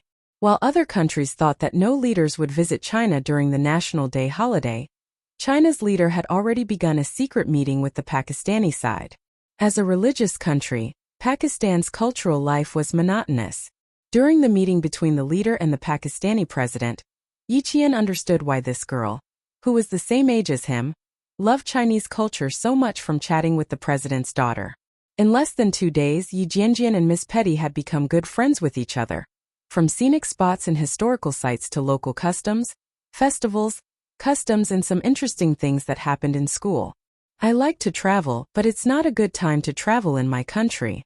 Unfortunately, I can't take you to see the most beautiful scenery here." Sitting cross-legged in front of Yi Qian, Miss Petty had a pair of big and beautiful eyes that were filled with sadness. She looked like an injured swallow that was waiting for the day to return to the sky. Faced with her sadness, Yi Qian smiled and said, "It's all right. That day will come. War destroys and rebuilds. Miss Petty, that day is not too far away." Compared to Pakistan, China was indeed a paradise. There was no war, no Al-Qaeda, and no extremists. For this well-educated and knowledgeable Miss Petty, her passion for Chinese culture wasn't without reason. She wanted to fly higher and further, but reality told her that she couldn't. The accompanying translator quickly reported to Qin Xiu that Yi Qian didn't need a translator. Her communication with Miss Petty was smooth, and her language skills were no worse than a translator's. Qin Xiu didn't send another translator. He didn't expect this girl to be so talented in languages. The clock started to ring. It was already 2:30 in the afternoon. It was time for Miss Petty's English class. Chapter 487. This was the time when Miss Petty had to study. Even if she was interacting with Yi Qian, she still needed to learn English. If one didn't learn English well, they would be considered uneducated and looked down upon. It's time to study again. I don't want to see my English teacher anymore. Petty stood up and winked playfully at Yi Qian. She said she didn't want to, but she didn't slow down at all. The two bodyguards who were always by Petty's side immediately followed her. As they turned around, their white robes fluttered slightly. Yi Qian saw the silhouette of a gun on them. It had become a habit to carry a gun here. Yi Qian personally escorted Petty to a small room in the presidential palace used for home lessons. Since home teachers weren't government employees, they couldn't enter the presidential palace as they pleased. Therefore, they arranged for a small room that was far away from the presidential palace, but still within the boundaries of the presidential palace. It was only lightly patrolled. It was similar to the room outside the Forbidden City, which was the room where the national flag officers were resting. After watching the two bodyguards accompanying Petty enter the classroom, Yi Qian turned around and left with a staff member arranged by the Pakistani government. After a few steps, Petty, who was wearing emerald green gauze, ran out briskly. Jane, my English teacher, asked if she could invite you to her class. She was like a butterfly, cheerfully stopping beside Yi Qian. Can you accompany me? She was a sad girl who yearned for nature. Yi Qian couldn't refuse her gaze. However, she didn't agree immediately. Instead, she asked the staff member accompanying her. 5 minutes later, she received a reply from the president saying that there was no problem at all. The small room wasn't actually small. One was a classroom and the other was a lounge. Yi Qian followed Petty into the room. The first thing she saw was the picture of the current president hanging in the middle of the room, and the country's flag. As soon as she entered, Yi Qian's footsteps quickened. A trace of uneasiness floated in her heart. Petty, who was one step ahead of her, ran happily towards the half-closed classroom. Miss Pavel, let's start the class. In Pakistan, women generally didn't need to work. Because Miss Pavel had studied abroad and her family had died in the war, she became a strong woman who had to rely on her own hands to support herself. From Petty's conversation, this was the only thing Yi Qian knew about his teacher. Then let's begin, Miss Petty. A calm feminine voice came from the room. Yi Jianjian saw a woman in a long black dress with a black headscarf around her head, flitting across the classroom. Yi Qian's heart suddenly tightened. It was also at this moment that Yi Qian's instinctive reaction made him retreat quickly. The half-closed door was instantly closed, and the two bodyguards in white robes remained on both sides of the door to close it. Alarmed, Yi Qian abruptly raised his head and looked coldly at the two white-robed bodyguards. However, what he saw was completely different faces. Shit! Invite our guest in. Pavel's voice came from inside the room. At the same time, someone opened the half-closed door. Petty's hands were tied behind her back, and her mouth was tightly covered. She saw her sad and beautiful eyes filled with tears of despair. These were Al-Qaeda rebels. They hid in Pavel's car and entered the presidential palace. They entered this area that wasn't heavily patrolled. Chapter 488. Yi Qian had a fully loaded QSE 92 9mm semi-automatic pistol on her, but she couldn't take it out. Petty was in danger. There were 5 of them, including Pavel.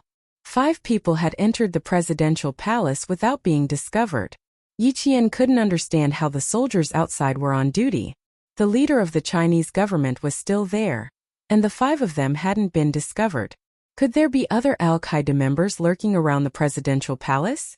The Pavel staff outside must not have noticed anything. The room was unaffected, and he couldn't enter Petty's study room as he pleased. The only thing he could do was to save himself and find a way to inform Xia Jinyuan and the others. Hello, student from China. I'm Petty's English teacher. Nice to meet you. Pavel, who was wearing a black veil, was indeed a well-educated middle-aged woman.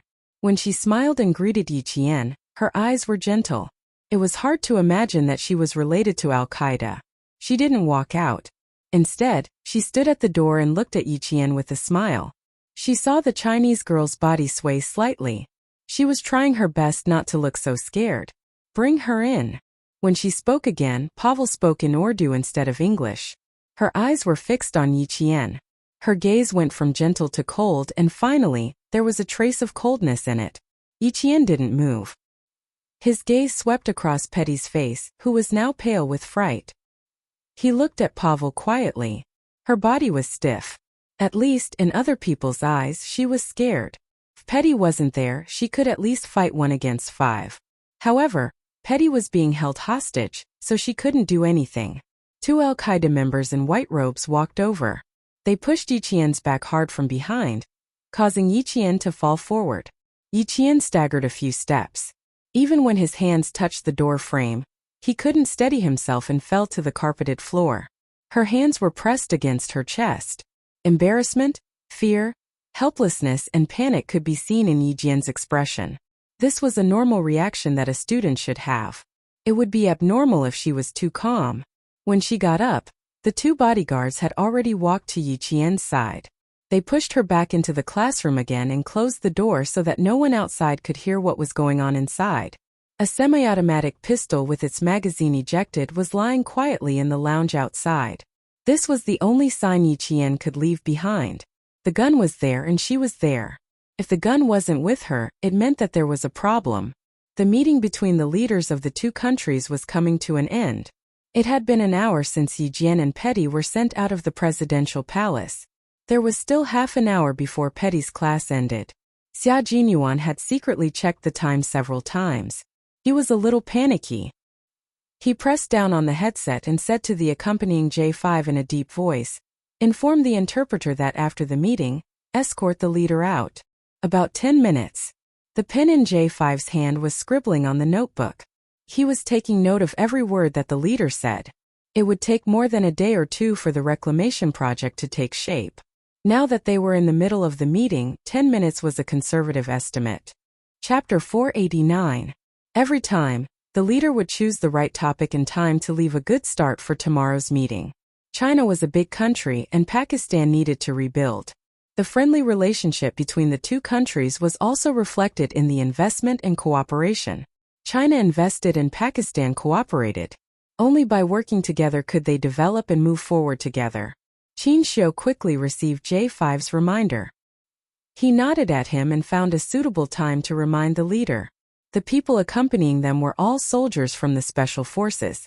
They were naturally sensitive to danger. Yesterday there was no response.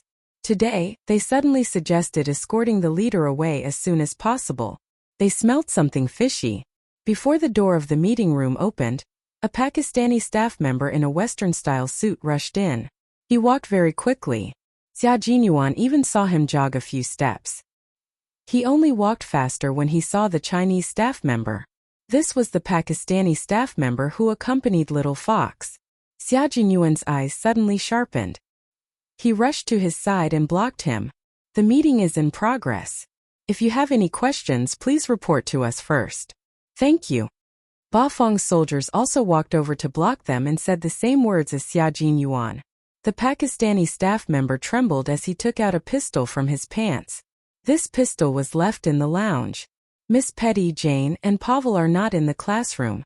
Xia Jinyuan took the semi-automatic pistol with half the magazine out. The current owner of this gun was Little Fox. The gun was here, but the person was not here. The gun was here. Something was wrong. "This is the self-defense pistol that my Chinese students carry." Xia Jinyuan took the pistol. His eyes focused on a strand of black silky hair stuck on the handle. Her pistol was at her waist, but her hair was left on the handle. What was she trying to convey? His slender hand held the magazine and reloaded the gun with a click. His cold and sharp gaze shocked the Pakistani staff so much that they couldn't help but take a step back.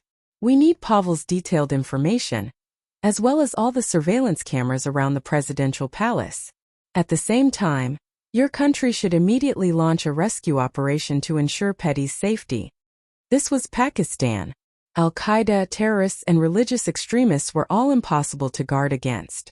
No matter how strict the security was, they would still have an opportunity. In October, Pakistan had blue skies and white clouds. If it wasn't for the tight security, just looking at the blue sky gave people a refreshing sense of tranquility. It was as if they had returned to a paradise in their country. When their line of sight shifted from the blue sky and white clouds to the entire city, Pakistan, which had entered Ramadan, was already filled with a tense atmosphere. The Pakistani president's wife fainted in the banquet hall when she found out that her daughter might have been kidnapped, and that it was related to her English teacher, Pavel. 4 years ago, Her eldest daughter had also been kidnapped by terrorists and brutally murdered. With the sea-filling investment talks coming to an end, both sides began to make rescuing the hostages their top priority and began to make arrangements in secret. Xia Jinyuan requested for Pavel's personal file to be found. While waiting, the members of the Snowfield Brigade quickly started looking for clues. There was no fight. The gun was left behind. Yi Qian left of his own accord. Xia Jinyuan picked up a few strands of hair that Yi Qian had left at the door of the classroom. He then walked over to where Petty's feet had left messy footprints on the carpet. When Yi Qian saw Miss Petty being kidnapped, he first thought of a way to leave the gun behind. Then he thought of a way to leave the hair behind. There were a total of 6 strands of hair. 6 strands of hair means smooth. Smooth can also be interpreted as safe. These are 2 of her messages. The most important thing is that Yi Qian left with them willingly. Chapter 490. From the lounge to the lecture room, Xia Jinyuan carefully searched for traces left behind by Yi Qian and began to analyze the situation logically. The gun was found here, which means that it was left behind when the other party was not paying attention to her. There are also hairs on the gun, which means that Yi Qian left the gun behind on purpose and fell to the ground on purpose. Then she quickly wrapped a strand of hair around the gun and placed the 6 strands of hair together. J5 squatted by the door frame where Yi Qian fell and nodded slightly in agreement with Xia Jinyuan's deduction. There are traces of saliva here and a piece of carpet fabric that was pulled out. She did do 3 things at the same time. First, she left the gun as a warning. Second, she left a clue. Third, she reported that she was safe.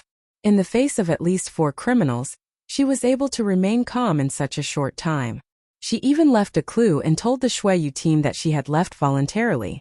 No wonder Q King called her a little fox. Yi Jian's cleverness and alertness were evident from the crime scene investigation. The furnishings in the room were not damaged at all, and there were no signs of a struggle. 2 bodies were found in the pantry of the lecture room. They were the bodyguards responsible for the safety of Miss Petty and Miss 24. They died of suffocation and were attacked by more than 4 criminals who successfully killed the 2 bodyguards who were completely unprepared for Pavel. It's good that we can be sure that Yi Qian left with them voluntarily. At least we can be sure that they are safe for the time being. J5 walked out of the pantry with 4 gray robes in his hands. 4 adult men wearing gray robes snuck in. The 2 bodyguards were not wearing white robes. 2 of them must have disguised themselves as bodyguards and successfully fooled Yi Qian.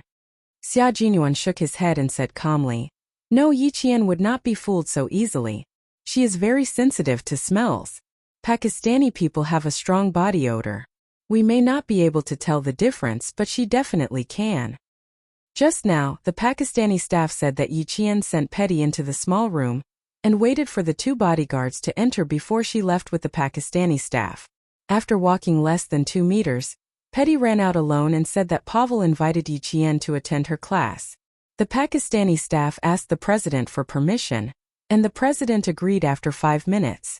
Before he could finish his sentence, J5, G3, and K7 all understood what was going on. Petty came out alone, and in the 5 minutes she waited for the president's permission, the 2 bodyguards were strangled by Pavel's men who took off their white robes and disguised them. When Yi Jian entered the room, 2 criminals in disguise were standing in a place she could not see. At this time, Yi Jian had already entered the small room. It was impossible for her to retreat when she noticed something strange, because she saw Petty was in Pavel's hands. Inform the Snowfield Brigade in charge of security to send 2 men to protect the leader. J5, you stay here. Q King, K7, you 2 will be in charge of external support after you confirm the identities of the criminals. Xia Jinyuan began to make arrangements. His outstanding leadership skills had already won the trust of the Snowfield Brigade, and they would all obey his orders. Okay, no problem. Several voices came from his earpiece. They were the voices of his comrades from the Snowfield Brigade who had arrived at the presidential palace early and were secretly protecting the leader. Chapter 491. When the person in charge of security sent by Ba Feng came over with Pavel's personal information, Xia Jinyuan and the other 3 had already analyzed the entire situation. Without them seeing it, the match rate was as high as 95%. This was the tacit understanding between Yi Qian and Xia Jinyuan. as well as the entire Snowfield Brigade. The head of security took out Pavel's information and said worriedly with a frown, Pavel was the former Mrs. President's English teacher during the old regime. She was highly rated. We reviewed her personal information and confirmed that there was no problem with her identity before we continued to hire her.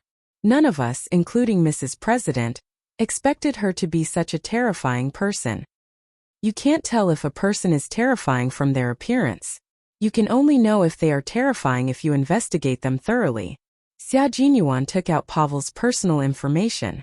When his gaze landed on the first row of her husband's personal information, his dark eyes narrowed. He said to J5, Pavel wrote down the time of her father-in-law's death in the war. Xia Jinyuan pursed his lips and said coldly, this date coincides with the conflict between the government and the Al-Qaeda organization. Look at her husband's photo and her husband's younger brother's photo. The two brothers are twins. The older brother is Pavel's husband, a government soldier. Her husband's younger brother is a taxi driver.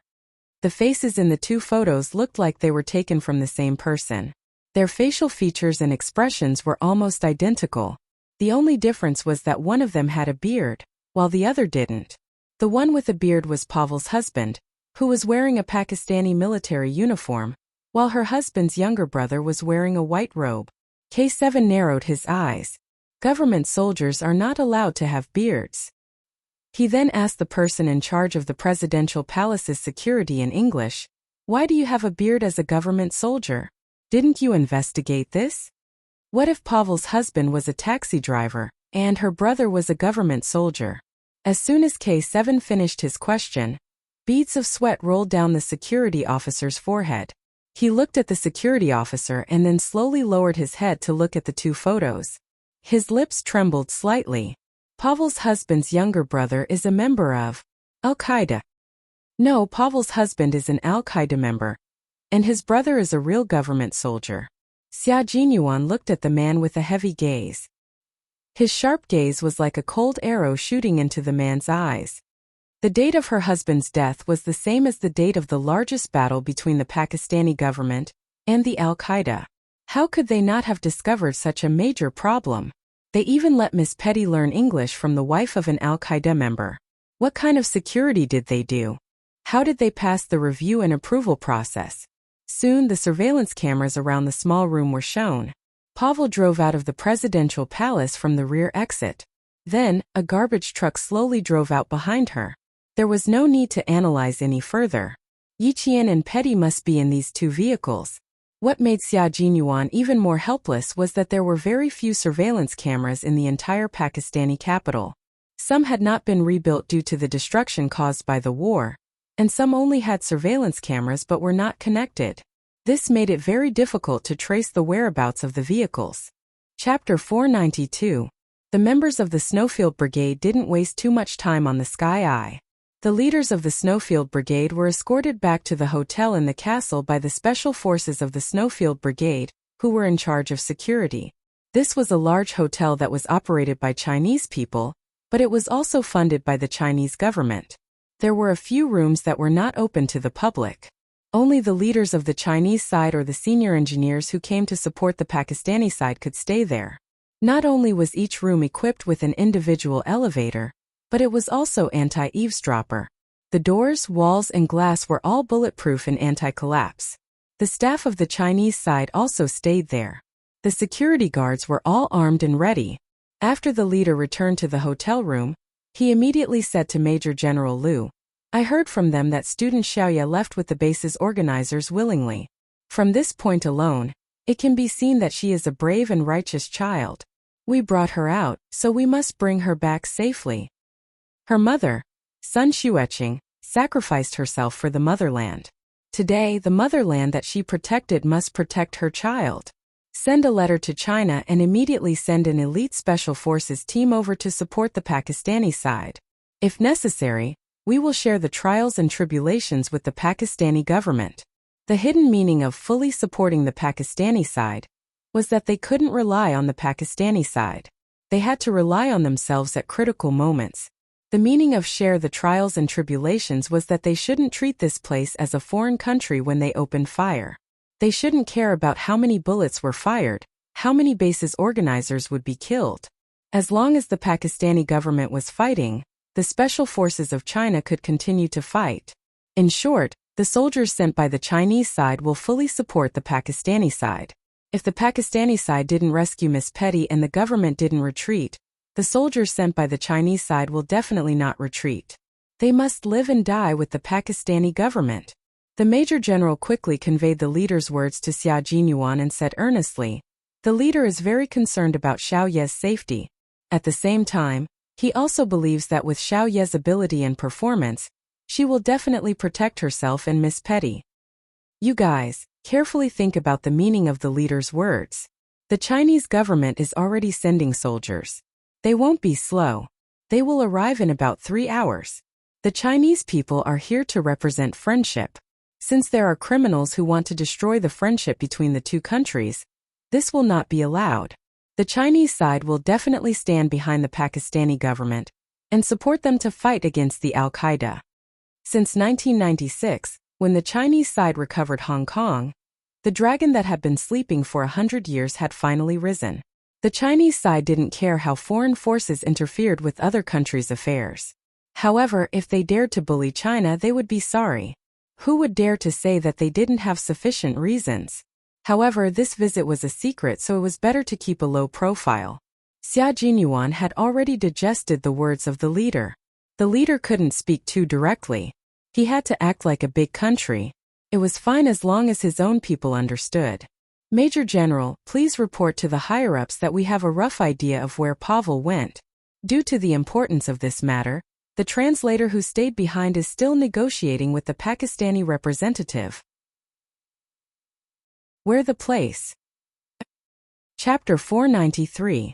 Pavel was a volunteer teacher at the school. Q King and K7 had already gone to the school, so they would be able to detect any abnormalities. The Pakistani military would send people to observe the other two places in secret and rescue them if there were any abnormalities.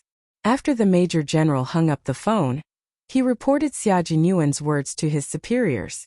Soon, an elite special forces team that arrived in Pakistan 3 hours later received orders from their superiors to head to a primary school in Pakistan's capital immediately after they got off the plane.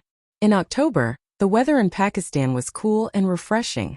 The average temperature during the day was 31 degrees Celsius, and it was cooler at night. It was already 5:30 in the afternoon. Yi Qian, who had just left the presidential palace, kept track of the time she saw when she was taken into the car. It had been about 2.5 hours since then. She believed that Captain Xia and the others had already roughly figured out Pavel's identity, but Yi Qian wasn't sure if they knew where she was. It was very quiet here, and she and Petty were locked in a room filled with the smell of curry and meat. She guessed that they were in the storage room behind the kitchen. It was too dark. If she hadn't been counting the time silently, she would have thought it was already dark. Her hands and feet were tied, but it wasn't a problem for Yi Qian to tie her hands behind her back. She touched the knot with both hands and slowly, she thought about what kind of knot it was and how to quickly untie it. Yi Qian closed her eyes and didn't speak to Petty. After the knot was untied, she said softly, "Don't be afraid, Miss Petty. Sit down and rest for a while. I need to climb up to the window to see where we are." She gently touched the silver thread around her left hand with her right hand. They had searched her body, and she was very glad that she had left the pistol as a signal. Otherwise, they would have been alerted if they found a pistol on her. They even searched her watch, but they didn't take the silver thread around her left hand. They thought it was a silver bracelet. Petty didn't realize that Yi Qian had already stood up. When she spoke, her voice was trembling. "Jane, we were kidnapped by Teacher Pavel. I think she might be a member of the Al-Qaeda organization." "Huh? Why is this happening?" Yi Qian, who was stretching his wrists, squatted down in front of her and asked softly, "What did you find, Miss Petty?" "One day I mentioned that there was a conflict between the government and Al-Qaeda. Pavel suddenly got angry and told me not to mention it in front of her again." Petty's expression should have been terrified because her voice was filled with fear. Every word she said was trembling. "I think she should be a member of Al-Qaeda, but I believed her at that time because she was a very patient teacher. Teachers were always able to make their students and parents believe in them. Therefore, Yi Qian did not feel that there was anything wrong with Petty not telling the president about this. He could only say that Petty was not very vigilant. He opened his arms and hugged her gently. He smiled and said, "It's all right, Miss Petty. We'll be fine. Trust me. Now I need to go up and take a look around." Before he could finish his sentence, he heard footsteps coming from outside. Yi Qian immediately let go of Petty and quickly picked up the rope that she had thrown on the ground. He wrapped his hands around it and tied them together. Chapter 494. Miss Petty, I untied myself just now. Please trust me. I'll protect you. As he tied himself up, he reminded Petty, who was still in a daze. We'll definitely leave. We won't stay here any longer. Petty, who was still in a state of panic, finally came back to her senses after hearing Yi Qian's reminder. Her eyes flashed with surprise, but before she could say anything, the door opened with a bang. 2 Al-Qaeda members walked in with guns in their hands. Then the lights came on. Yi Qian, who was sitting facing the door, saw the 2 armed Al-Qaeda members walk up to them, followed by Pavel. She looked at Yi Qian for about a minute before saying, "Please forgive our rudeness, my friend from China. Even though we welcome you here, I had no choice but to bring you here. Trust me, if the government is willing to cooperate with us, your life won't be in any danger." Pavel didn't mention Petty because she was the most important hostage in Pavel's hands. Kidnapping Yi Qian was just another bargaining chip. The gray robes were probably the uniform of the Al-Qaeda members. When Yi Qian was taken out of the room again, he noticed that the men all wore the same gray robes, while the women wore the same black veil that Pavel wore. "This is an orphanage. Why, Mr. Pavel, why did you bring us here? There are children here. Do you know that? There are children here." Petty became very agitated. She recognized where they were. This was an orphanage. The people who lived here were all orphans who had lost their families in the war. Do you want these orphans who finally have a home to be in danger again? Mr. Pavel, you can't do this. She was agitated because she was worried that Pavel would kidnap the orphans again. She spoke in English so Yi Qian heard her clearly. It wasn't what Pavel thought, but it was what she did. Pavel, who was walking in front, turned around and stared at Petty with his big, black eyes under the veil. If it weren't for Mr. President, there wouldn't be any orphans here. They wouldn't have lost their families. So, Miss Petty, the person you need to blame is your father. The entire orphanage was under the control of the Al-Qaeda members. The staff were locked up in one room, and all the children were locked up in another room. Yi Qian and Patty were taken to the room where the children were kept. It was a room filled with the smell of gasoline. Yi Qian's gaze fell on a few oil drums filled with gasoline. His gaze narrowed slightly.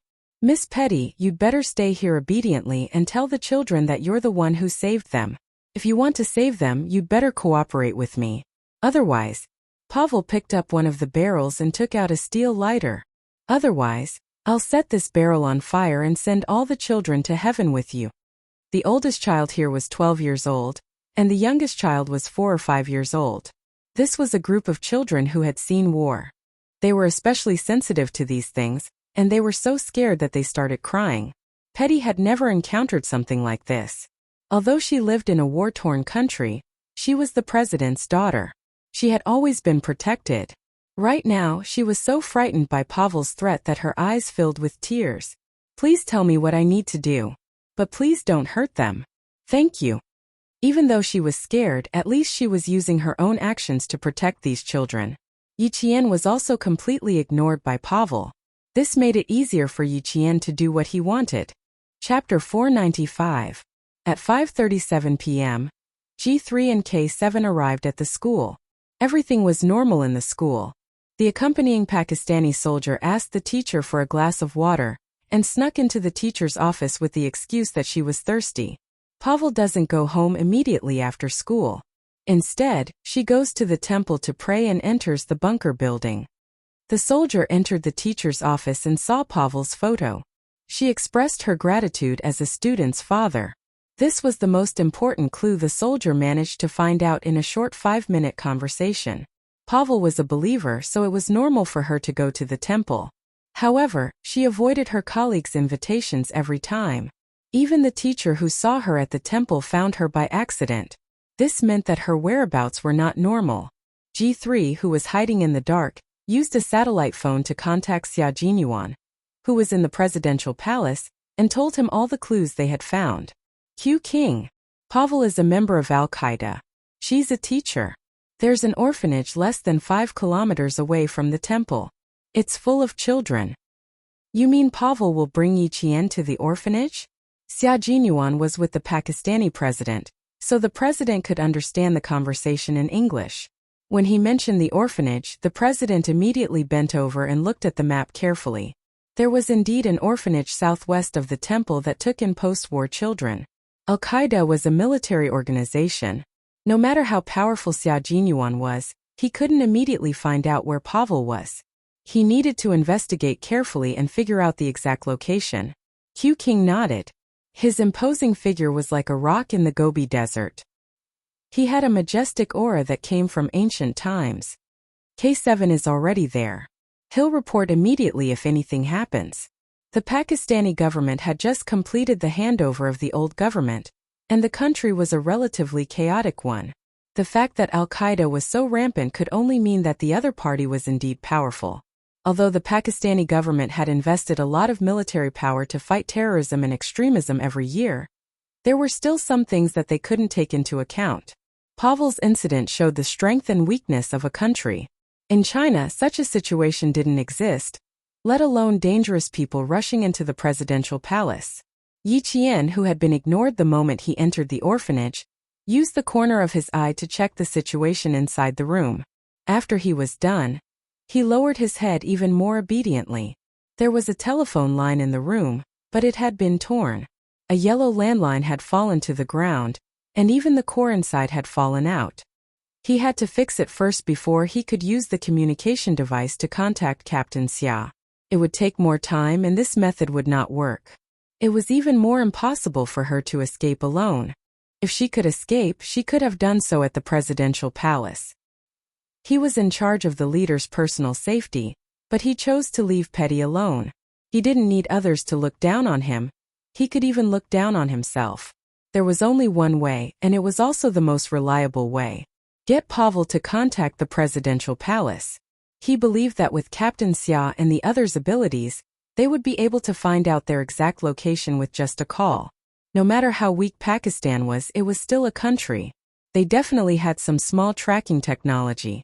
Then, he needed to think of a way to get the other party to contact the presidential palace. As Yi Qian listened to the conversation between Patty and Pavel, his only hope was to find out what they were up to. Chapter 496. What a good child.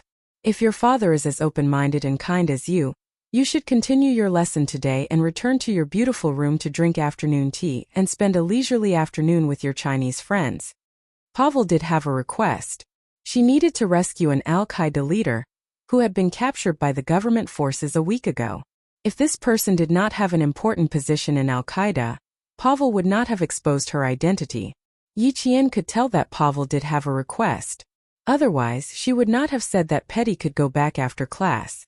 From her words, it was obvious that Pavel would continue to hide in the presidential palace as an English teacher if she did not need to kidnap Petty. Petty, ask her what she needs you for. Find a way to get her to contact the presidential palace. Yi Qian lowered his voice and said softly, "We need to let the presidential palace know that we're safe." At times like this, Petty regarded Yi Qian as her spiritual support.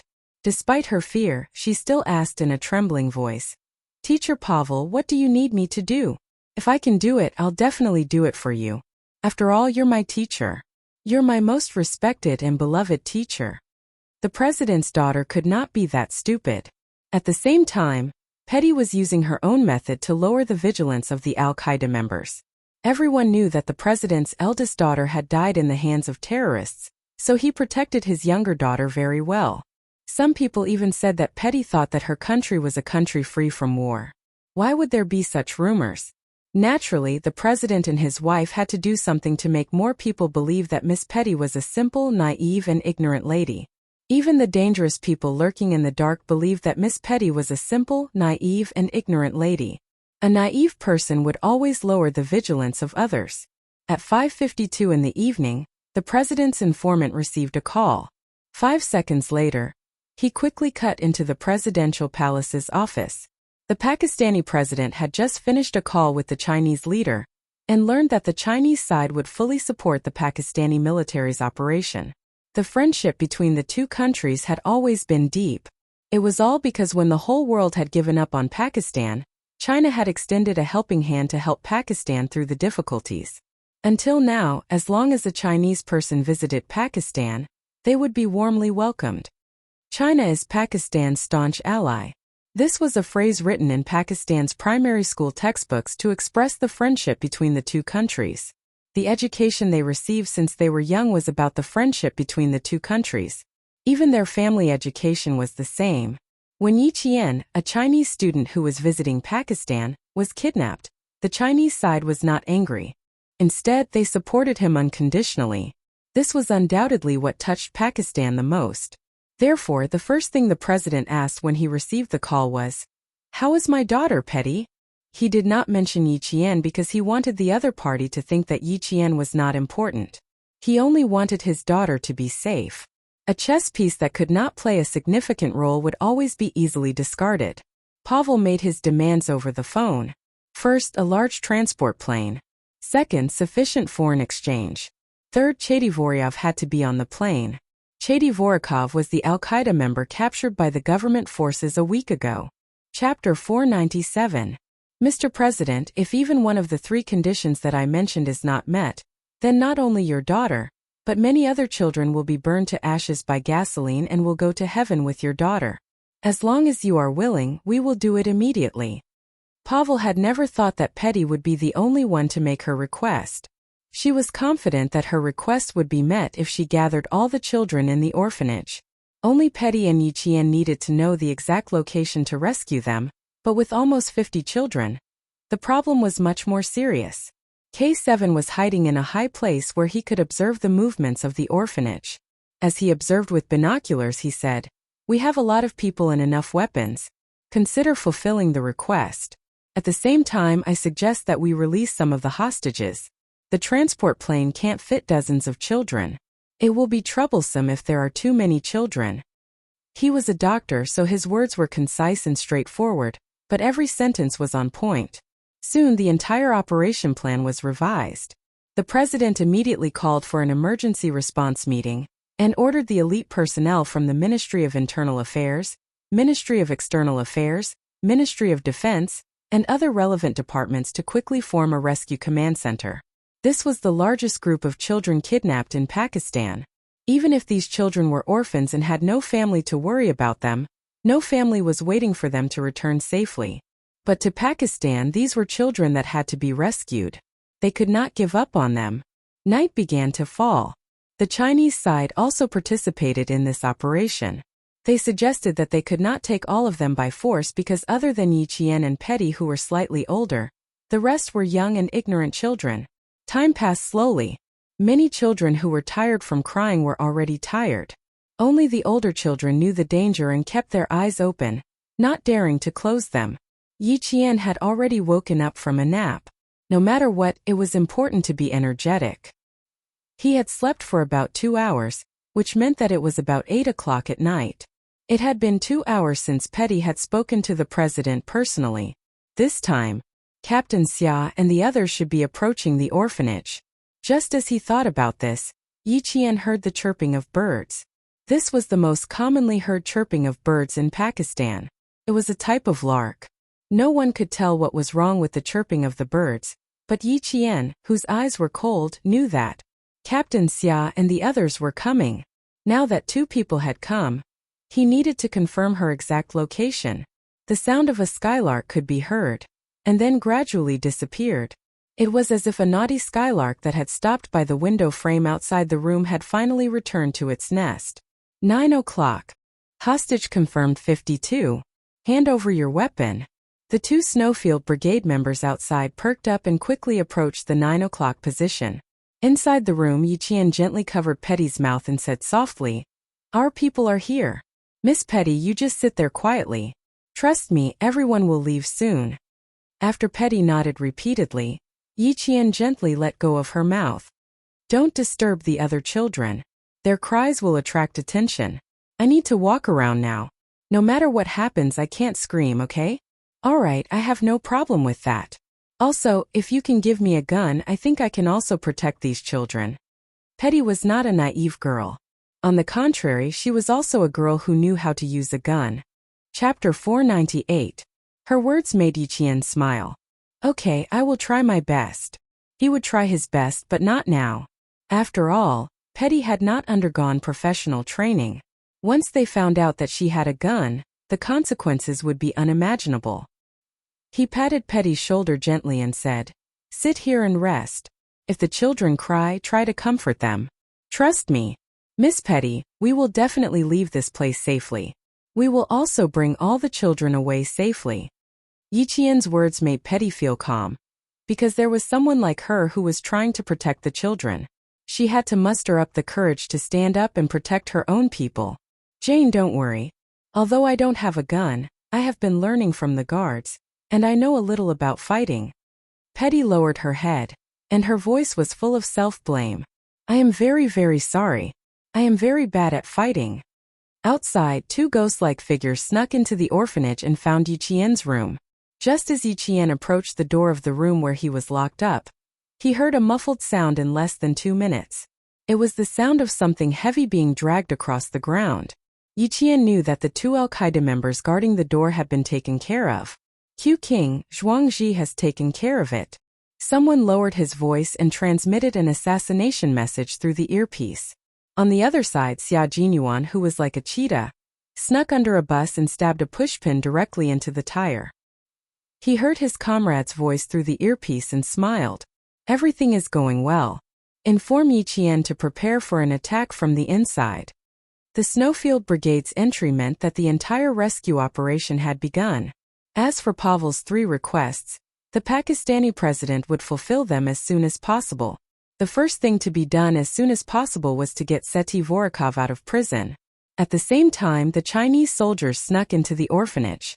At this time, Pavel confirmed that Seti Vorakov had been released from prison and was on his way to Jiyang. It was also the time when the 2 Snowfield Brigade members successfully snuck into Yiqian's room. Everything was done in perfect synchronicity. There was no difference in timing. The members of the Shuiyu team who came to meet Yiqian were not Xia Jinyuan and the other 3, but 2 members who could speak Urdu. They knew that one of the girls was the leader of the protection team. She was also the representative of the students from the 2 countries for the exchange. Yiqian kept hearing soft knocking sounds coming from outside. She tapped her fingers on the door a few times in response. After getting confirmation again, she said softly, "We can't fight. There are a few barrels of gasoline in the room, and the 4 children are covered in gasoline. If we fight, it will cause an explosion. There are a total of 32 hostages. 16 of them are under the age of 6, and the oldest is 12. After the war, many children were not very tall due to long-term malnutrition. A 12-year-old boy looked like a 10-year-old boy." Listening to her detailed report, the 2 members of the Shuiyu team, who had changed into gray robes and camouflaged themselves, quickly exchanged glances. From her voice, they knew that she was the person they were looking for, Yiqian, who had helped King Q and the others complete their missions many times. He was very calm and did not have a trace of fear. "Roger that. The president has agreed to their request. A batch of hostages will be released at 10 o'clock today."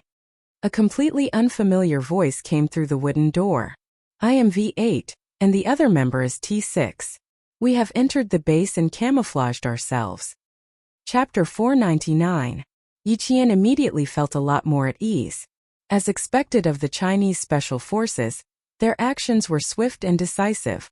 They directly killed their way into the base, disguised themselves as the enemy, and then coordinated with their comrades outside.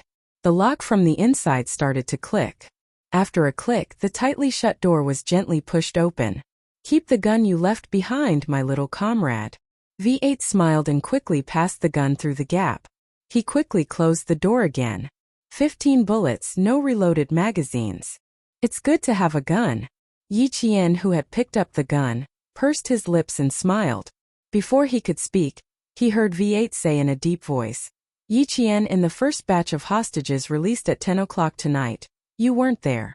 You weren't there in the second batch either. You were still in the hands of the Al-Qaeda operatives when you boarded the plane. Are you scared? This was an arrangement that couldn't be changed because Yi Qian was originally here to protect the leader. Now, he had become the protector of Petty. A soldier's duty was to go wherever they were needed. Yi Qian, even if she wasn't in uniform, in many people's hearts she was a soldier. A soldier had to fight to the end. Everyone could leave, but a soldier couldn't. Outside the door, V8 and T6 expressions were a little solemn. In their hearts, they also felt that it was a little cruel to treat a 16 or 17-year-old girl like this. However, Q King took the initiative to suggest to the leader that Yi Qian stay until the end to protect Petty. The leader hesitated for a moment, but in the end, he nodded in agreement. In the face of the country's interests, Yi Qian could only choose to stay by Petty's side until the end. Your arrangement is the best arrangement in my heart. I need to protect Petty. This is my duty. And I will do my best to protect Miss Petty and bring her back to the President and Madam President's side. Yi Qian didn't feel sad at all. He even felt that this was the best arrangement. From his tone and words, he could tell that he absolutely obeyed the arrangement without any objections, because he had already learned to obey. When the two Snowfield Brigade members heard this, a hint of surprise flashed across their calm eyes. He accepted it just like that? Without any questions? Not even a single objection? Don't worry, you're definitely not fighting alone. And you're definitely not alone on the plane with Petty. The T6 combatant wanted to comfort Yi Qian and make her feel more at ease. He also wanted to tell her that no matter what, comrades would never give up on each other. Yi Qian was about to walk back to Petty's side when he heard this. He chuckled softly and his low voice was filled with joy. I know. Someone has to fly the transport plane. Since I'm on the plane, there must be soldiers from our country on the plane. Also, there should be some distance between the orphanage and the airport. If we want to leave, we have to drive and we can only take a bus. I guess there must be our soldiers hiding in the bus. Her voice was like the soft chirping of insects in the summer night. Although it was soft, every word was clear. Her deduction made V8 and T6 raise their eyebrows. If I'm not wrong, our leader and Mr. President should have discussed it and decided not to give Pavel the chance to walk out of the orphanage. It's better to finish him off inside. Yi Qian, who was holding a gun, leaned against the wooden door with the paint peeling off.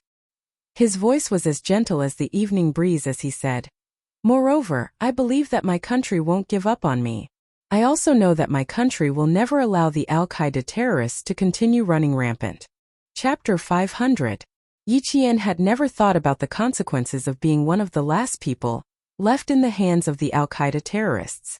She believed that with that tall and sturdy man outside, he would not give up on her. She also believed that if he was not here now, he must be waiting for her on the transport plane. That was because he would not let her face this alone. Yi Qian trusted Xia Jinyuan so much. Just like Xia Jinyuan, who had also sneaked into the orphanage, he also believed that Yi Qian would be fine. The two comrades outside laughed silently. This young lady really had the aura of a soldier. The transport plane has already been arranged. It's quite a distance from the orphanage to the airport. There are several rescue plans. If everything goes well, we can deal with it in the orphanage. The T6 soldier was a top soldier who had been selected from the military and had rich combat experience. When he saw how calm Yi Qian was, he smiled deeply. So, your guess is exactly right. We're indeed planning to deal with it in the orphanage. This was the best outcome. However, Al-Qaeda was also a militarized organization. Everyone believed that this matter would not be so simple, and that Pavel would definitely have a backup plan. But now that there are gasoline barrels in the room, it'll be a little more difficult. Yi Qian pursed his lips slightly. His gaze swept across several gasoline barrels, as well as a few children who were curled up in the corner with gasoline spilled all over them. He then gently shifted his gaze to the top of the wall. He slowly recalled what he saw when he entered the room earlier. When his mind finally settled on a certain memory, a light flashed past his dark eyes. I have an idea. Get back to your positions. V8, who was in charge of security, reminded them in a low voice. The two people inside and outside the door quickly got back to their positions. In less than 2 minutes, several footsteps passed by outside and quickly left.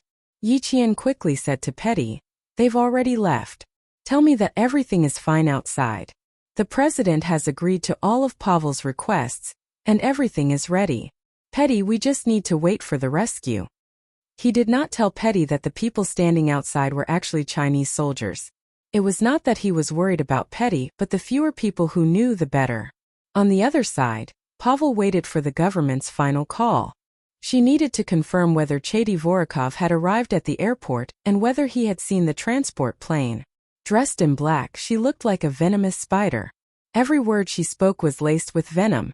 "Leave the first batch of hostages in the room. Pour all the gasoline in the room. If an accident happens on our way to the airport, burn them all to death. Let the entire country see how incompetent their president is." Instead of releasing half of the hostages were left in the orphanage. If anything happened on the way to the airport, then the children and the staff of the orphanage would be burned alive. There were about 60 Al-Qaeda members in the orphanage, and 15 of them stayed by Pavel's side. All of them obeyed her every command like soldiers. While Pavel waited for Chady Vorokov's call, Petty carried a sleeping child and ordered the older children to carry the other children away from Yi Qian. "Listen, my friend. None of us can make a sound. Cover our mouths because we need a lot of water. Only with water can we avoid being burned to death. Do you understand?" As they spoke, Yi Jian used the silver wire on their wrists to wrap around the water pipe. Then they used a broken wooden leg of the table to twist the silver wire. As the silver wire wrapped tighter and tighter, water started to seep out of the water pipe. Chapter 501. The water flowed gently, and all the children held their breaths. They were afraid that the sound of the water would suddenly become louder and alert the Al-Qaeda operatives guarding them outside. The 5 children who had been drenched in gasoline covered their mouths. Their big bright eyes were filled with surprise as they allowed the cool water to wash their bodies.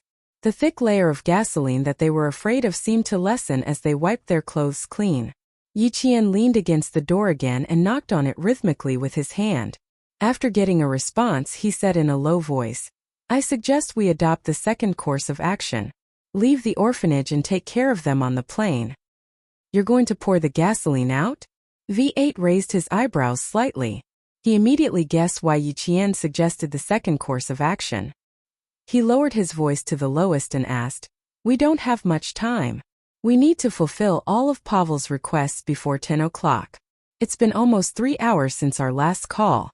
Yi Qian, we don't have much time left."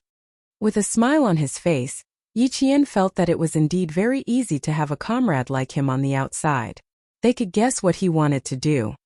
"I'll dispose of all the gasoline and turn this dangerous house into the safest room. This way we won't have to worry about bullets accidentally hitting gasoline barrels during gunfire and causing an explosion. My second suggestion is to release the first batch of hostages before Pavel leaves in the car." Before Yi Qian could say the word release, the T6 soldier in charge of security knocked on the door lightly with his gun. He did not say anything and nimbly returned to the children's side. Petty immediately reminded all the children in Urdu, "Someone's coming." This group of children had survived the flames of war and were very sensitive to danger. Petty's reminder made all of them immediately lower their heads and hug their knees as if they were fast asleep. The 5 children who had been drenched in gasoline all squatted in a corner. Yi Qian gently put the hose back on, and everything returned to normal. The door was not opened. The patrolling soldiers just came over to check if there was anything unusual as usual. When they found that there was no movement, they gave a few instructions and left. "K7, there are 3 patrolling soldiers coming. Be careful." V8 maintained contact with K7 and informed him of the situation on his side so that K7, who was in the middle of a mission, and his comrades who were coming to support him could be prepared. K7, who had already found the orphanage staff that was locked up, whispered to the other figures, "Hide." Before the patrolling Al-Qaeda members came over, they were like owls that appeared at night. In the blink of an eye they hid. The entire orphanage was no longer under Pavel's control. As the Chinese soldiers infiltrated the orphanage, at the very least, the Al-Qaeda members guarding the orphanage would be replaced by disguised Chinese soldiers. Yi Qian did not know exactly how many hostages were being held. When she heard the footsteps moving away, she quickly washed the other two children who had not yet washed off the gasoline. Right now, we're only removing the smell of gasoline from their bodies. The danger hasn't been resolved yet. We have to move the gasoline barrels away. Yi Qian whispered to Petty, whose joy could be felt even in the dark. He said softly, "Bullets will still explode when they hit the gasoline barrels. The best way is to get the gasoline out of the barrels away from us." Leaving this place was not an easy task. When Petty, who finally had a smile on her face, heard what Yi Qian said, sadness crept into her eyes again. "Then what should we do? The barrels are too big. How are we going to move them out?" Chapter 502. Yi Qian blinked.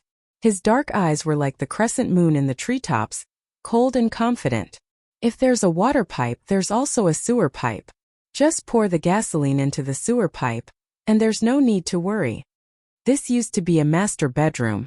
After some renovations, the bathroom in the master bedroom was removed, and after some simple renovations, it became a gathering place for the children of the orphanage. Otherwise, Pavel would not have kidnapped all the children at once.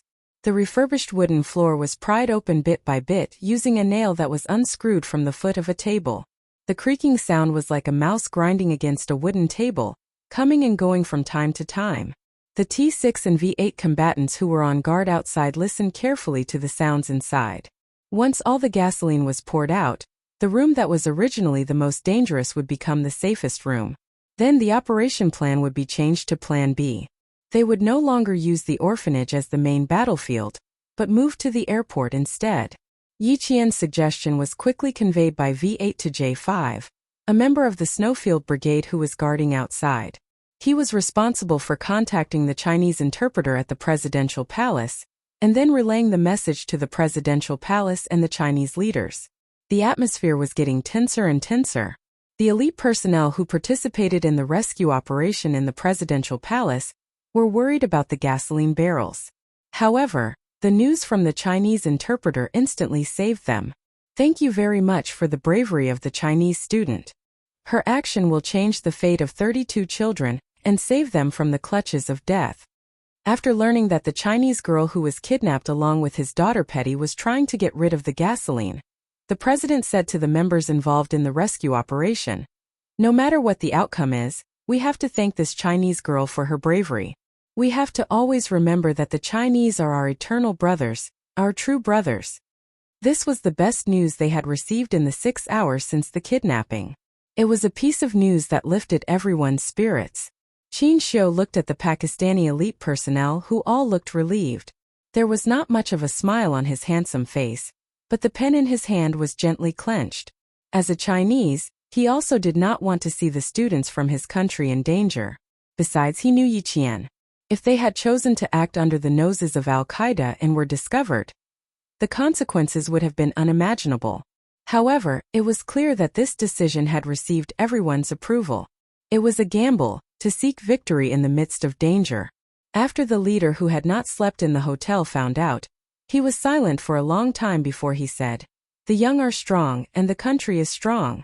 Student Little Yi represents the strength of the young, and also let us see the hope of a country. She did very well. "So, you agree with the second action plan of China-Pakistan?" The Major General looked at the leader with a serious expression and asked softly.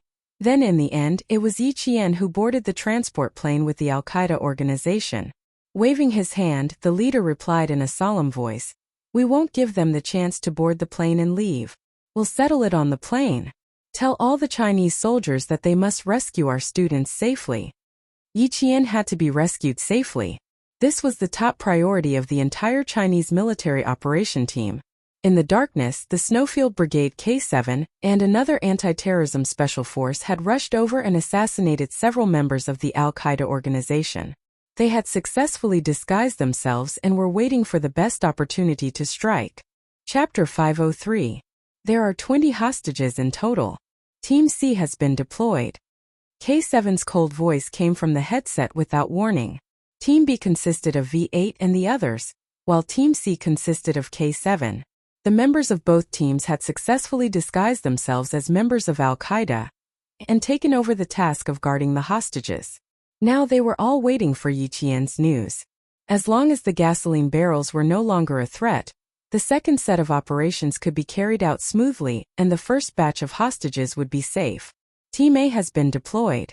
How's Team B doing?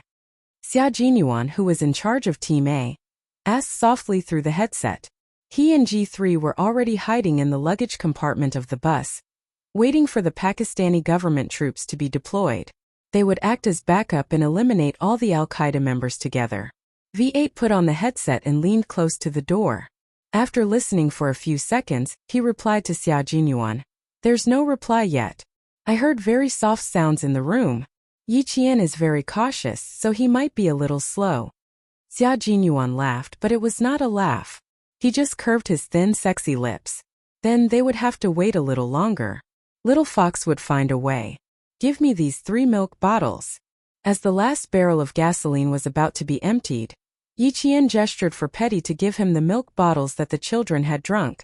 After filling the barrel with water, pour the gasoline from the milk bottles on the edge to prevent the smell of gasoline from fading when they come in. The 3 milk bottles were filled with gasoline. Yi Qian carefully twisted them and gestured for Petty to continue pouring the rest of the gasoline into the sewer. He then gently touched the barrel that was still filled with water. This is fine. Change to the next one. Just in case, Yi Qian poured the gasoline out and refilled the empty barrel with water to ensure that the weight was the same. Yi Qian was professionally trained to ensure that not a single trace of oil was left out. After the barrel was filled with water, he poured the gasoline from the milk bottles on the edge of the barrel. As expected, the air was filled with the strong smell of gasoline from before. Time passed very slowly, and the hour hand pointed to 10 o'clock. It was getting closer and closer to the time Pavel had requested. Both China and Pakistan were fully deployed, and all the soldiers in the operation were on standby. At 10 o'clock in the evening, the entire city of Pakistan was not as brightly lit as the cities in China.